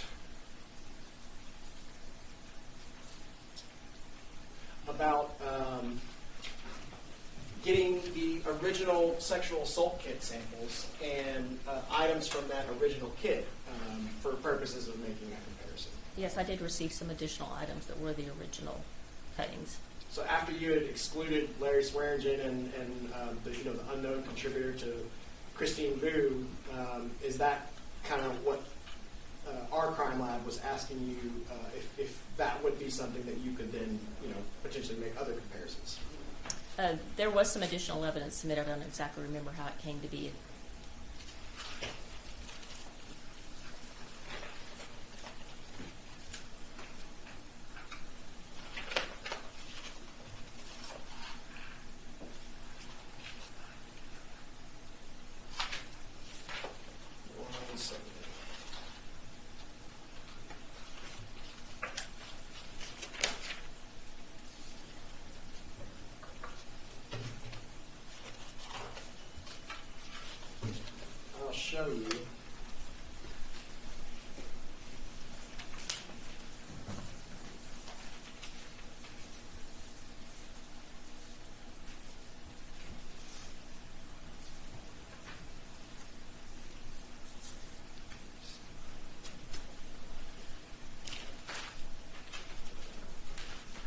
I'm going to mark as 137 and 137A.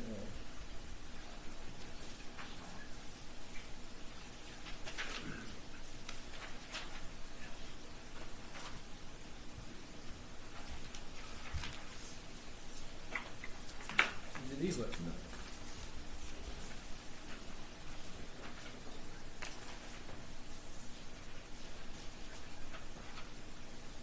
Yes, this was the supplemental submission. So is it a submission under the same Austin lab file number? Yes, Okay, what's that lab number? L278066. Okay. And what are the items that are being submitted here, and how are they identified? They were identified as item 1, cuttings from nightshirt of the victim, cutting number 4, cutting from comforter from the victim's residence, item 13, blood card from David Perry, and then item 23.9, oral, vaginal, and anal swabs from the victim. Okay. And in states 137 and 137A, what is the date that the DPS lab received those items, and what is the method in which they received it? November 27th, 2001, and it looks like they came from Airborne Express. Okay.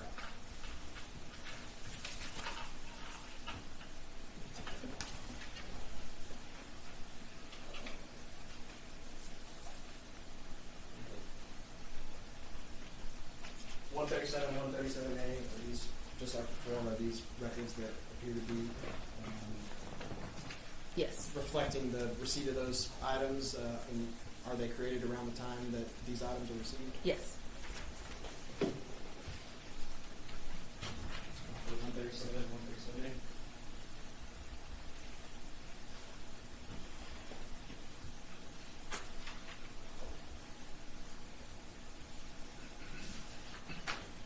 Objections to 137, 138. They're admitted.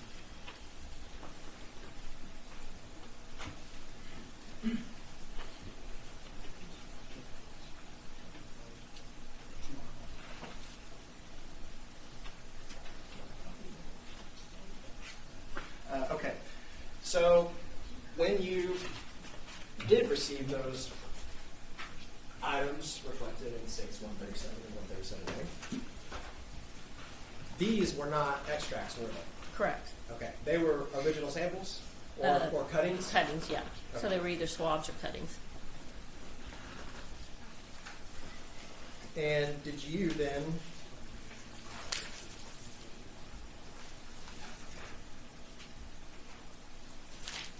and I need to grab those items for you.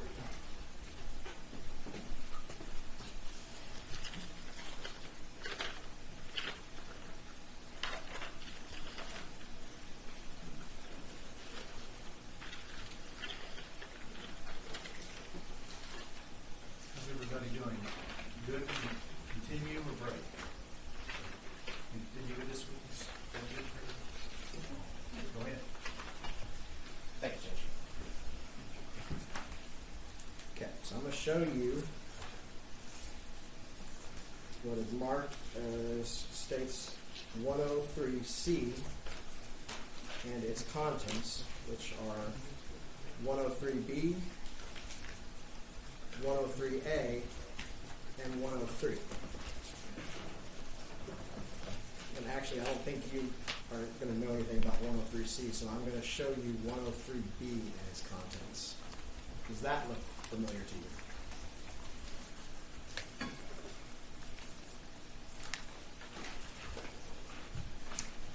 Yes, so this one was item 4, cutting from bedspread. That's how it was labeled. Okay. And then is that one of the items that you received on, or that the DPS lab received on November 27th, 2001? Yes.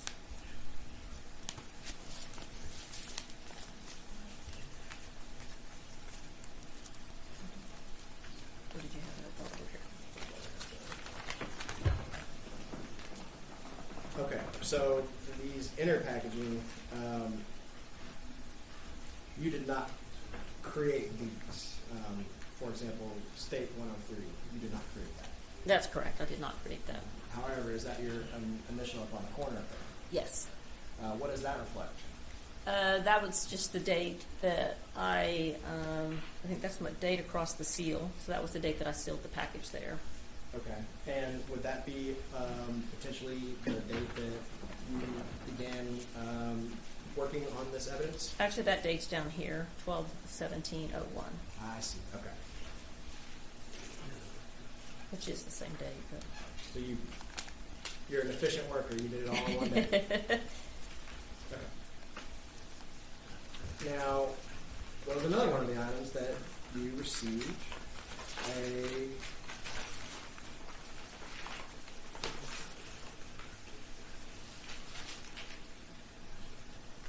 noted as States Exhibit 33B and its contents, 33C, 33, and then the boxes inside 33A, B, and O.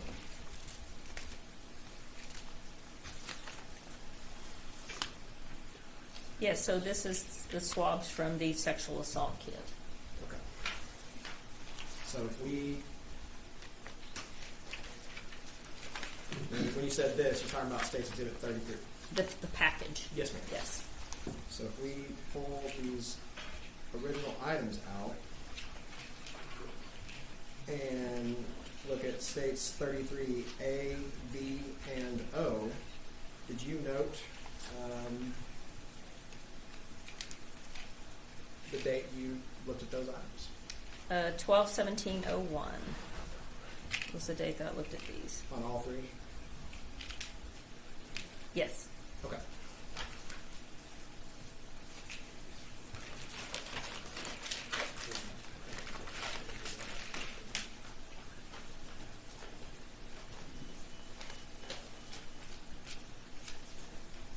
And then I believe, as you received them, were they in this clear packaging, 33B?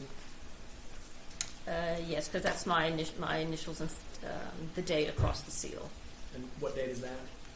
It was resealed on 4/8/02.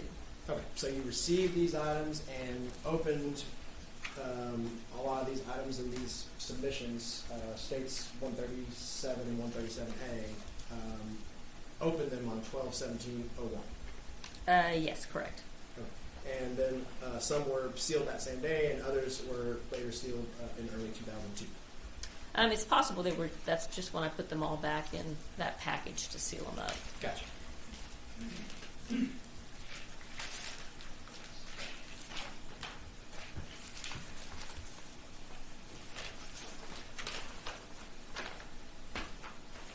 In the submission, did you also receive 137 and 137A?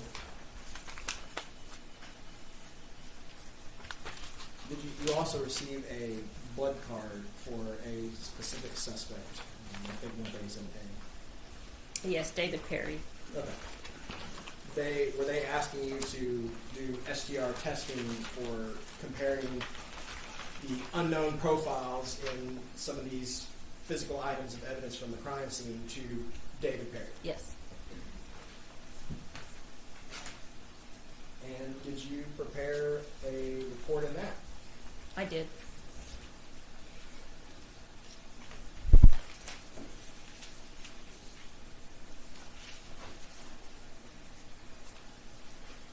Show you what's marked as States Exhibit 138.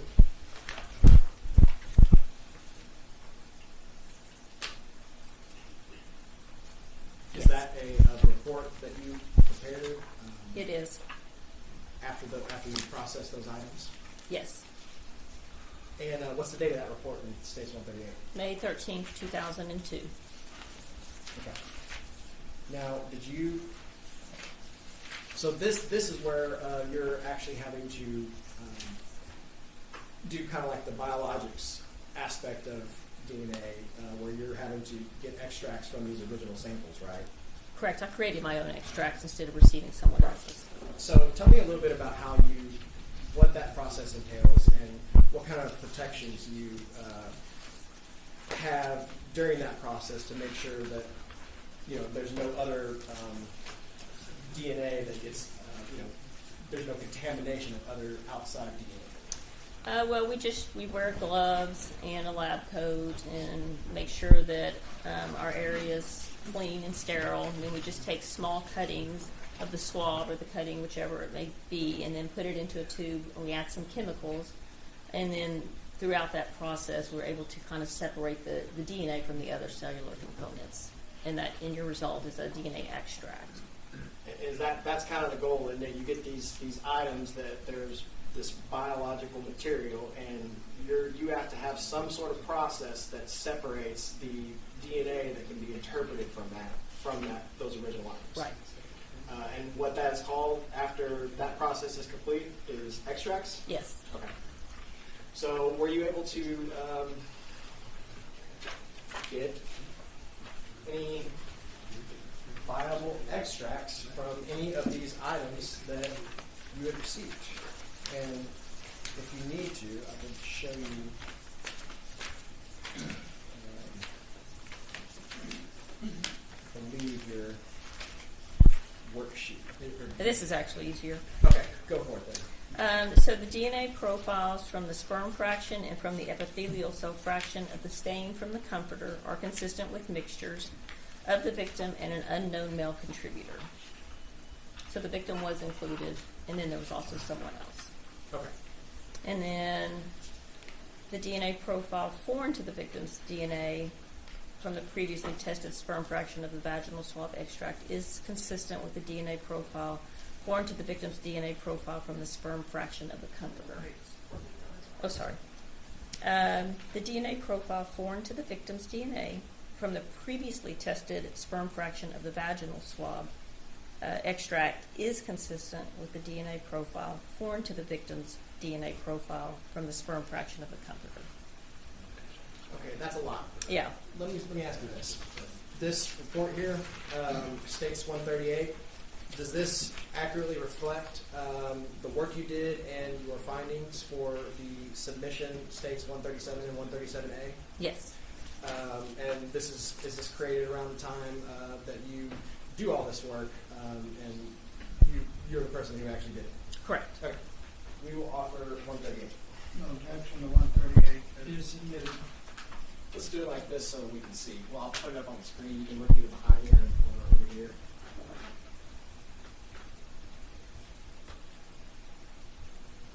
It's a report dated May 13th, 2002. Is that correct? Correct. Okay, so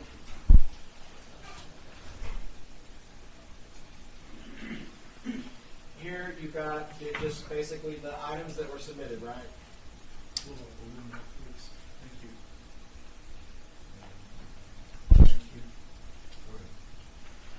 Yeah, so that just lists the items that I had processed.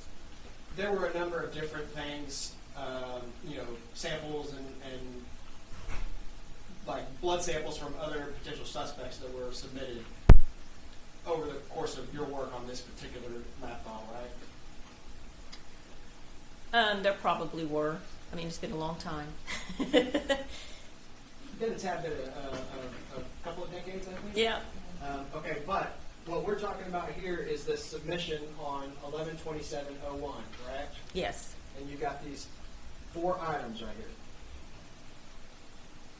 right? Right. And specifically, what you were asked to do is to attempt to make comparisons against David Perry, and then also determine what kind of DNA profiles can be developed from these original samples, the vaginal swabs, the comforter, things of that nature. Right. That was the point, was to look at the original samples and then also develop profiles if possible and then make comparisons. Okay, so how did you go about making the extracts for what profiles you could make comparisons for? Well, that's where I just took small pieces of the swab or cuttings and put them into the tubes and added those chemicals to extract the DNA from the other components. Okay. And when you did that,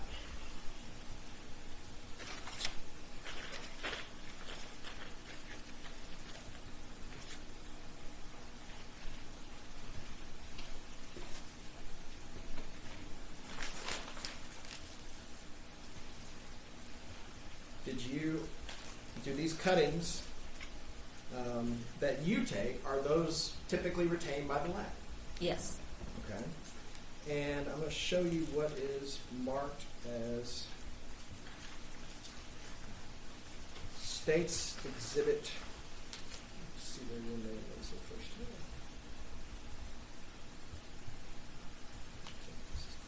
I'll show you what's marked as State's Exhibit 109C1, containing 109C. Do you recognize what this is? So this was a cutting that I took from the comforter. Okay. So from this submission that we're looking at here, or documented here in this States 138,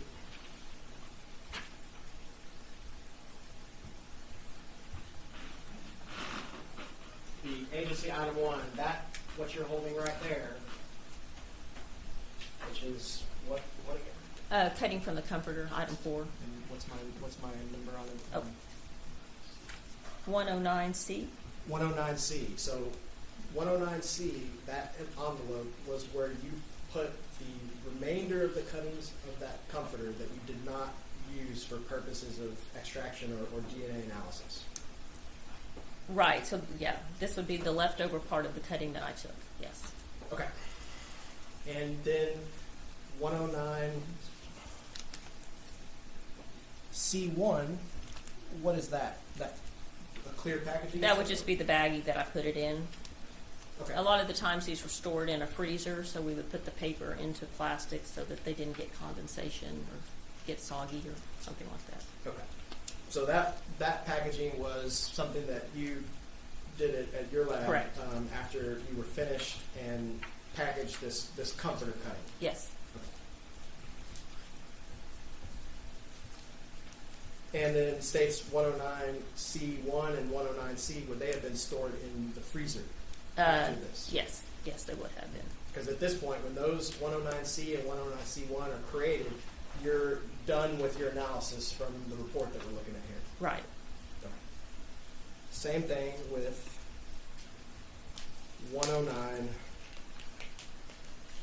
109V1, which contains 109V. Do you recognize what that is? So these were the vaginal swabs, which originally came from item 23.9. Okay, so what you're holding there, 109V, that is the vaginal swab that originally was submitted as item 23.9 on 11/27/2001. Yes. Okay. And the same thing with that. What is that the portion of the swab, or would that be the portion of the swab that you did not utilize in your testing? Right. And a swab, it's just a little Q-tip, right? Correct. So they're sterile. Yeah, and they come in special packaging Yes. that make sure that they're no other contaminants in them. Right. Are they usually? Does your lab, when you're kind of done with the testing, do you kind of break off the Q-tip side of that swab, and that's what you package? It kind of depends on how long the stick is. I mean, if it's got a really long stick, then we break it off so that we can get it in our little envelopes. But if it comes with a short stick, then we may not break it off. Okay. It just depends if the stick fits. It goes for life too. Yes. Okay. So, but that being said, and then the same 109V1, is that a packaging that you created when this was put into a freezer at the DPS lab? Or right before it was? Actually, this particular plastic baggie was not my baggie. Okay, let me see. This might be... Looks like it's Houston. Oh, okay, I recognize what we're doing here.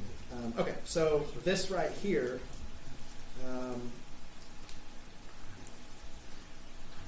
there's a...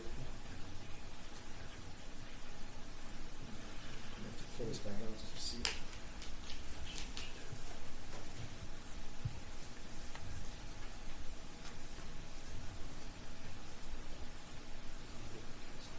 I see. There's some other person's writing here on for April of 21. That's not you. That's over me. I'm below that. You can see me below that on this particular item. Okay, so this is your writing on the front of this 109B. It is. But somebody else ultimately sealed this and did something with it and packaged it in 109 Beaumont. That's correct. Okay.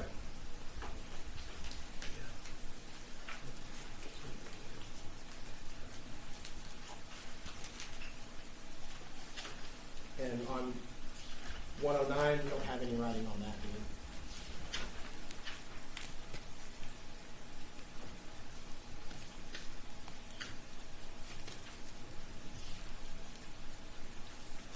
Not that I can see. Okay. Thank you.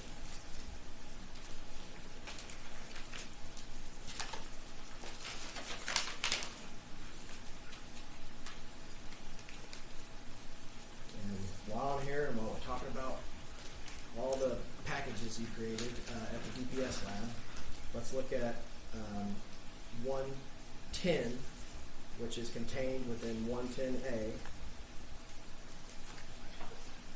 Tell me what that is. So this was the anal swab from the sexual assault kit.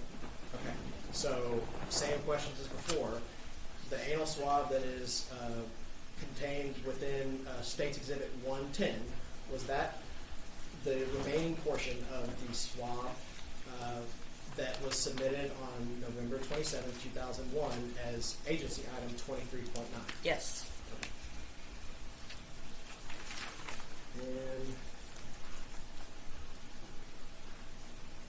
110A, that's not your packaging, is it? That is correct. It is not. Okay. The plastic part is not.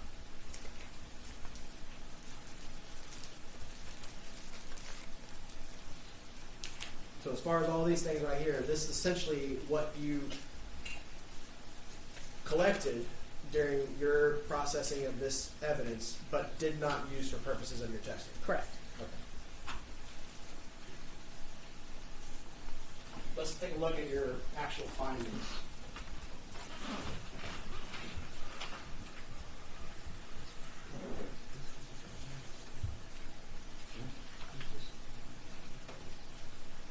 So let's look at this first one that you read out a while ago.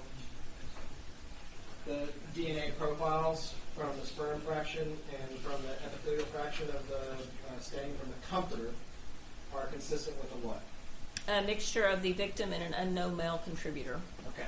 So we're at this point where we know we have a victim's known, right? Yes. And that's the extraction that you received back in 2000. That was one of the cell mark extractions. Correct. And then you have this unknown male contributor. That's correct. How do you know it's a male contributor? How are you able to make that? There's a marker called amylogenin, and it shows you if there's DNA being contributed from the X or the Y chromosome. So if there's information for the Y chromosome, you know that there's a male potential or contributor. Okay. If it were female, it would just be XX. And you note Mary Catherine Edwards cannot be excluded as a contributor to these fractions. Right. And is that because she's the assumed known? Well, it's because I have her reference sample and I compared her, so I know that she's not excluded. Right. Okay, so let's go to the next one here. The DNA profile foreign to the victim's DNA profile from the previously tested sperm fraction of the vaginal swab. So that's going back to the first report. Okay. And what are you saying there? So I'm just saying that from that first report, when I mentioned that there was a foreign male contributor from the sperm fraction of the vaginal swab extract that I had received, that it is consistent with being that same male contributor foreign to the victim in the comforter stain. Okay, so the same profile is identified as a contributor to the comforter and the vaginal swab, the sperm cell fraction of the vaginal swab. Right, from the extract that I had received, correct. Okay. Now, and I want to make sure, because the jury heard earlier this morning non-sperm cell fraction. Is that the same thing as epithelial cell fraction? Yes. Okay. Yes. So that just means that the portion of the cell that is not fractured and isolated as sperm. Yeah, so what we try to do in cases where there's semen present is we try to separate the sperm cells from the non-sperm cells. Now sometimes, it doesn't always be a completely clean process. Sometimes there's carryover. But that is the hope, is that, I mean, if it works perfectly, the sperm cell fraction would be male if it were a mixture of a male and a female, and the epithelial would be female. And from the more intricate STR testing than was available in the late 90s, you are still consistent as far as the two contributors to those, the unknown contributors to that comforter and the sperm cell fraction of the vaginal swab. Those profiles are consistent. They were at the time that I did my testing. That's what the report is saying. Now, at this point, did you had in that 1127 submission, you had original samples or original blood for David Perry? That's correct. Okay, and were you able to develop a profile from that whole blood or that blood sample that could be used for comparison? It was a blood card, and yes, I did develop a profile. Okay, a blood card. What's a blood card versus a blood sample? It's just where they take blood from the tube. It's just dried on sterile cloth or swabs or something, just so that it's preserved in a more stable format. Saves you a step when you did things, right? Yes. Okay. So, what were your conclusions about comparing the profile from the submission labeled David Perry to any of the items obtained from the crime scene? So the DNA profile from David Perry is not consistent with the DNA profile of the sperm fraction from the victim's vaginal swab extract or the sperm fraction from the stain from the comforter. So he was excluded. Okay. It's easy to reach a conclusion about exclusions in these comparisons, right? I mean, typically, yes. The more complicated thing that you have to look at is when you got an inclusion and you have to make determinations when it's a mixture. Yes, you just need to make sure that, yes, in determining if someone's included or excluded or not, that they're either included or excluded. Now, you had previously received a sample or a profile from an individual identified as Biff Kirk.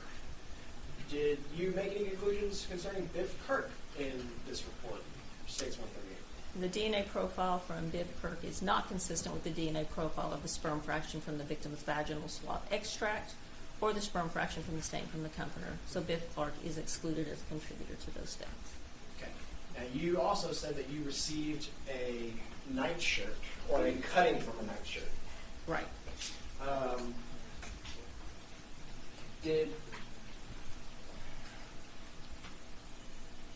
Were you able to obtain a stain during the extraction process from that nightshirt that you were able to determine?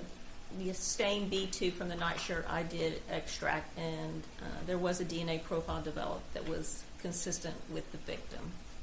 Meaning the only DNA profile that you were able to discern from that nightshirt cutting that you received was that of Catherine Edwards? It was consistent with her DNA profile, correct. Okay.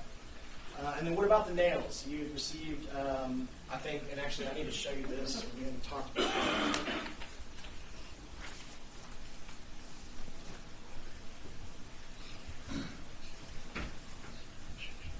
Oh, no, I see what you're talking, referring to the nail extract here, not the original samples. That's correct. Okay. That's correct. So you had received, one of the extracts that you received was from the left nail in those earlier submissions. Yes.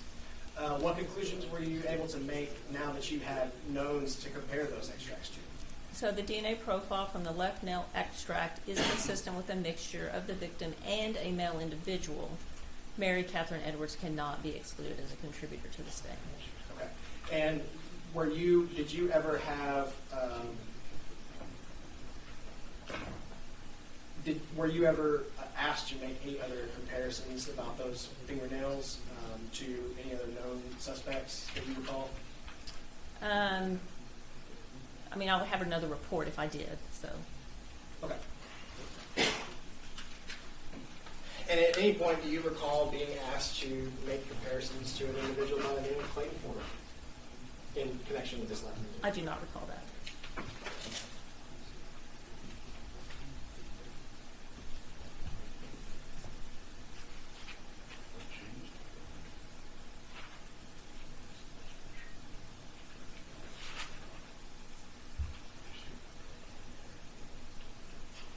so I'm on page 3 of State's 138, your report. What are we looking at the top here? Is this your assessment of the anal swab? Yes, so the DNA profile from the sperm fraction of the anal swab is consistent with the mixture of the victim and an unknown male individual. Mary Catherine Edwards cannot be excluded as a contributor to this fraction. Okay. Again, she can't be excluded because she is one of the. It suggests as far as what the profiles we were able to obtain, it suggests that she's one of the contributors to that profile. Right. Okay. Now, what is this last one? What are you saying here? The DNA profile from the epithelial cell fraction of the anal swab is consistent with the DNA profile of the victim. So that one appeared to be single source and was consistent with the victim. And is that in most situations, is it likely if there's, say, been a sexual assault where there's sperm found in a vaginal swab or an anal swab? In your experience, is it more likely that the profile will be stronger or the mixture will be easier to interpret from the sperm cell fraction of that original sample? If there were adequate sperm cells to be separated. And if there really are sperm cells present and there's an adequate number of them, then usually typically the sperm cell fraction would be have more of the male component. More of the male component, and I guess in this case, the unknown male. Yeah, it just kind of depends on how much DNA the male was contributing to the mixture versus the female. Okay. And compare versus the epithelial or non-sperm cell fraction of the swab. Yes, typically the epithelial cell fraction would have more female if the separation worked appropriately. So is it surprising at all here that there's your conclusions are that there's a mixtured profile in the sperm cell fraction of the anal swab, but that the epithelial cell fraction is only Catherine Edwards? That is not uncommon. Okay.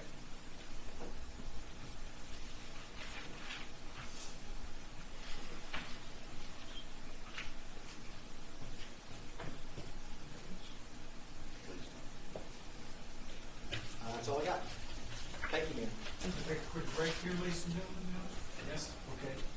5-10 minutes. Return, and we will go to the final round for today. Everyone remain seated while the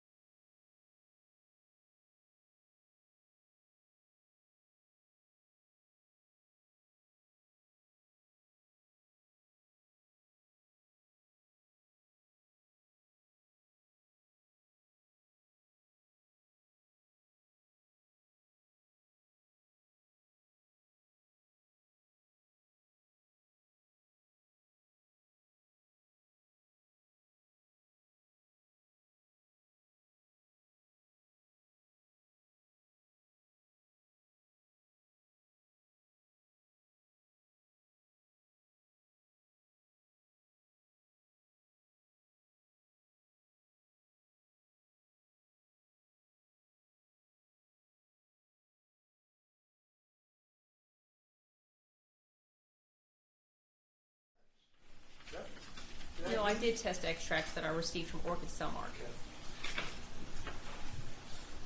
And you did get from Cellmark, right? Correct. And that was January 26th of 2000. I would need to see the report again. Let me put it up on screen. Right there. Correct. That's when they were received in the laboratory. Okay. So those are what did you receive as extract? So they would just be little tubes with a liquid in them, which would be the DNA that had been separated from the other cellular components. Okay. Did you receive anything else from Cellmark? Such as? Anything. But I mean, in reference to that set of tests that you did, they would have been marked on your report, right? If Right, you did. right. Good enough. Here's the question I have.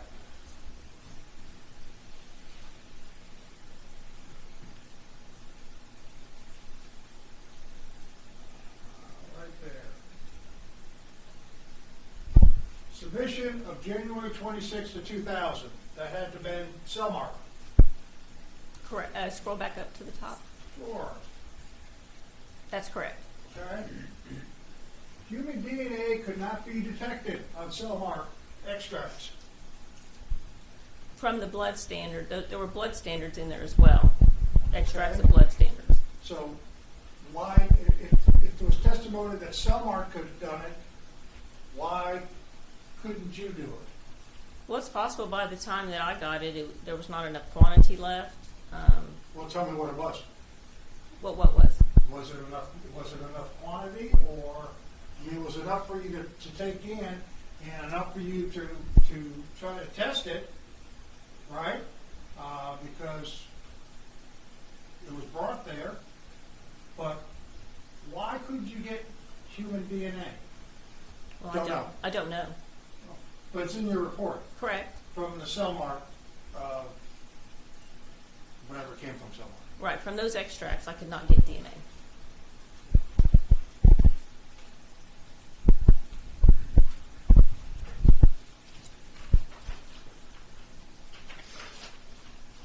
You did another test for law enforcement too, correct?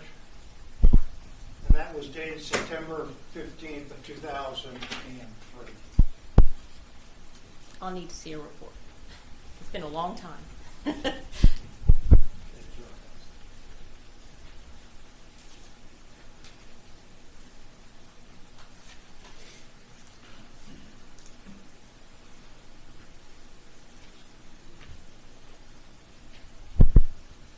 Show you what has been marked as defendants 3. Do you recognize that now? Yes, this is a report that I wrote.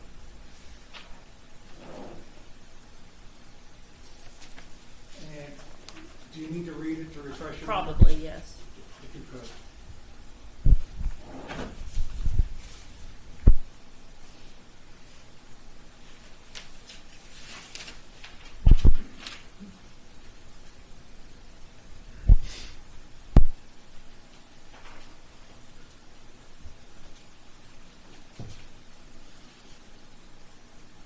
Okay. Okay. Now, when you get samples and testing, you try to get a little bit of background of what's going on in the case, or what you're trying to do, or what you're trying to accomplish. Would you agree with me? I mean, you just don't get samples. You knew it was a homicide, right? Or murder, I did know that, correct. right? And you knew that it probably happened in 1995, right? Yes. All right, and now you're almost 10 years, 8 years after this, and they're still trying to find who might have been or did it. Correct. Okay? So you know that. And so that you know that you're trying to find whatever it is. And the way you do it, would you agree with me, is to test and retest the items when you find new contributors or whatever samples, or to see if you can get a match. Well, typically, once you've developed the evidence profiles, then from that point, you just make comparisons to reference samples or other samples that are alternate reference samples. This is the only copy that I have. Is this your report? Yes. Is this your name on there? Yes. And everything that you wrote on this report, was it done on or about the 15th, September 15th of 2003? Well, that's when I issued the report, so the work would have been done prior to that. Anything changed, modified since that time that you prepared this report? Not that I'm aware of. Fairly and accurately depict what you did. Yes. Subject to objections, Your Honor, I tender defendants number 3. I underlined it. I don't have. You got a clean copy? I'll change it. You have a clean copy? I should have asked you.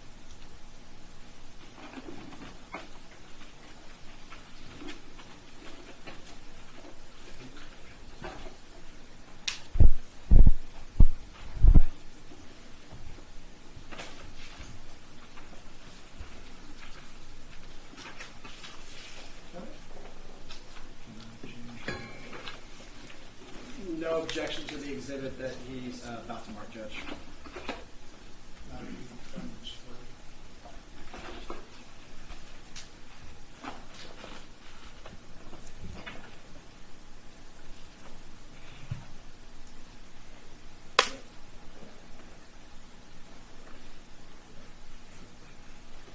Okay, it's been moved into evidence without objection, admitted.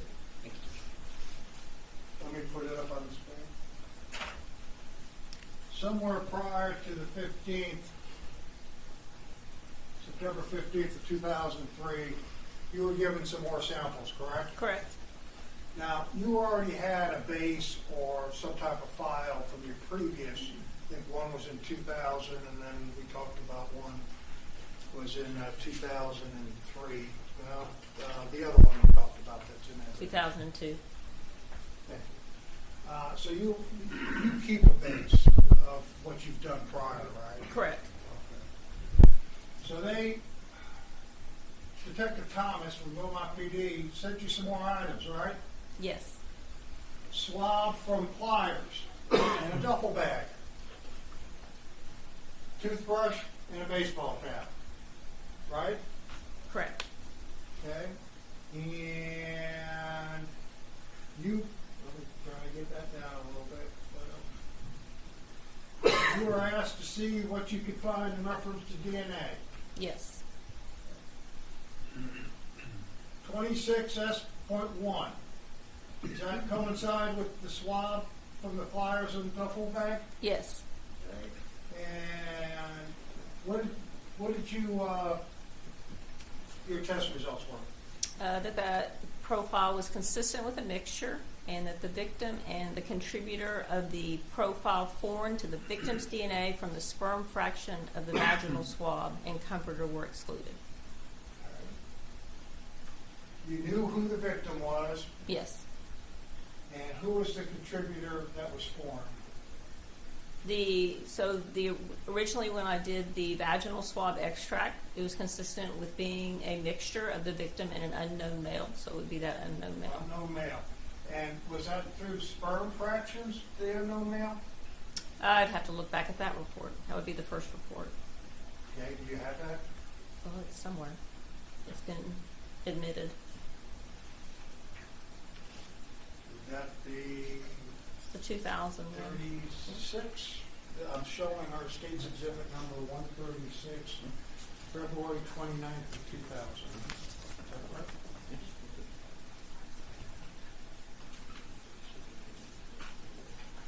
Okay, so yes, what was the question? So who was the foreign profile that you compared it to? It was the DNA that was not consistent with the victim. You don't know I do not know who it is. You don't know who it is? No. So when you did this in September of 2003, this DNA mixture that you got here was not made from the victim's DNA or a sperm fraction from another foreign profile or a male, correct? Well, it's just saying that profile from the swab, from the pliers, that the victim was excluded, and then that other profile from the vaginal swab, sperm fraction was also excluded. And I guess my point being, when I asked the question is, there was DNA on those pliers to test or to compare. Oh, yes. Yeah.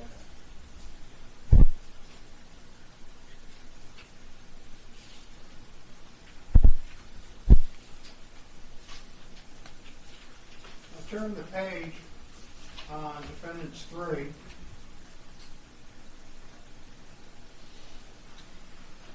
We did testing on a baseball hat, which was, I think it's item 27, which, well, that wasn't good.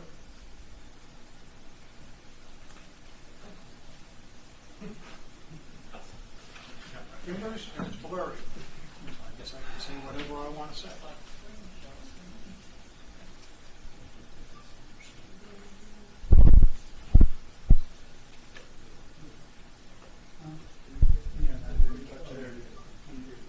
There we go. Thank you. Wrong thing, but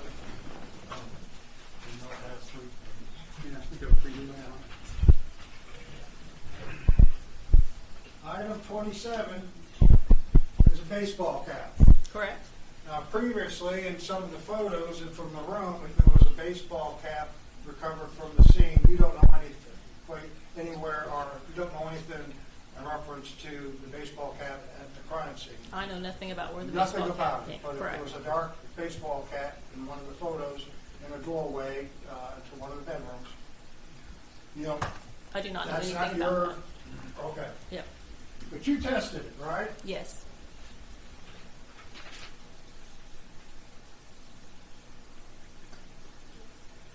And when you tested it, what'd you find out? The DNA profile from item 27 is consistent with being from an unknown male individual. And none of the ones you tested before, males, I guess, compared. It is not consistent with the previously tested items. And that's from the stuff that the testing that you did prior Right, to. correct. But that dark baseball cap that you had in item 27 from the crime scene, as it says, had DNA in there that you pulled out that could have been compared to another sample or another contributor, whatever it is, through blood, through whatever. There was DNA, so it could have been compared to reference samples, yes.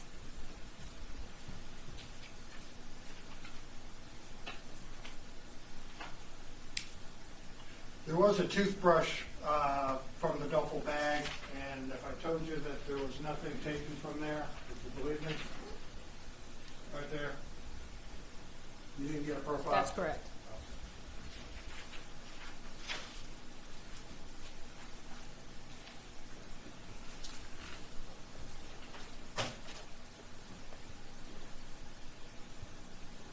After you did the testing, the final test, I believe, in September of 2003, did you do any more testing in reference to this case?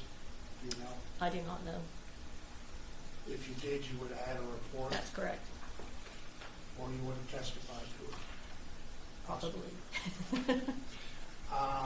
So you weren't given any more samples that you know of except what you testified to, the night shirt, the comforter, and things like that. Yeah, everything that I tested would have been in my reports.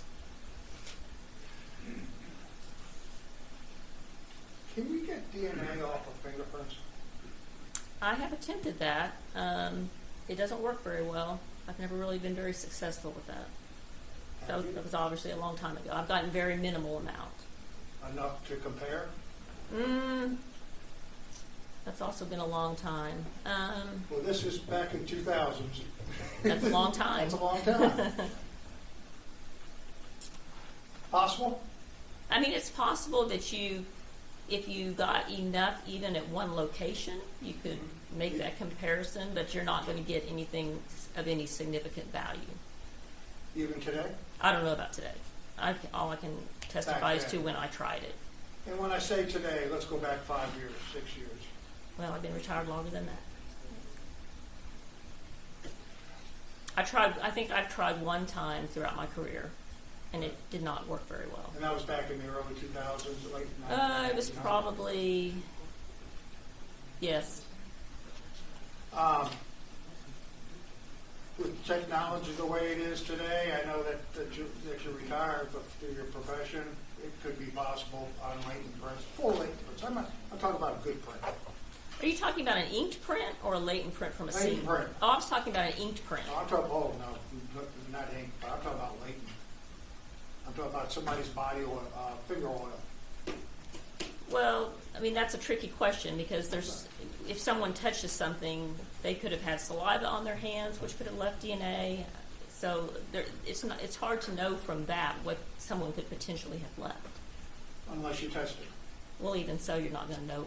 Until you test it, you won't know if there's anything there. Until you try it. Right, correct. I mean, it's just like the toothbrush. That's correct. Until you try it, you don't know. You tried it. I mean, you would think that somebody used a toothbrush, they left something on those bristles. You would think. Unless they use it to clean the tile, I don't know. You know. Hopefully not mine. Thank you very much. You're Pass the witness subject to recall again. Ms. Karen, I meant to ask you this earlier. State 139. Is this a chart you generated? Yes, this is just an allele table of my results. So that's just a number of the items that were known and tested, and then your specific profiles that you found that are reflected in It's your just report. it's just a summary. Okay. Yep.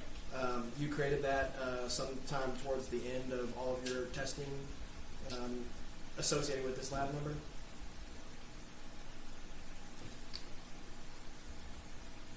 It would have been. It would have to have been after, yes, because yes, correct. Okay. We'll offer states 139.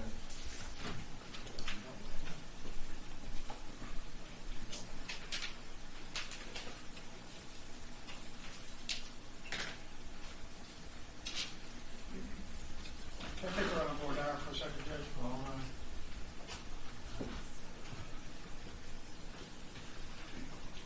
So what time frames are you talking about here in reference to this, so that we're clear? Well, this was just a summary table Of what? of my profiles that I had developed.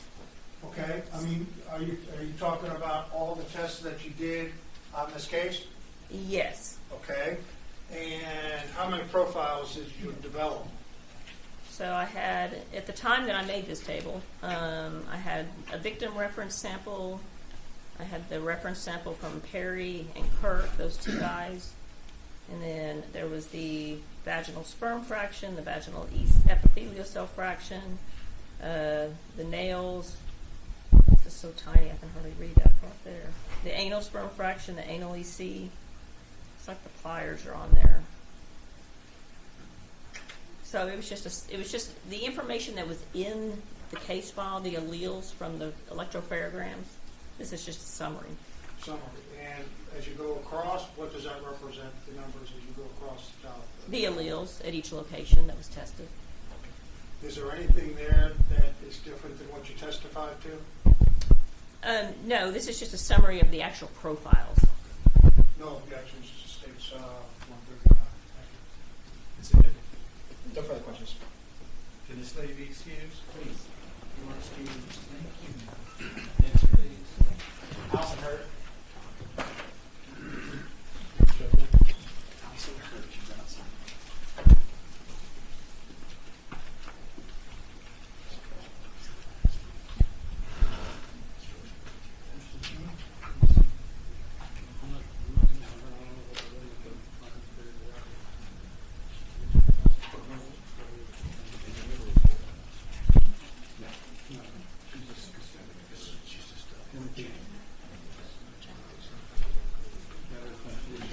Raise your right hand. You solemnly swear or affirm that the testimony that you are about to give shall be the truth, the whole truth, and nothing but the truth, so help you God. And please stand aside.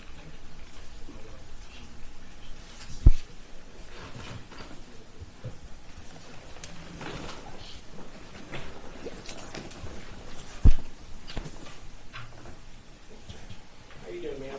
I'm doing well, thank you. Tell us who you are and what you do.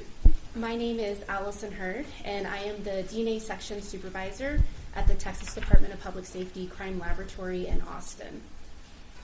And I guess for the past couple of years have Ranger Brandon Bess and myself and Mike Clare have been harassing you about various items of evidence maintained at your lab.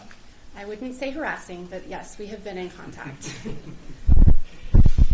And show you, Will, what I have marked as States Exhibit 109, 109A, containing States Exhibit 109. I think that's the one that you might be familiar with. States Exhibit 109. Do you recognize what this is? Yes, I do. What is that, ma'am? So this is a Ziploc bag that we use to retain collections or items that may have been retained as portions of items of evidence. So this is what we would package them in. So Cassie Carradine, who just testified, she explained to us that there's two specific samples that she had received in a submission in November of 2001, and the remaining portions were those inner packaging there. Yes, that is correct. Okay, so how were those items, let me make sure I got them.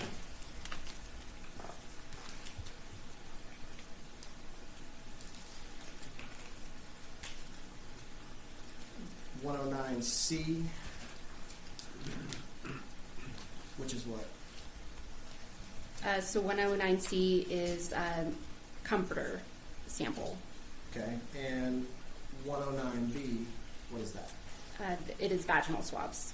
So those remaining portions of the extracts or the original samples, remaining portions of the original samples that Cassie Carradine had after she did her testing. Yes. And how are these maintained at your lab over the years? So they've been in a freezer of some sort, but a secure freezer in our section. Started out in our first laboratory, and then we did move to a different laboratory, but the entire time that they have been in our freezer. Okay. And your lab has a number of, or does your lab have a number of different measures to ensure quality control and make sure that these items are stored in a way that preserves any evidentiary value? Yes, that is correct. So tell me what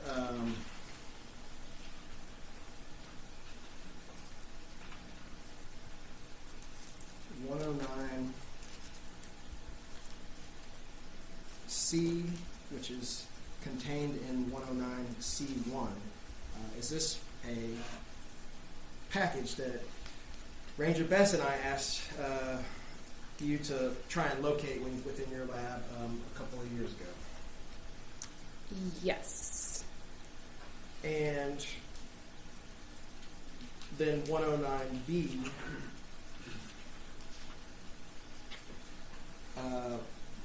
109V1, what is that? Does that contain another item that we asked you to locate in your lab a few years ago? Yes, it does. Now, what about 109V1, that packaging? Who created that? So this particular package, the plastic part of it, was created by an employee of mine. Okay. And that was after you had, or y'all had located these items, and we had asked you to prepare them for moving to a different lab. Yes, that is correct. Okay. So let's exhibit 109, containing 109B1 and its contents and 109C1 and its contents. Is this at 109 an item that you were asked to send to another lab sometime a few years back? Yes. Okay, what date was that States 109 packaged and then sent? May I refer to my notes?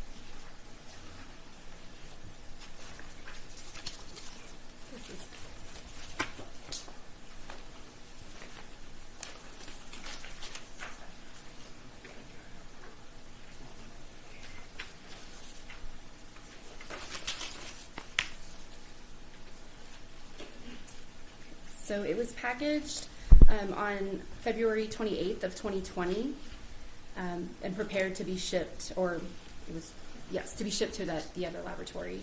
And when it left our laboratory, that was March 31st of 2020.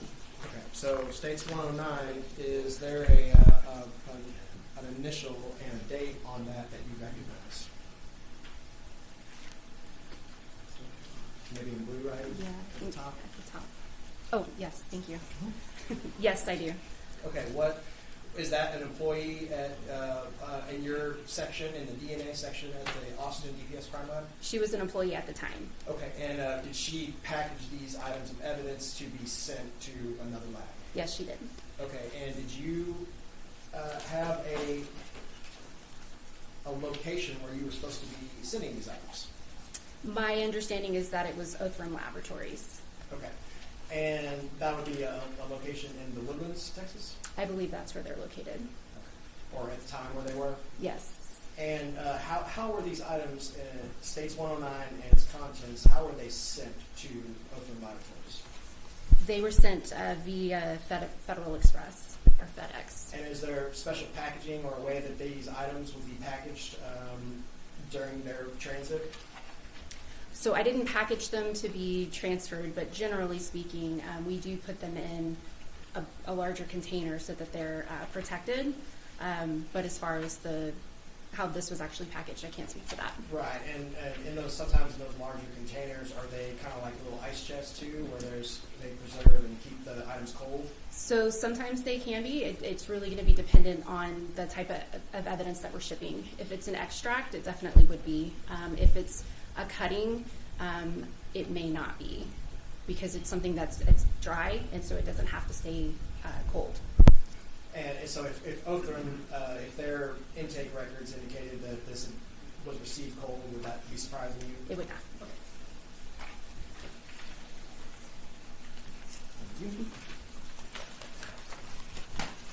And then did Ranger Bess and Mike Laird and I bother you again about a year later about another thing?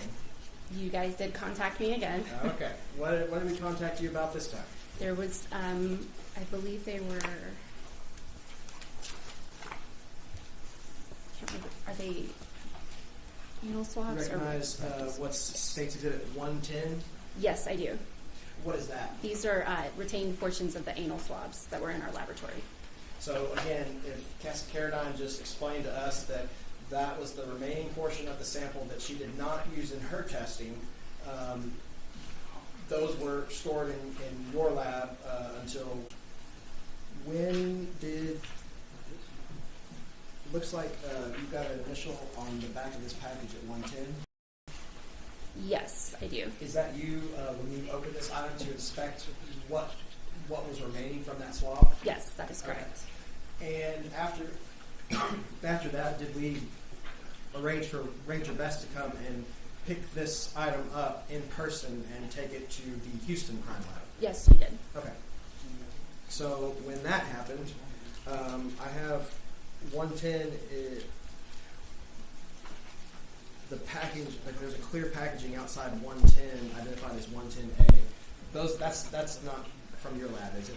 Yes, no, that is not from our lab. You recognize that initial as Tanya Dean from the Houston Crime Lab? Yes, I do. Okay. But the external packaging 110B, do you recognize this? Yes, I do. Are your initials on that? They are. And what are your initials indicating there as far as what you did to this item? It just indicates that I placed that item in here, and then I properly sealed it, and so I dated and initialed that onto the Ziploc bag, onto the seal, and then I got it prepared for transport to the other laboratory. So the remaining portion of the sample for the anal swabs, States 110, you packaged that, sealed it, and turned it over to, or your evidence preservation team turned it over to Texas Ranger Brandon Bess. Yes, our evidence coordination team did, yes. Right. Sorry. It's, And that was on, or at least your packaging was on June 15th, 2023. yes. Okay.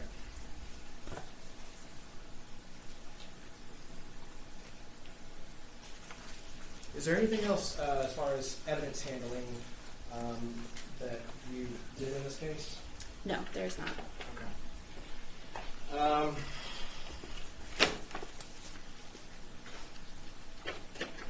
I don't think I have any other items that you've handled, but thank you for your time. We appreciate it. Ms. Smith, you have some questions? Good afternoon. Good afternoon. I'm confused a little bit. What happened to the samples? This 109, that you testified to 109, which is the comforter, 109A, which I believe may be an envelope. Oh, hey, you did take it. But there's like a 109C, a D, and a D1. What are those samples? So I don't have the case record with me, so I don't. Well, where are they from?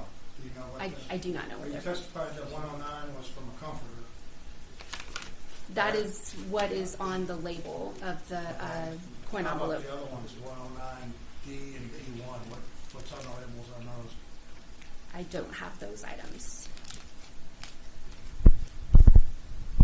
It's the So you comforter, don't, okay. and then this one What is is the. that? So That's what number is that? That's 109C1, mhm, okay? That's one V1, V1. okay? So that could have been V1 instead of D1. Yes. Okay, that's what I wanted to know. Okay. And they are all from the comforter. The V1 is the vaginal swabs, Okay, and then C1 is the comforter. okay, very good. That's what I needed clarification for.